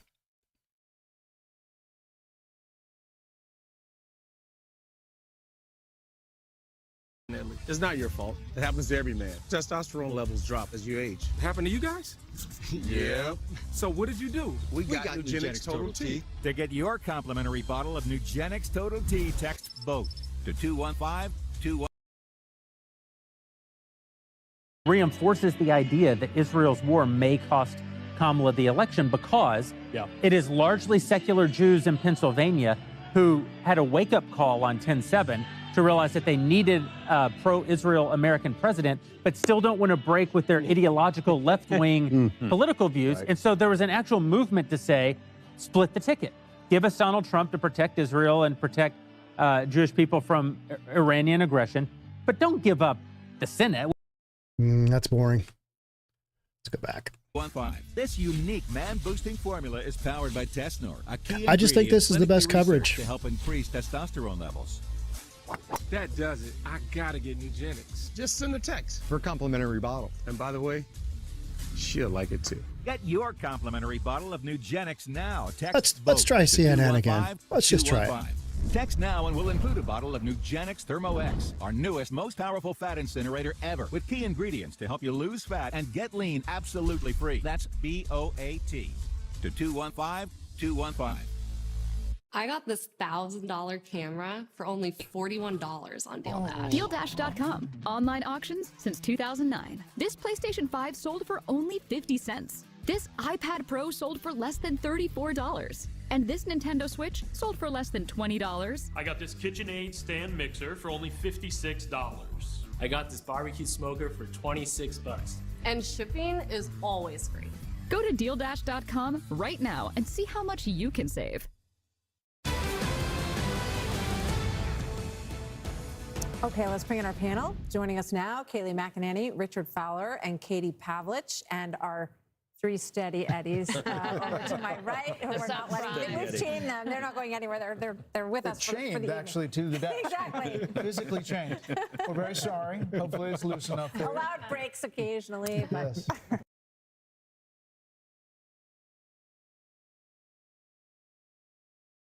Yes. Michigan, and now she is no longer ahead. Now Donald Trump is in the lead. Right now, not all the votes are counted, but right now he's leading in all three blue wall states. Plus North Carolina, plus Georgia, plus Arizona, plus Nevada. We're not done with the count. We're not done with the count. But this is right now the map of 2016. That is the map of 2016, and that is the 5-alarm fire inside the Harris campaign to get on the phone. Again, we're not done, and we lived through 2020. And I want to say it again, slowly and clearly. 2020, this time of night, there were states that changed, and they were largely, Pennsylvania changed. Trump was ahead in Georgia. Things have changed. There's not as many mail ballots out there as in 2020, so I would not expect as dramatic. I'm trying to be fair and trying to be, it's possible, it's possible. When you're leading in all of them and you're Trump, I mean, that's what you're sitting in the headquarters. So maybe they're not going to win them all, right? Maybe they're not going to win them all, but they're leading in all of them right now. And so let's just look at what happened here and come on in. Number one, it's the smaller rural counties. When they fill in, again, it's, you say, oh, that's not a lot of votes. Well, that's a lot of votes when you have it there, and then you have it here, and then you have it again here. You're getting 500, 1,000, 2,000, 3,000 in all these little counties. 120 votes there. That's only 5% reporting. You say, oh, that's not much. It's a lot when you think you're going through a state and you have all these counties. And then the question is, so what are the Democratic margins, right? You've got 83 counties in the state of Michigan. So 56%, we're about halfway through in Kent County. It's the Grand Rapids suburbs, and she's running a little bit ahead of the president there. But Jake, the big question in Michigan is, when do those Wayne County votes come in, and what do they do to the statewide total? All right, John. Well, CNN has a major projection. CNN projects that Donald Trump will win the state of North Carolina. This is the first of 7 battleground states that we're keeping an eye on, and we are calling it for Donald Trump. What does that mean for the electoral count? Donald Trump now has 227 electoral votes. Kamala Harris has 153. 270 are needed to the win. Let's go to Trump HQ in West Palm Beach, Florida, where we find Caitlin Collins. And Caitlin, CNN is now calling North Carolina for Donald Trump. This is the first of 7 battleground states that the campaign is watching with eagle eyes.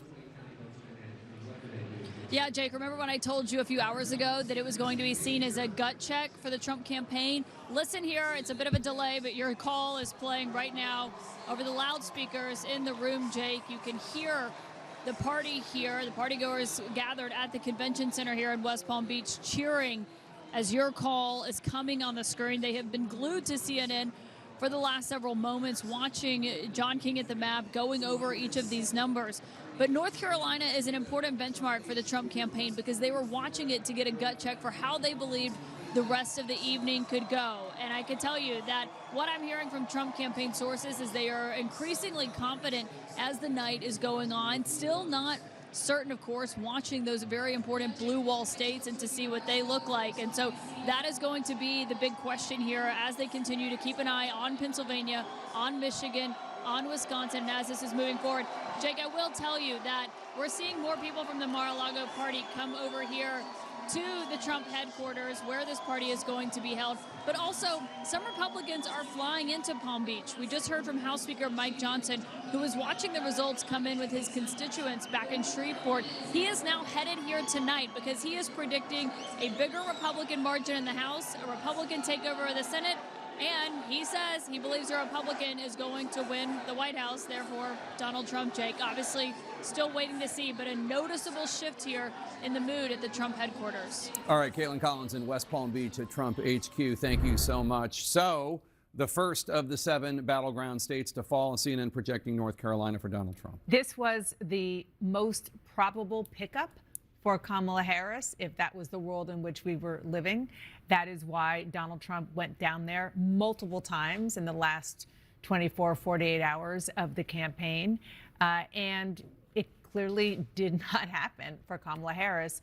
And Trump, he's telling his people, I'm told, and just like we heard from Caitlin, that this is something that portends well for the future. We don't know what it means for the other states, but what we do know is it's even more evidence that that blue wall is the path for Kamala Harris. And that path is just more and more narrow, I think we're seeing as the night goes on.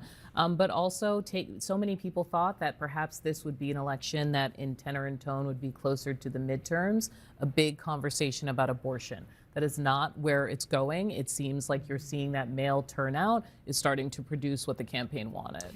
You know, I think a lot of us came into tonight wondering, was it going to feel more like 2016 or 2020? And 4 years ago, I was at Fox, and at almost exactly this moment, at 11:20 p.m., we made the very controversial call. They made the very controversial call of Arizona. And that changed the whole feeling. And that's one of the reasons the Trump campaign was so furious about that call, because it was. Remember when that happened? And that was just wild. All of a sudden, I mean, good, bad, or indifferent. The control room at Fox, super early on, was just like, you know, a fraction of the vote was in. Yep, calling it for. We're calling it for Sleepy Joe. And you're like, what?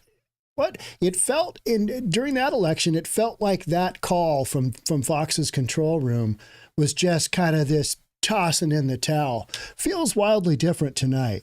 And it's interesting getting this perspective from CNN. Remember, this is CNN, and CNN has just been basically gutted. They've got nobody left. They are actually, you know, I follow a lot of news and I read a lot of news stories. CNN, believe it or not, is actually putting out some reasonable news. And it's because they have fallen so hard. It's all they've got left. Well, we can't hate on Orange Man bad. He's not in office. So maybe we just, I don't know, report the news, kind of unbiased. It's been wild to watch. I'm not saying all their stories are that way, but they've definitely got more of a bent towards, hey, you know, that actually makes sense to me a little bit. Still not a fan, never will be, but it's interesting to watch their shift.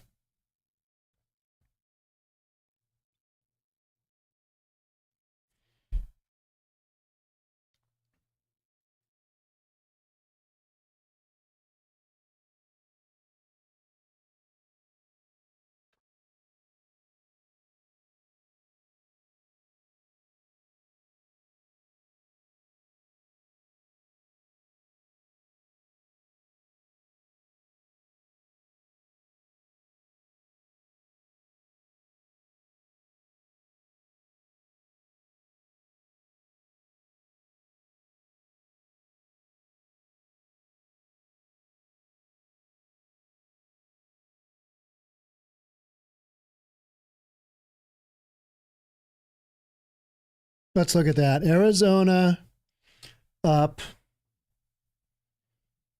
Arizona 0.41, Georgia 2.7, Wisconsin 3, Pennsylvania 4, Virginia Harris 415. Clearly, you can read this as well. I'm just talking out loud here because this is kind of what happens. You get towards the end of the night and you're like, what am I reading? What are we talking about? Because we've seen so many numbers. Yeah. Well, let's keep going.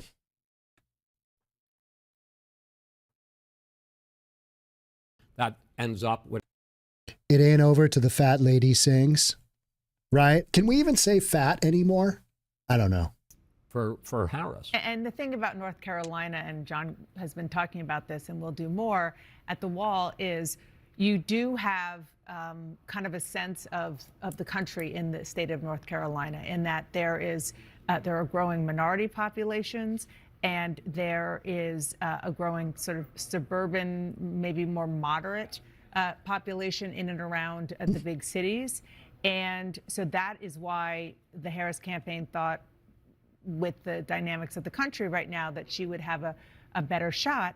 But look, the headwinds of the economy, the inflation that people are feeling, the difficulty in their everyday lives. Yeah, she could not outrun that couldn't. Biden economy.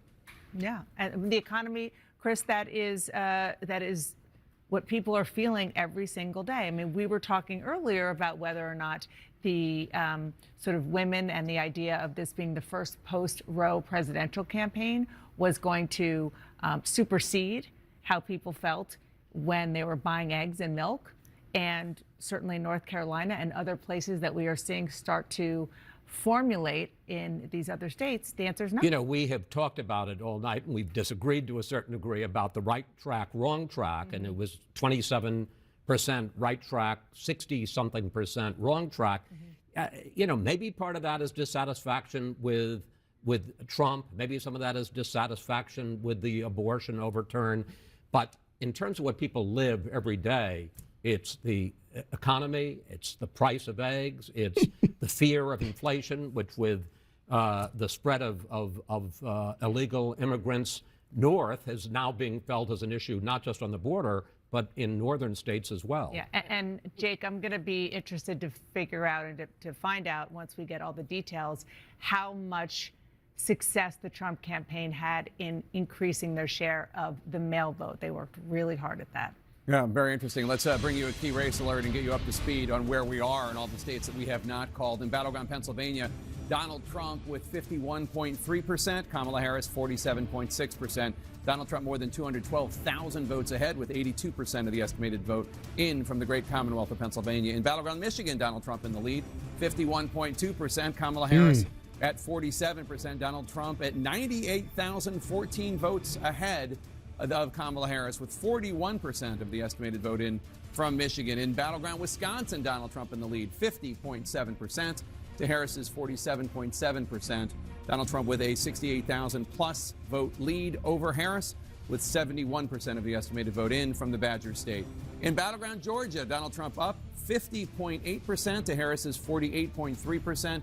Donald Trump with 128,582 more votes than Kamala Harris, with 92% of the estimated vote counted in the state of Georgia. In the state of Arizona, another battleground, Donald Trump in the lead there, 49.8% to Harris's 49.3%. Donald Trump with a 7,588 vote lead over Kamala Harris. That's with more than half. 7,000 votes is the spread. That's insane. That's so close. 52% of the estimated vote in. In Nevada, Donald Trump in the lead, 73%. Kamala Harris with 26.2%. Donald Trump with a 10,985 vote lead over Harris. That's with only 2% of the vote in from from Nevada, only 2%. Boris Sanchez now has some new projections in the fight for control of the U.S. Senate. Jake, a major moment for Republicans. They have just flipped. They are expected to flip their second Democratic seat of the night, this one coming in Ohio. There, Republican Bernie Moreno defeating incumbent Democrat Sherrod Brown. Moreno, the owner of some luxury car dealerships, who invested early in blockchain technology, fought to attach Brown to the Biden administration more broadly, specifically on issues like immigration. Sherrod Brown, a populist who had survived some difficult tests in his state before, cannot overcome the political headwinds he is facing. Donald Trump has now won Ohio 3 elections in a row, and it's simply too much for the incumbent Democrat to overcome. So we are projecting that Bernie Moreno is your new junior senator from the Buckeye State. Meantime, 4 Democratic holds. The first one, a historic one in New Jersey. There, Congressman Andy Kim is set to become the first Korean American ever to serve in the U.S. Senate. He defeats real estate tycoon Curtis Bashaw. Meantime, in Virginia, there, incumbent Democratic Senator Tim Kaine, a former vice presidential candidate, he's projected to defeat Hung Kao, a former Navy captain. Another Democratic hold to tell you about this one, Martin Heinrich, the incumbent senator there, seeking his 3rd term. He defeats Nella Dominici, whose father was the last Republican senator elected in New Mexico some 20 years ago. Another Democratic hold to project for you, this one coming in the state of Washington. There, Democratic incumbent Senator Maria Cantwell wins her 5th term as she defeats Raul Garcia, an ER doctor. Now, what does that pickup in Ohio mean for the magic number? We started out the night with Republicans needing to pick up 2 Democratic seats to take control of the chamber. With West Virginia and Ohio, they have hit 2, and now they're seeking to pad those numbers. Currently, as we speak, Republicans are leading in 4 seats currently held by Democrats. Let's get you an update on where those are right now with some key race alerts. These are live results coming into CNN. We start with the state of Wisconsin. There, the CEO of California-based SunWest Bank, Eric Hovde, is 29,000 votes ahead of Democratic incumbent Senator Tammy Baldwin, who's seeking her 3rd term in office, 70% of the vote. And we just got an update. The lead pretty much the same in Wisconsin for Hovde. In Pennsylvania, this has been going back and forth all night, but right now, the former CEO of one of the largest hedge funds in the world, Dave McCormick, currently leads incumbent Democratic Senator Bob Casey by about 120,000 votes. Still a very close race. This one also a very expensive one. 81% of the vote in the Commonwealth of Pennsylvania. Now, a key race alert from the state of Michigan. This one has been close all night as well. Former Republican Congressman Mike Rogers currently leading current Democratic Congresswoman Alyssa Slotkin, 48,000 votes. Rogers ahead of Slotkin, 40% of the vote in the Wolverine state. So let's take a look at the balance of power in the U.S. Senate, the raw numbers. What does this mean? Democrats hold 40 seats. Republicans, with those 2 pickups, hold 49, 11 seats remaining to be determined. Jake, obviously you need 51 for control of the chamber. All right, Boris, thanks so much. And CNN can make a projection. CNN projects that Washington State, as expected, will go to Kamala Harris. Washington State, with its 12 electoral votes, to the Democrat, Vice President Kamala. I don't believe that for a second. Kamala Harris has 165 electoral votes. 270 are needed to win. We are waiting for more votes in the big 3 blue wall battlegrounds of Pennsylvania and Michigan and Wisconsin that both campaigns are watching very closely right now. A total of 6 top battlegrounds remain undecided as we get later into this election night. Stay right here for the next big rollout of votes. Right now, we're going to squeeze in a quick break. Stay with us. So many commercials. They want to sell us so much stuff. Let's go back to Fox. So, Richard, welcome. Good to have you here. Good to be here. How are you feeling about how things are going? Obviously, they have a lot of the same issues. Energy. All of them campaign similarly, and they all appear to be doing well and maybe outperforming. Yeah, and just a couple of things about the Senate, because remember that Vice President Harris said that she was open to ending the filibuster if it meant that that was what was necessary to restore Roe v. Wade. There was also discussion, not hammered too much on the campaign trail, but the idea of making Puerto Rico and D.C. states has been kicked around for a long time, possibly expanding the Supreme Court. So these are ideas that I think in many ways were galvanizing to a lot of voters, and we're seeing what's happening in the United States Senate. So if this continues, well, we know now that there's a majority, so at least in the short term, those things won't happen.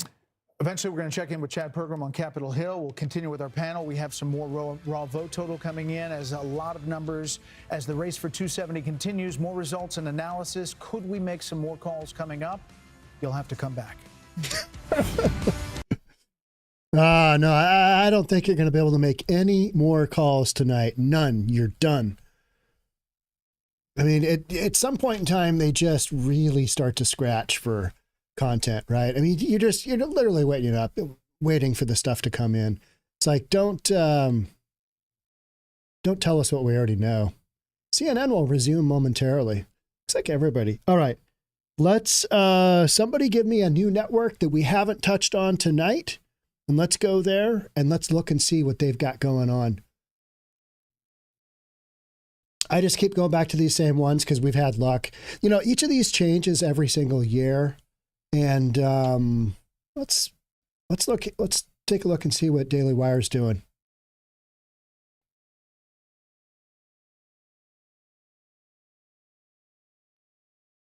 True. I actually spoke to Dave McCormick about this very point. He said that he really does think that Kamala's choice is going to cost her Pennsylvania. But we also had a chance to talk to Dave McCormick at his childhood gymnasium where he used to wrestle. We have the clip for you here. That is not Journey. This is a race between change and the status quo. I represent change. I'm a 7th-generation Pennsylvania West Point grad, combat vet, businessman, political outsider. I've term limited myself to 2 terms. I'm going there for the sole purpose of shaking things up and getting America back on track. Bob Casey's a 30-year career politician. He's been in elected office for 30 years. He's the son of... Don't really care. Sorry, whoever you are. Getting to that point where I'm like, let's go back to CNN. Okay. I have faith in you, CNN, you're going to bring us something good. Or not. Democracy. Don't you love that? Fox News. Democracy. Democracy. You afraid you're going to lose democracy? Where do you guys think? Oh, man, even my iPad's starting to die. MSNBC. All right, let's go there. NTD. I'm going to close down some of these. Actually, Prime. Coverage continues. Prime. Let's see what we have in Prime. Facing all the tough questions, we break things down for you. We are... Yeah, I was kind of bored of Lester Holt, right? Let's go. They have a big... I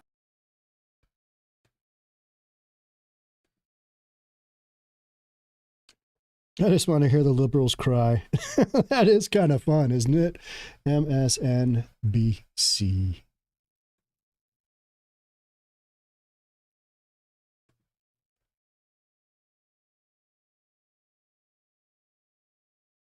Right? Because this was a candidate, Bernie Moreno, who just openly insulted women in the state of Ohio. And yet, election alert. We do have something happening. We're closing in on the top of the hour, Joy. I'm sorry. Just under 10 seconds to a poll closing tonight, a single poll closing tonight. NBC News. As the polls close in Hawaii, NBC News can project that in the presidential race in Hawaii, there is a projected winner. Kamala Harris projected to be the winner in the presidential race in the state of Hawaii. Right? Yes, there it is. In terms of the road to 270, those 4 electoral votes from Hawaii make the road to 270 look like this. Trump right now standing at 230 electoral votes. Harris standing at 189. Again, the only swing state that has been called thus far by NBC News is North Carolina, which has been called for Trump. But here's a look at the other battleground states. In Georgia, it's too close to call, a difference of under 120,000 votes between them with 93%. Yeah, but I like the way that's going. In Pennsylvania, too close to call. 84% of the vote is in. Just over 200,000 votes between the two candidates. Again, I'd rather be on that side than the alternative. Of the vote in. Difference of about 100,000 votes between them. In Wisconsin, it is too close to call. We've got 3/4 of the vote in, just under 90,000 votes between the two candidates. And in Arizona, it's not too close to call. It is too early to call. You see just over half the vote in. Wow. Also in Nevada, it is too early to call. We've got 2% of the vote in. Nevada, what are you doing? Count those votes faster. Are you guys counting them with like rocks or something? Forgive me. In the Senate race in Hawaii, where polls just closed at midnight Eastern time, NBC News projects the Senate race in Hawaii at this point as too early to call. This is Democratic incumbent Mazie Hirono. Sorry for my confusion there for a moment. I thought we were going right to this slide. This is where the Senate stands at this hour. There are still 10 uncalled Senate seats, which is a lot. Republicans have a net gain of 2 already. That's in Ohio, Sherrod Brown's seat. They flipped to Bernie Moreno, and that is in West Virginia, where Jim Justice picked up the seat that was previously held by independent Joe Manchin. Steve, what are we seeing at this hour? Okay, let's take a look at Pennsylvania, where you had Jacob there a few minutes ago setting up what probably any minute now we're going to see out of Philadelphia, and that is, he says, about 50,000 vote by mails. The result's going to be released in Philadelphia. Of course, that is the most Democratic-friendly, overwhelmingly Democratic vote. So when that gets reported, we want to see what it does. This margin for Harris right now in Philadelphia sits at 305,000. Remember, ultimately, Democrats are hoping tonight to get that in the neighborhood of 500,000 votes. Got a long way to go with a little bit more than 2/3 of the vote in. And again, the context for this is where things stand in Philadelphia right now is that Trump is running so far 4 points above where he finished in 2020. Again, let's see. This mail update is going to be huge because how much do these numbers change? Democrats want to be above and need to be above this Biden level and be getting that plurality close to 500,000 because of what else we're seeing right now and what's coming even in the last few minutes in Pennsylvania. And let me just show you what that is. A couple things. We said put a pin in Luzerne County, where Wilkes-Barre is, where Hazleton is. That's a majority, almost 70% Hispanic city. We now have all the vote in Luzerne County. Donald Trump is going to win this by a little bit more than 21 points. Holy Compare this smokes. to 4 years ago. It was 14. Theme, but it's important. And that's a Hispanic county. Interesting. That they did do that here. We also saw him make those gains in Lackawanna County right next door earlier tonight. Also, where we're getting some clarity in Pennsylvania, South Central Pennsylvania, Lancaster County. This is one of the counties where you can see in 2020, Trump got 57-41. It's 57-58 if you round it 41 now. This is a place where Trump slipped in 2020, where Democrats wanted him to slip further. That's not happening. This is a big region population-wise. It doesn't get the same attention as Philadelphia. Lebanon County here too. All the vote is in. Again, Democrats wanted more of a Trump drop-off here. They don't get it in Lebanon County tonight. And we showed you Cumberland County, I believe, earlier, but also in this region, also a place Democrats wanted gains, also a place where really they're not getting it tonight. Look inside the collar counties here, just outside Philadelphia. These are huge population-dense counties, and I'll flag a couple things. We got almost all the vote in Delaware County right now. Of these core collar counties, this is the most Democratic. It's the most diverse, most blue collar of these three, of Delaware, of Chester, of Montgomery. Now, in 2020, Joe Biden won here by essentially 27 points. Getting close to all the vote in here right now, and it sits at about 24.5. Harris not at the Biden level. And keep in mind, again, this is very clear in Pennsylvania right now. Generally in these counties, the vote by mail is all reported out early, and what remains is this same-day vote that's Republican leaning. So in all these counties, you just see Trump incrementally improving with each update, and Harris is now almost 2 points under where Joe Biden got in this core Democratic county 4 years ago. Next door, in Chester County. Now, this is more significant drop-off for Harris from Biden, but Chester County, unlike just about every other county in Pennsylvania, they are waiting until the end of the night, they say, to release their vote by mail. So let's see when the vote by mail comes in Chester County, if Harris can get back and surpass that 58, but there is also same-day vote coming in that is helping Trump here. Next door in Montgomery County, this is just an enormous suburban county, and again, we've got the vote by mail. We're waiting on the same day, and already Harris is now running a point behind where Joe Biden finished in this county in 2020. Go up to Bucks. Bucks here, it's a little bit different. It's more blue collar, certainly, than Chester and Montgomery. It's more of a swing county. And again, now about half the vote is in here. Biden won this by 4.5 points in 2020. Trump has now taken the lead in Bucks County. It's tiny, but he's taken the lead. And again, this theme in counties like Bucks County and these more blue-collar counties throughout the northern tier of the battleground, you're seeing it. This was such a close race in Because people are pissed off about inflation and a bunch of other ridiculous stuff, right? You're looking at Kamala Harris going, probably not. Pittsburgh and those inner suburbs, huge Democratic area. We're coming close to all the vote in, 94%. We are super close right now. And again, let me just show you. In 2020, Biden essentially got 60%. And your Harris is very close to that, but she's not quite at that level. And Democrats won her over 60% here. Given everything I'm showing you about these Trump gains, especially in these counties with significant Hispanic populations, it becomes essential for Democrats that Harris in these areas overperform where Joe Biden did in 2020. Now, there may be some vote-by-mail ballots left, we're told, in Allegheny County, but we're talking about maybe 1,000, something like that. Very small amount, nothing on the order of what you've got there in Philadelphia. So, again, this is a place where Democrats want big gains. And, frankly, the way this is playing out tonight, need big gains, given everything else I just showed you. Reset it, 85% of the vote now in Pennsylvania, about 170,000 vote difference. Seeing, as in case it came in there, it did. There you go. That vote-by-mail update, it looks like, came in Philadelphia as we were going through this. And you can see, look at that Harris margin, how much that jumped, basically up to 350,000. And there is, as Jacob said, another batch of mail that's going to be reported out tomorrow morning. So another jump like this expected to come. That did knock Trump's number down. That did knock his percentage down to 20.8. It was at about 22 before. But again, he is still running 3 points north of where he was in Philadelphia back in 2020. So let's see that final. It's going to be a while till that final vote by mail update. But this one took Trump down a notch, but it didn't take him back to the level Democrats want him at there. And we can just take a trip down quickly to Georgia because we've got some more counties that have basically filled in Georgia now, 93% of the vote. And you do see that margin for Trump has come down a little bit. It's just under 120,000 votes, his lead statewide. Not a lot of votes left here, but one place we finally got clarity in here is Gwinnett County. This is a giant one, more than 1 million people in that core Atlanta metro area. Not all, but almost all the votes here right now. And again, let me just show you. It was 18 points for Joe Biden in 2020. Right now, about 16.5 for Harris.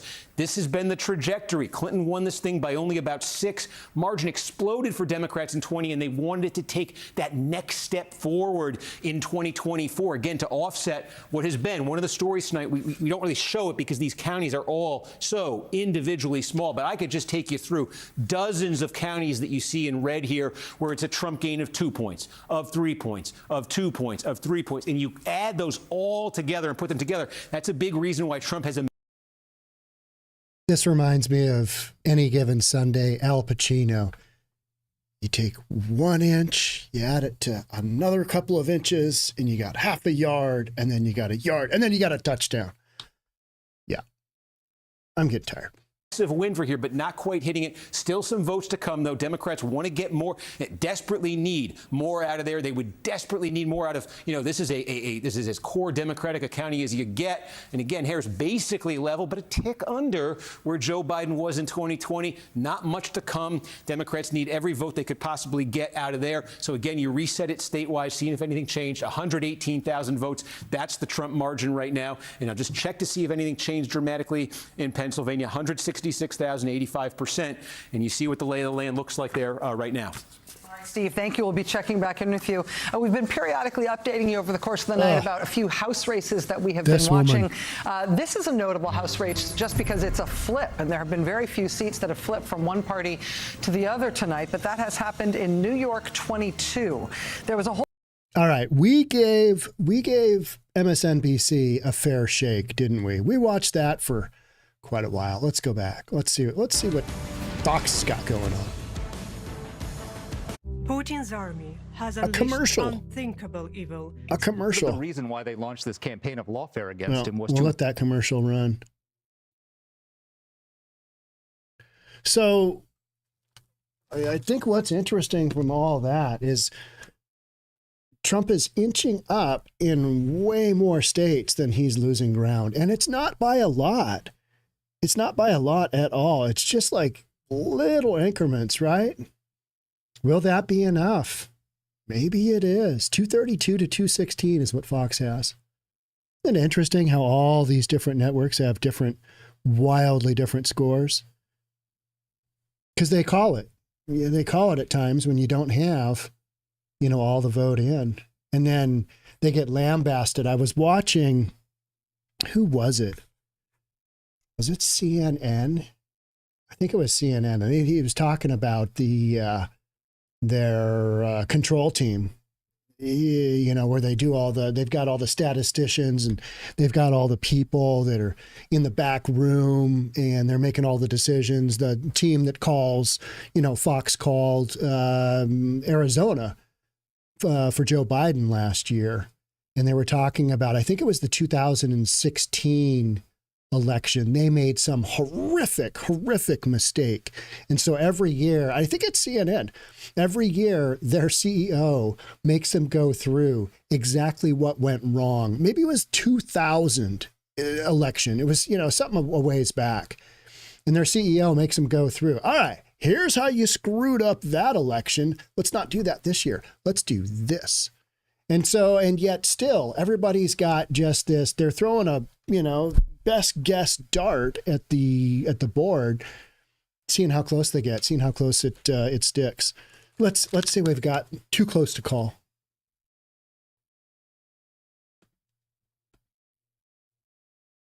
On Senate, but they will be confirmed in a 54-46 Senate. I talked about the House earlier, Kellyanne, and some races that Democrats outperformed out here in the East Coast. But you would think in this environment with these coattails that maybe they end up hanging on if you get out west to the middle of the country and longer. How do you see that? That's right. Well, even Chairman Richard Hudson, who's been running the National Republican Congressional Committee this cycle, yesterday said we're going to gain, but it won't be double digits. My own firm has seen somewhere between 3 and 8 seats. We've been projecting 297 electoral votes. We've been projecting, and really just a 53-seat Senate. I mean, 55, 56 would be remarkable.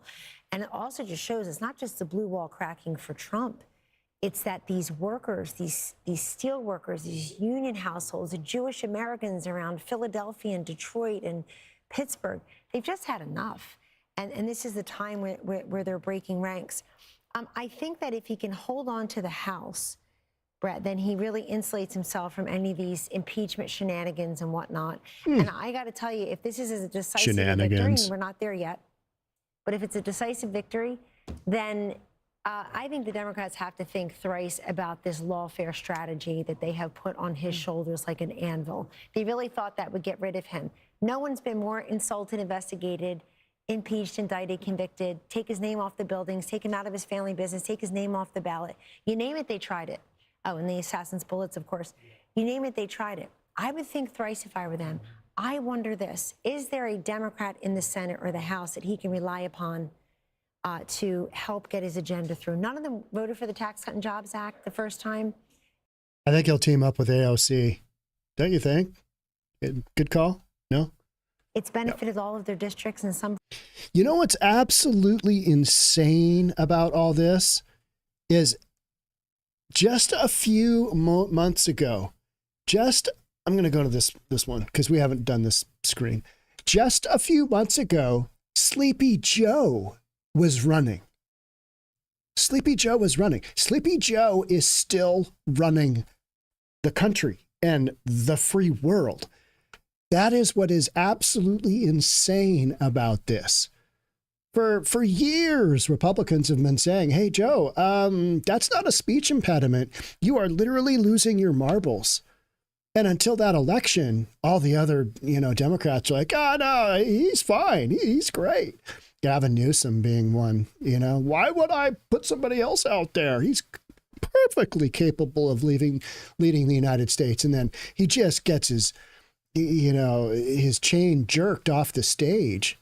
I mean, this is literally 90 days ago. It's something like that, right? And we are watching Kamala Harris, of all people, running for president of the United States of America. If that isn't just an indictment of where we sit, say what you want about Trump. Say what you want about Trump. But his numbers during his 4 years in office were pretty good. Plus, he didn't let a bunch of people through the southern border. Bunch of drugs that killed my son. He just didn't. He had all-time low illegal immigration. I'm not telling you anything new. I'm just saying, hey, this is wild that all of a sudden we got Kamala Harris and the Democrats. If the Democrats don't see how crazy that is to jerk Bill from the stage and not even do it all that, smoothly.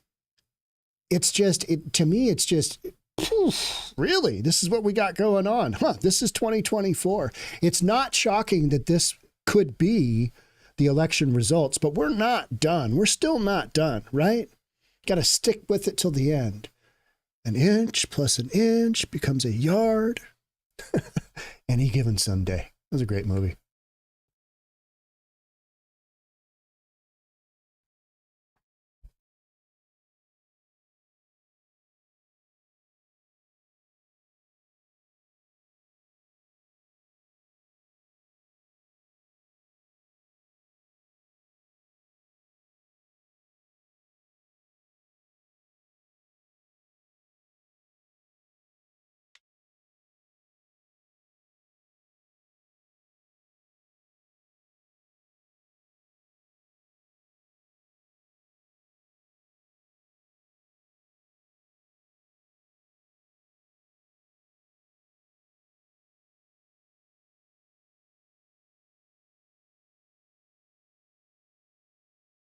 Too much abortion, too much wokeness, not enough immigration, not enough inflation.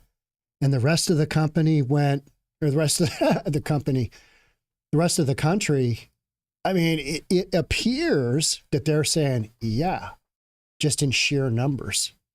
Interesting. I mean, who would have thought, right? Reasonable. Don't know.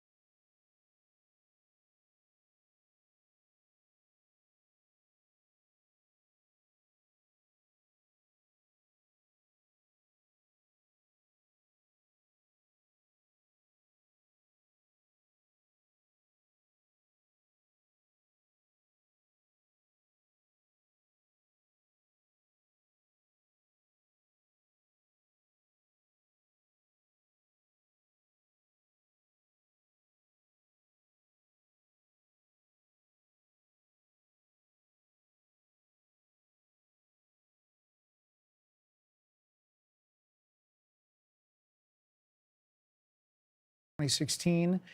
No volume, sorry. Now fully implemented in the face of what was, to everybody's point, fascism, Hitler, Nazi, Madison Square Garden, a Puerto Rican comedian that they said was going to move the Puerto Rican vote around the country.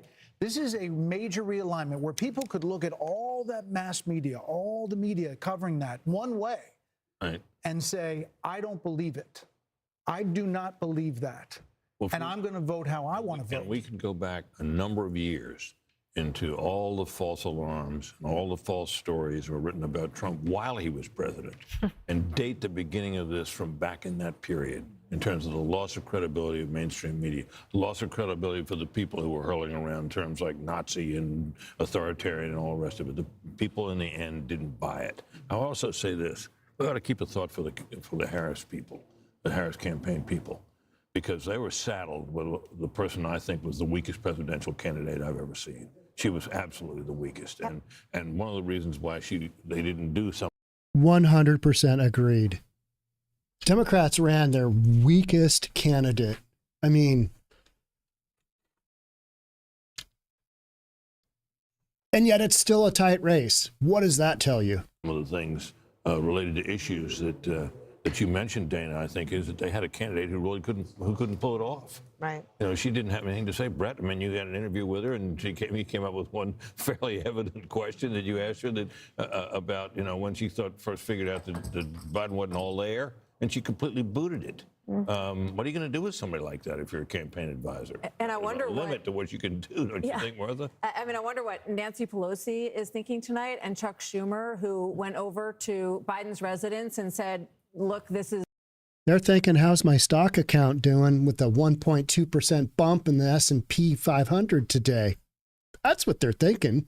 Over. And Joe Biden is the reason that Kamala Harris is the candidate, because in one posting on social media, he dropped out. In the next one, he said, she's your person. And all talk of a mini primary dissolved right then. Harold, your thoughts on that? So again, we've not declared any of this, and we want to be careful. It looks as if this is heading in a certain direction. I don't disagree with a lot that has been said. I recall not long after Brett's interview with the vice president, I believe she went on a rival network, and the first question that was asked of her was, what's the first piece of legislation you'd like to get passed? And she punted the question, saying she just wanted it to be bipartisan. How you don't say border security? How you don't say I want to reach out to Republicans and figure out how if you Roe v. Wade, I want it restored. Something substantive, positive that's consistent with your message or consistent with where the country wants to go. Again, I don't want to write anybody's political obituary here or presidential race obituary until the race has been declared. But I do hope that if it looks like what's going to happen happens, I do hope everybody can be gracious and magnanimous. There's no doubt this is the greatest political comeback we've seen. I had not heard my friend Mark talk about the 1892 reference. You're likely very right. The political resurrection of my friend Trey Gowdy. I called one of your friends. He said it made me call him Mr. Chairman also this evening. But we have to be gracious in the moment, and I hope, Kelly, and there will be Democrats who will want to reach out to President Trump and reach out to Republicans in the Senate, and we'll see what happens with the House. But again, we haven't declared anything. No, we haven't. And there is the caveat, but Bill Hemmer, we're waiting on Georgia. Yep. Right? Waiting on a lot of things. And we're waiting on Pennsylvania, we're waiting on Wisconsin, we're waiting on Michigan. But why Georgia, do you think? Let me pop on down there. Had a nice little pretty map set up for you guys. Oh, sorry. Okay. I can come back to it. All right, so here's Georgia. All right. And here is the remaining vote. And what I see is a lot of the vote in Atlanta in the Atlanta metro area is in, but there's fractions here and fractions there. I see Chatham, okay, Savannah. It's not a small county, 5 out of 159. It's got about a third of the vote still remaining as well. We're not quite set up for the vote margin there, but... All right, go back to Pennsylvania. I just wanted to check in. No, it's okay. No, when I was poking around here a moment ago is Wisconsin. If you do the remaining vote, and the reason we put in these different shades of purple is because the deeper the purple, the more outstanding the vote. The lighter the shade or the gray, that means the county is checked in already. So you see down here in Milwaukee, I mean, a little more than half is reporting in Milwaukee. There's some suggestion that in the middle of the night, 3, 4 a.m., that Milwaukee expects to go ahead and give us the remaining vote. This is Michigan right now. This is the remaining vote that's outstanding. Look, a lot of this is rural in the Upper Peninsula. A lot of this is rural up here, and a lot of the vote's outstanding. But this is Wayne County. This is Detroit, all right? Only 23% of the vote has now been reported. So that's 75% outstanding, right? 75 to 77, somewhere in that range. So a lot of votes in Detroit. So whether or not, that's something they can overcome on Harris's side, I do not know. Let's pop out to the southwest while I got you guys. And let's go here. Okay. Well, this is a change here. 0.7 now, 13,365 for Trump in Arizona. Let me just see this. Okay, you got some rurals out here.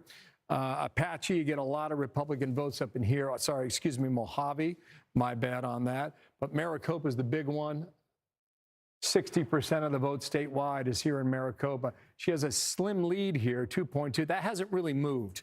And the folks in Arizona told us before the night began that they were going to, it's going to be a process. It's going to take a while too. But look, if you ask this question at the decision desk, they may tell you one thing. The only thing that I can tell you is that when I poke around in this map, the main population centers in Michigan, Wisconsin, and Philadelphia as well, state of Pennsylvania, are still outstanding as of now. Well, a lot more to dig into, a lot more calls to make from the data that's coming in. The biggest prize, obviously, that blue wall. Our coverage continues next.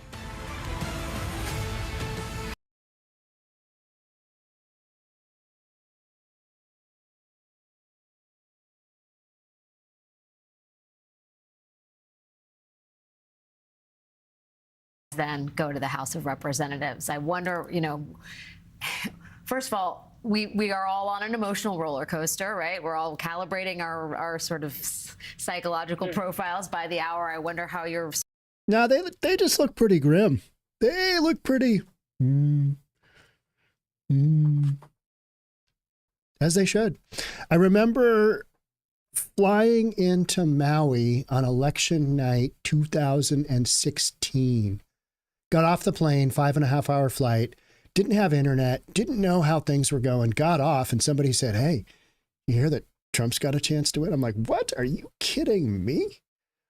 And then, because Trump's even further behind Washington State in the time zone, I got to stay up until forever watching that race. And that was just in Hawaii, Maui, wildly Democratic. It was like somebody had died there, literally.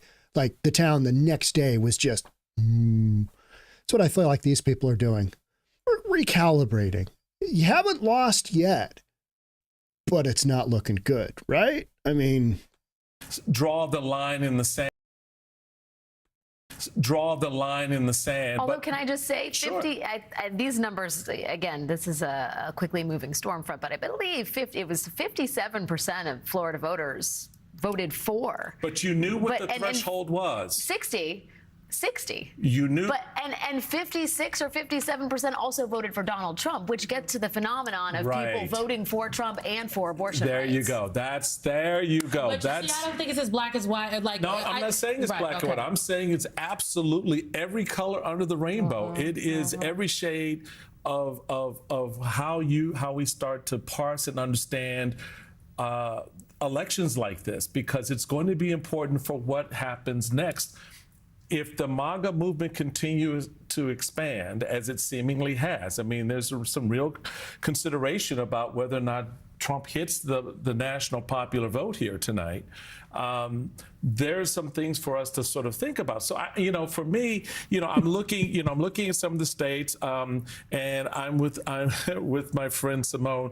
Claire is a savant in many respects, but is born out of an experience of understanding how elections kind of drive and how they're built. Margins. And how they're built. And, I wish I could ignore the margins, but it's hard. Exactly. How elections are built. And I think that this is for a lot of folks, myself included, a recalibration of thinking about, and it really draws me back to one thing.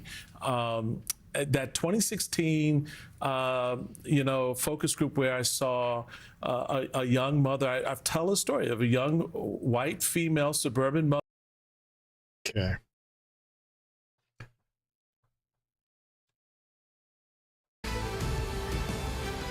Fired up about the outcome tonight. I mean, you guys are like John Madden and Pat Summerall calling a football game. Every call you make, this crowd erupts, and when they erupt, it is based on a call you're making. And it's been fascinating to watch the energy in the room increase as the odds have moved in favor of Trump winning. And we've been talking to voters all night. This is what I love about election night. You guys know this. You've got pundits, you've got polls, and on election night, the people speak. And the people here are watching this may be a bright red state where their vote doesn't necessarily matter in the Electoral College, but they're watching their fellow Americans cast ballots on behalf of a candidate they believe in. So a lot of energy, and I think represents a lot of living rooms where maybe families of 4 or 5 are chanting USA as you guys are bringing in the returns. A lot of hope that the former president will be 47. It's just a matter of when it might be called. So thanks for indulging us here on Fox Nation. We just wrapped our coverage, and you guys are doing a phenomenal job. Thank you, Pete. There's probably some good music down there, too. Exactly. Say hi to everybody for us down there. Maybe not New Edition, but some. Let's bring in our panel. Welcome back, Karl Rove, Jessica Tarloff, and Sandra Smith, and our regulars to the right. Sandra, great job looking into the Fox News voter analysis. What are you looking at? All right, a few things. We haven't really talked about fracking in Pennsylvania as we do wait on results to continue to come in there. Views on fracking. This is obviously key in this state, and we know that Kamala Harris flip-flopped on this issue. And so we're looking at how voters responded to that. 62% of Pennsylvania voters say that they favor expanding fracking in that state. Those voters backed Trump by more than 2 to 1. That was important to those voters. We'll see how that turns out. Another big difference, Michigan union voters, that vote is looking about the same with our Fox News voter analysis when we compare it to 2020. What might make the difference for Donald Trump in Michigan? White Catholics. Really interesting. He is at 61% of the vote with white Catholics. Harris is at 37%. Trump won white Catholics by 13 points in 2020. He has run that up to 24-point margin. Wow. That's a big difference in Michigan. Major difference. That is a big difference. And you wonder whether she should have gone to that dinner. To the Al Smith dinner. She may be wondering that tonight. He showed up and gave his speech, and he has had a lot of support, mostly based on the pro-life issue. From and RFK Jr. was cutting ads for the Catholic vote in particular in battleground states. As far as the, I was just going to say, I think, when you look at the margins, at least at this moment in Wisconsin and Michigan, I think somewhere in Florida, RFK Jr. may be breathing a sigh of relief because he could have been a spoiler in those, but it looks, at least at this point, like the margin is big enough. I do think we have to bring up the youth vote again. I mean, what a difference we are seeing from 4 years ago. Those voters under the age of 30 going for Harris over Trump by 8 points. 4 years ago, they favored Biden by 25 points. I mean, this is a huge difference. And we dive in at the... I'm going to stop here just because I can comment on this. So I have a 31-year-old that's about to be 32. I know a ton of kids. And there has been a real split for Trump. Even yesterday, there was a kid wearing a Trump hat at the Bellevue Club. I mean, my gym. This is Seattle. People do not do that. And I think a lot of it is because kids realize I can't afford a home. Interest rates went through the roof and inflation has me living at home with my parents. This absolutely sucks. And things were better. They hear that things were better when Trump was in office, or they actually maybe remember just a little bit. How was it actually when Trump was in office? It can't be any worse than the last 4 years with Biden, right? For so many people. Yeah, you had the pandemic in there as well.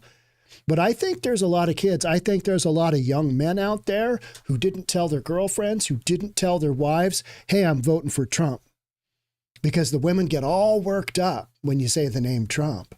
Because, oh, he's sexist, he's racist. Yeah, well, you're not electing him to be, humanitarian of the year. You're electing him to be a leader. And Kamala Harris, I'm sorry, she can't string two sentences together. I mean, she can't and make sense. So, state level, you are seeing what a difference that makes where he is outperforming what we saw earlier leading into this in the polls. And how crazy is that the younger candidate, there was a lot of talk that a younger candidate would draw younger voters, but Joe Biden drew them in a larger numbers than she appears to have. Carl, you've been on the back end of nights like this. You have been digging into the numbers. What board do you have for us now? There you go. Where we Same began. one. It all comes down to Pennsylvania. Pennsylvania, if it goes for Trump, will settle the contest. It will be mathematically impossible for her to win. So as you looked at tonight, what did you see as it unfolded? As it unfolded, a little bit changed. Earlier in the evening, it looked like he was doing slightly better in the big city urban areas. And in some suburbs, like in Georgia, he was not doing as well. But tonight in Pennsylvania, for example, he's doing better in all four of the southeastern suburban counties, as well as doing better in the rural parts of the state. And it is an unusual coalition. It's inner city ethnics, it's Catholics who have been for decades the principal swing vote in America. Increasingly Hispanic voters among them. And he's knit together that coalition tonight, along with working class people and small towns and rural parts of the country. If I could just add one data point from our FNVA on Pennsylvania on the white Catholics, it looks like Trump is running about 1 point, almost exactly the same as 2020. In fact, Trump's actually down 1 point with the white Catholics in Pennsylvania. So that's about the same. But union voters, he's also seeing a down arrow there, about 3 points. He's running down below his 2020 levels. So there's still hope for the blue wall for the Harris campaign. What are you hearing? That there's still hope. Obviously, I didn't love to see the go take a nap and we'll get back to you in the morning about all of this, but we do have to keep in mind that the race in 2020 wasn't called for days, that Biden won Pennsylvania on Friday of that week and Wisconsin on Thursday, I think that it was. So we'll see. They think it's close, that there's vote coming in. There was some conversation over how much of remaining vote in Philadelphia existed, and there was an extra 120,000-ish votes that were out there that could go into Harris's column. Two things, though, that I've been thinking about. One, and Dana knows this well, how much I love to throw out a good door knock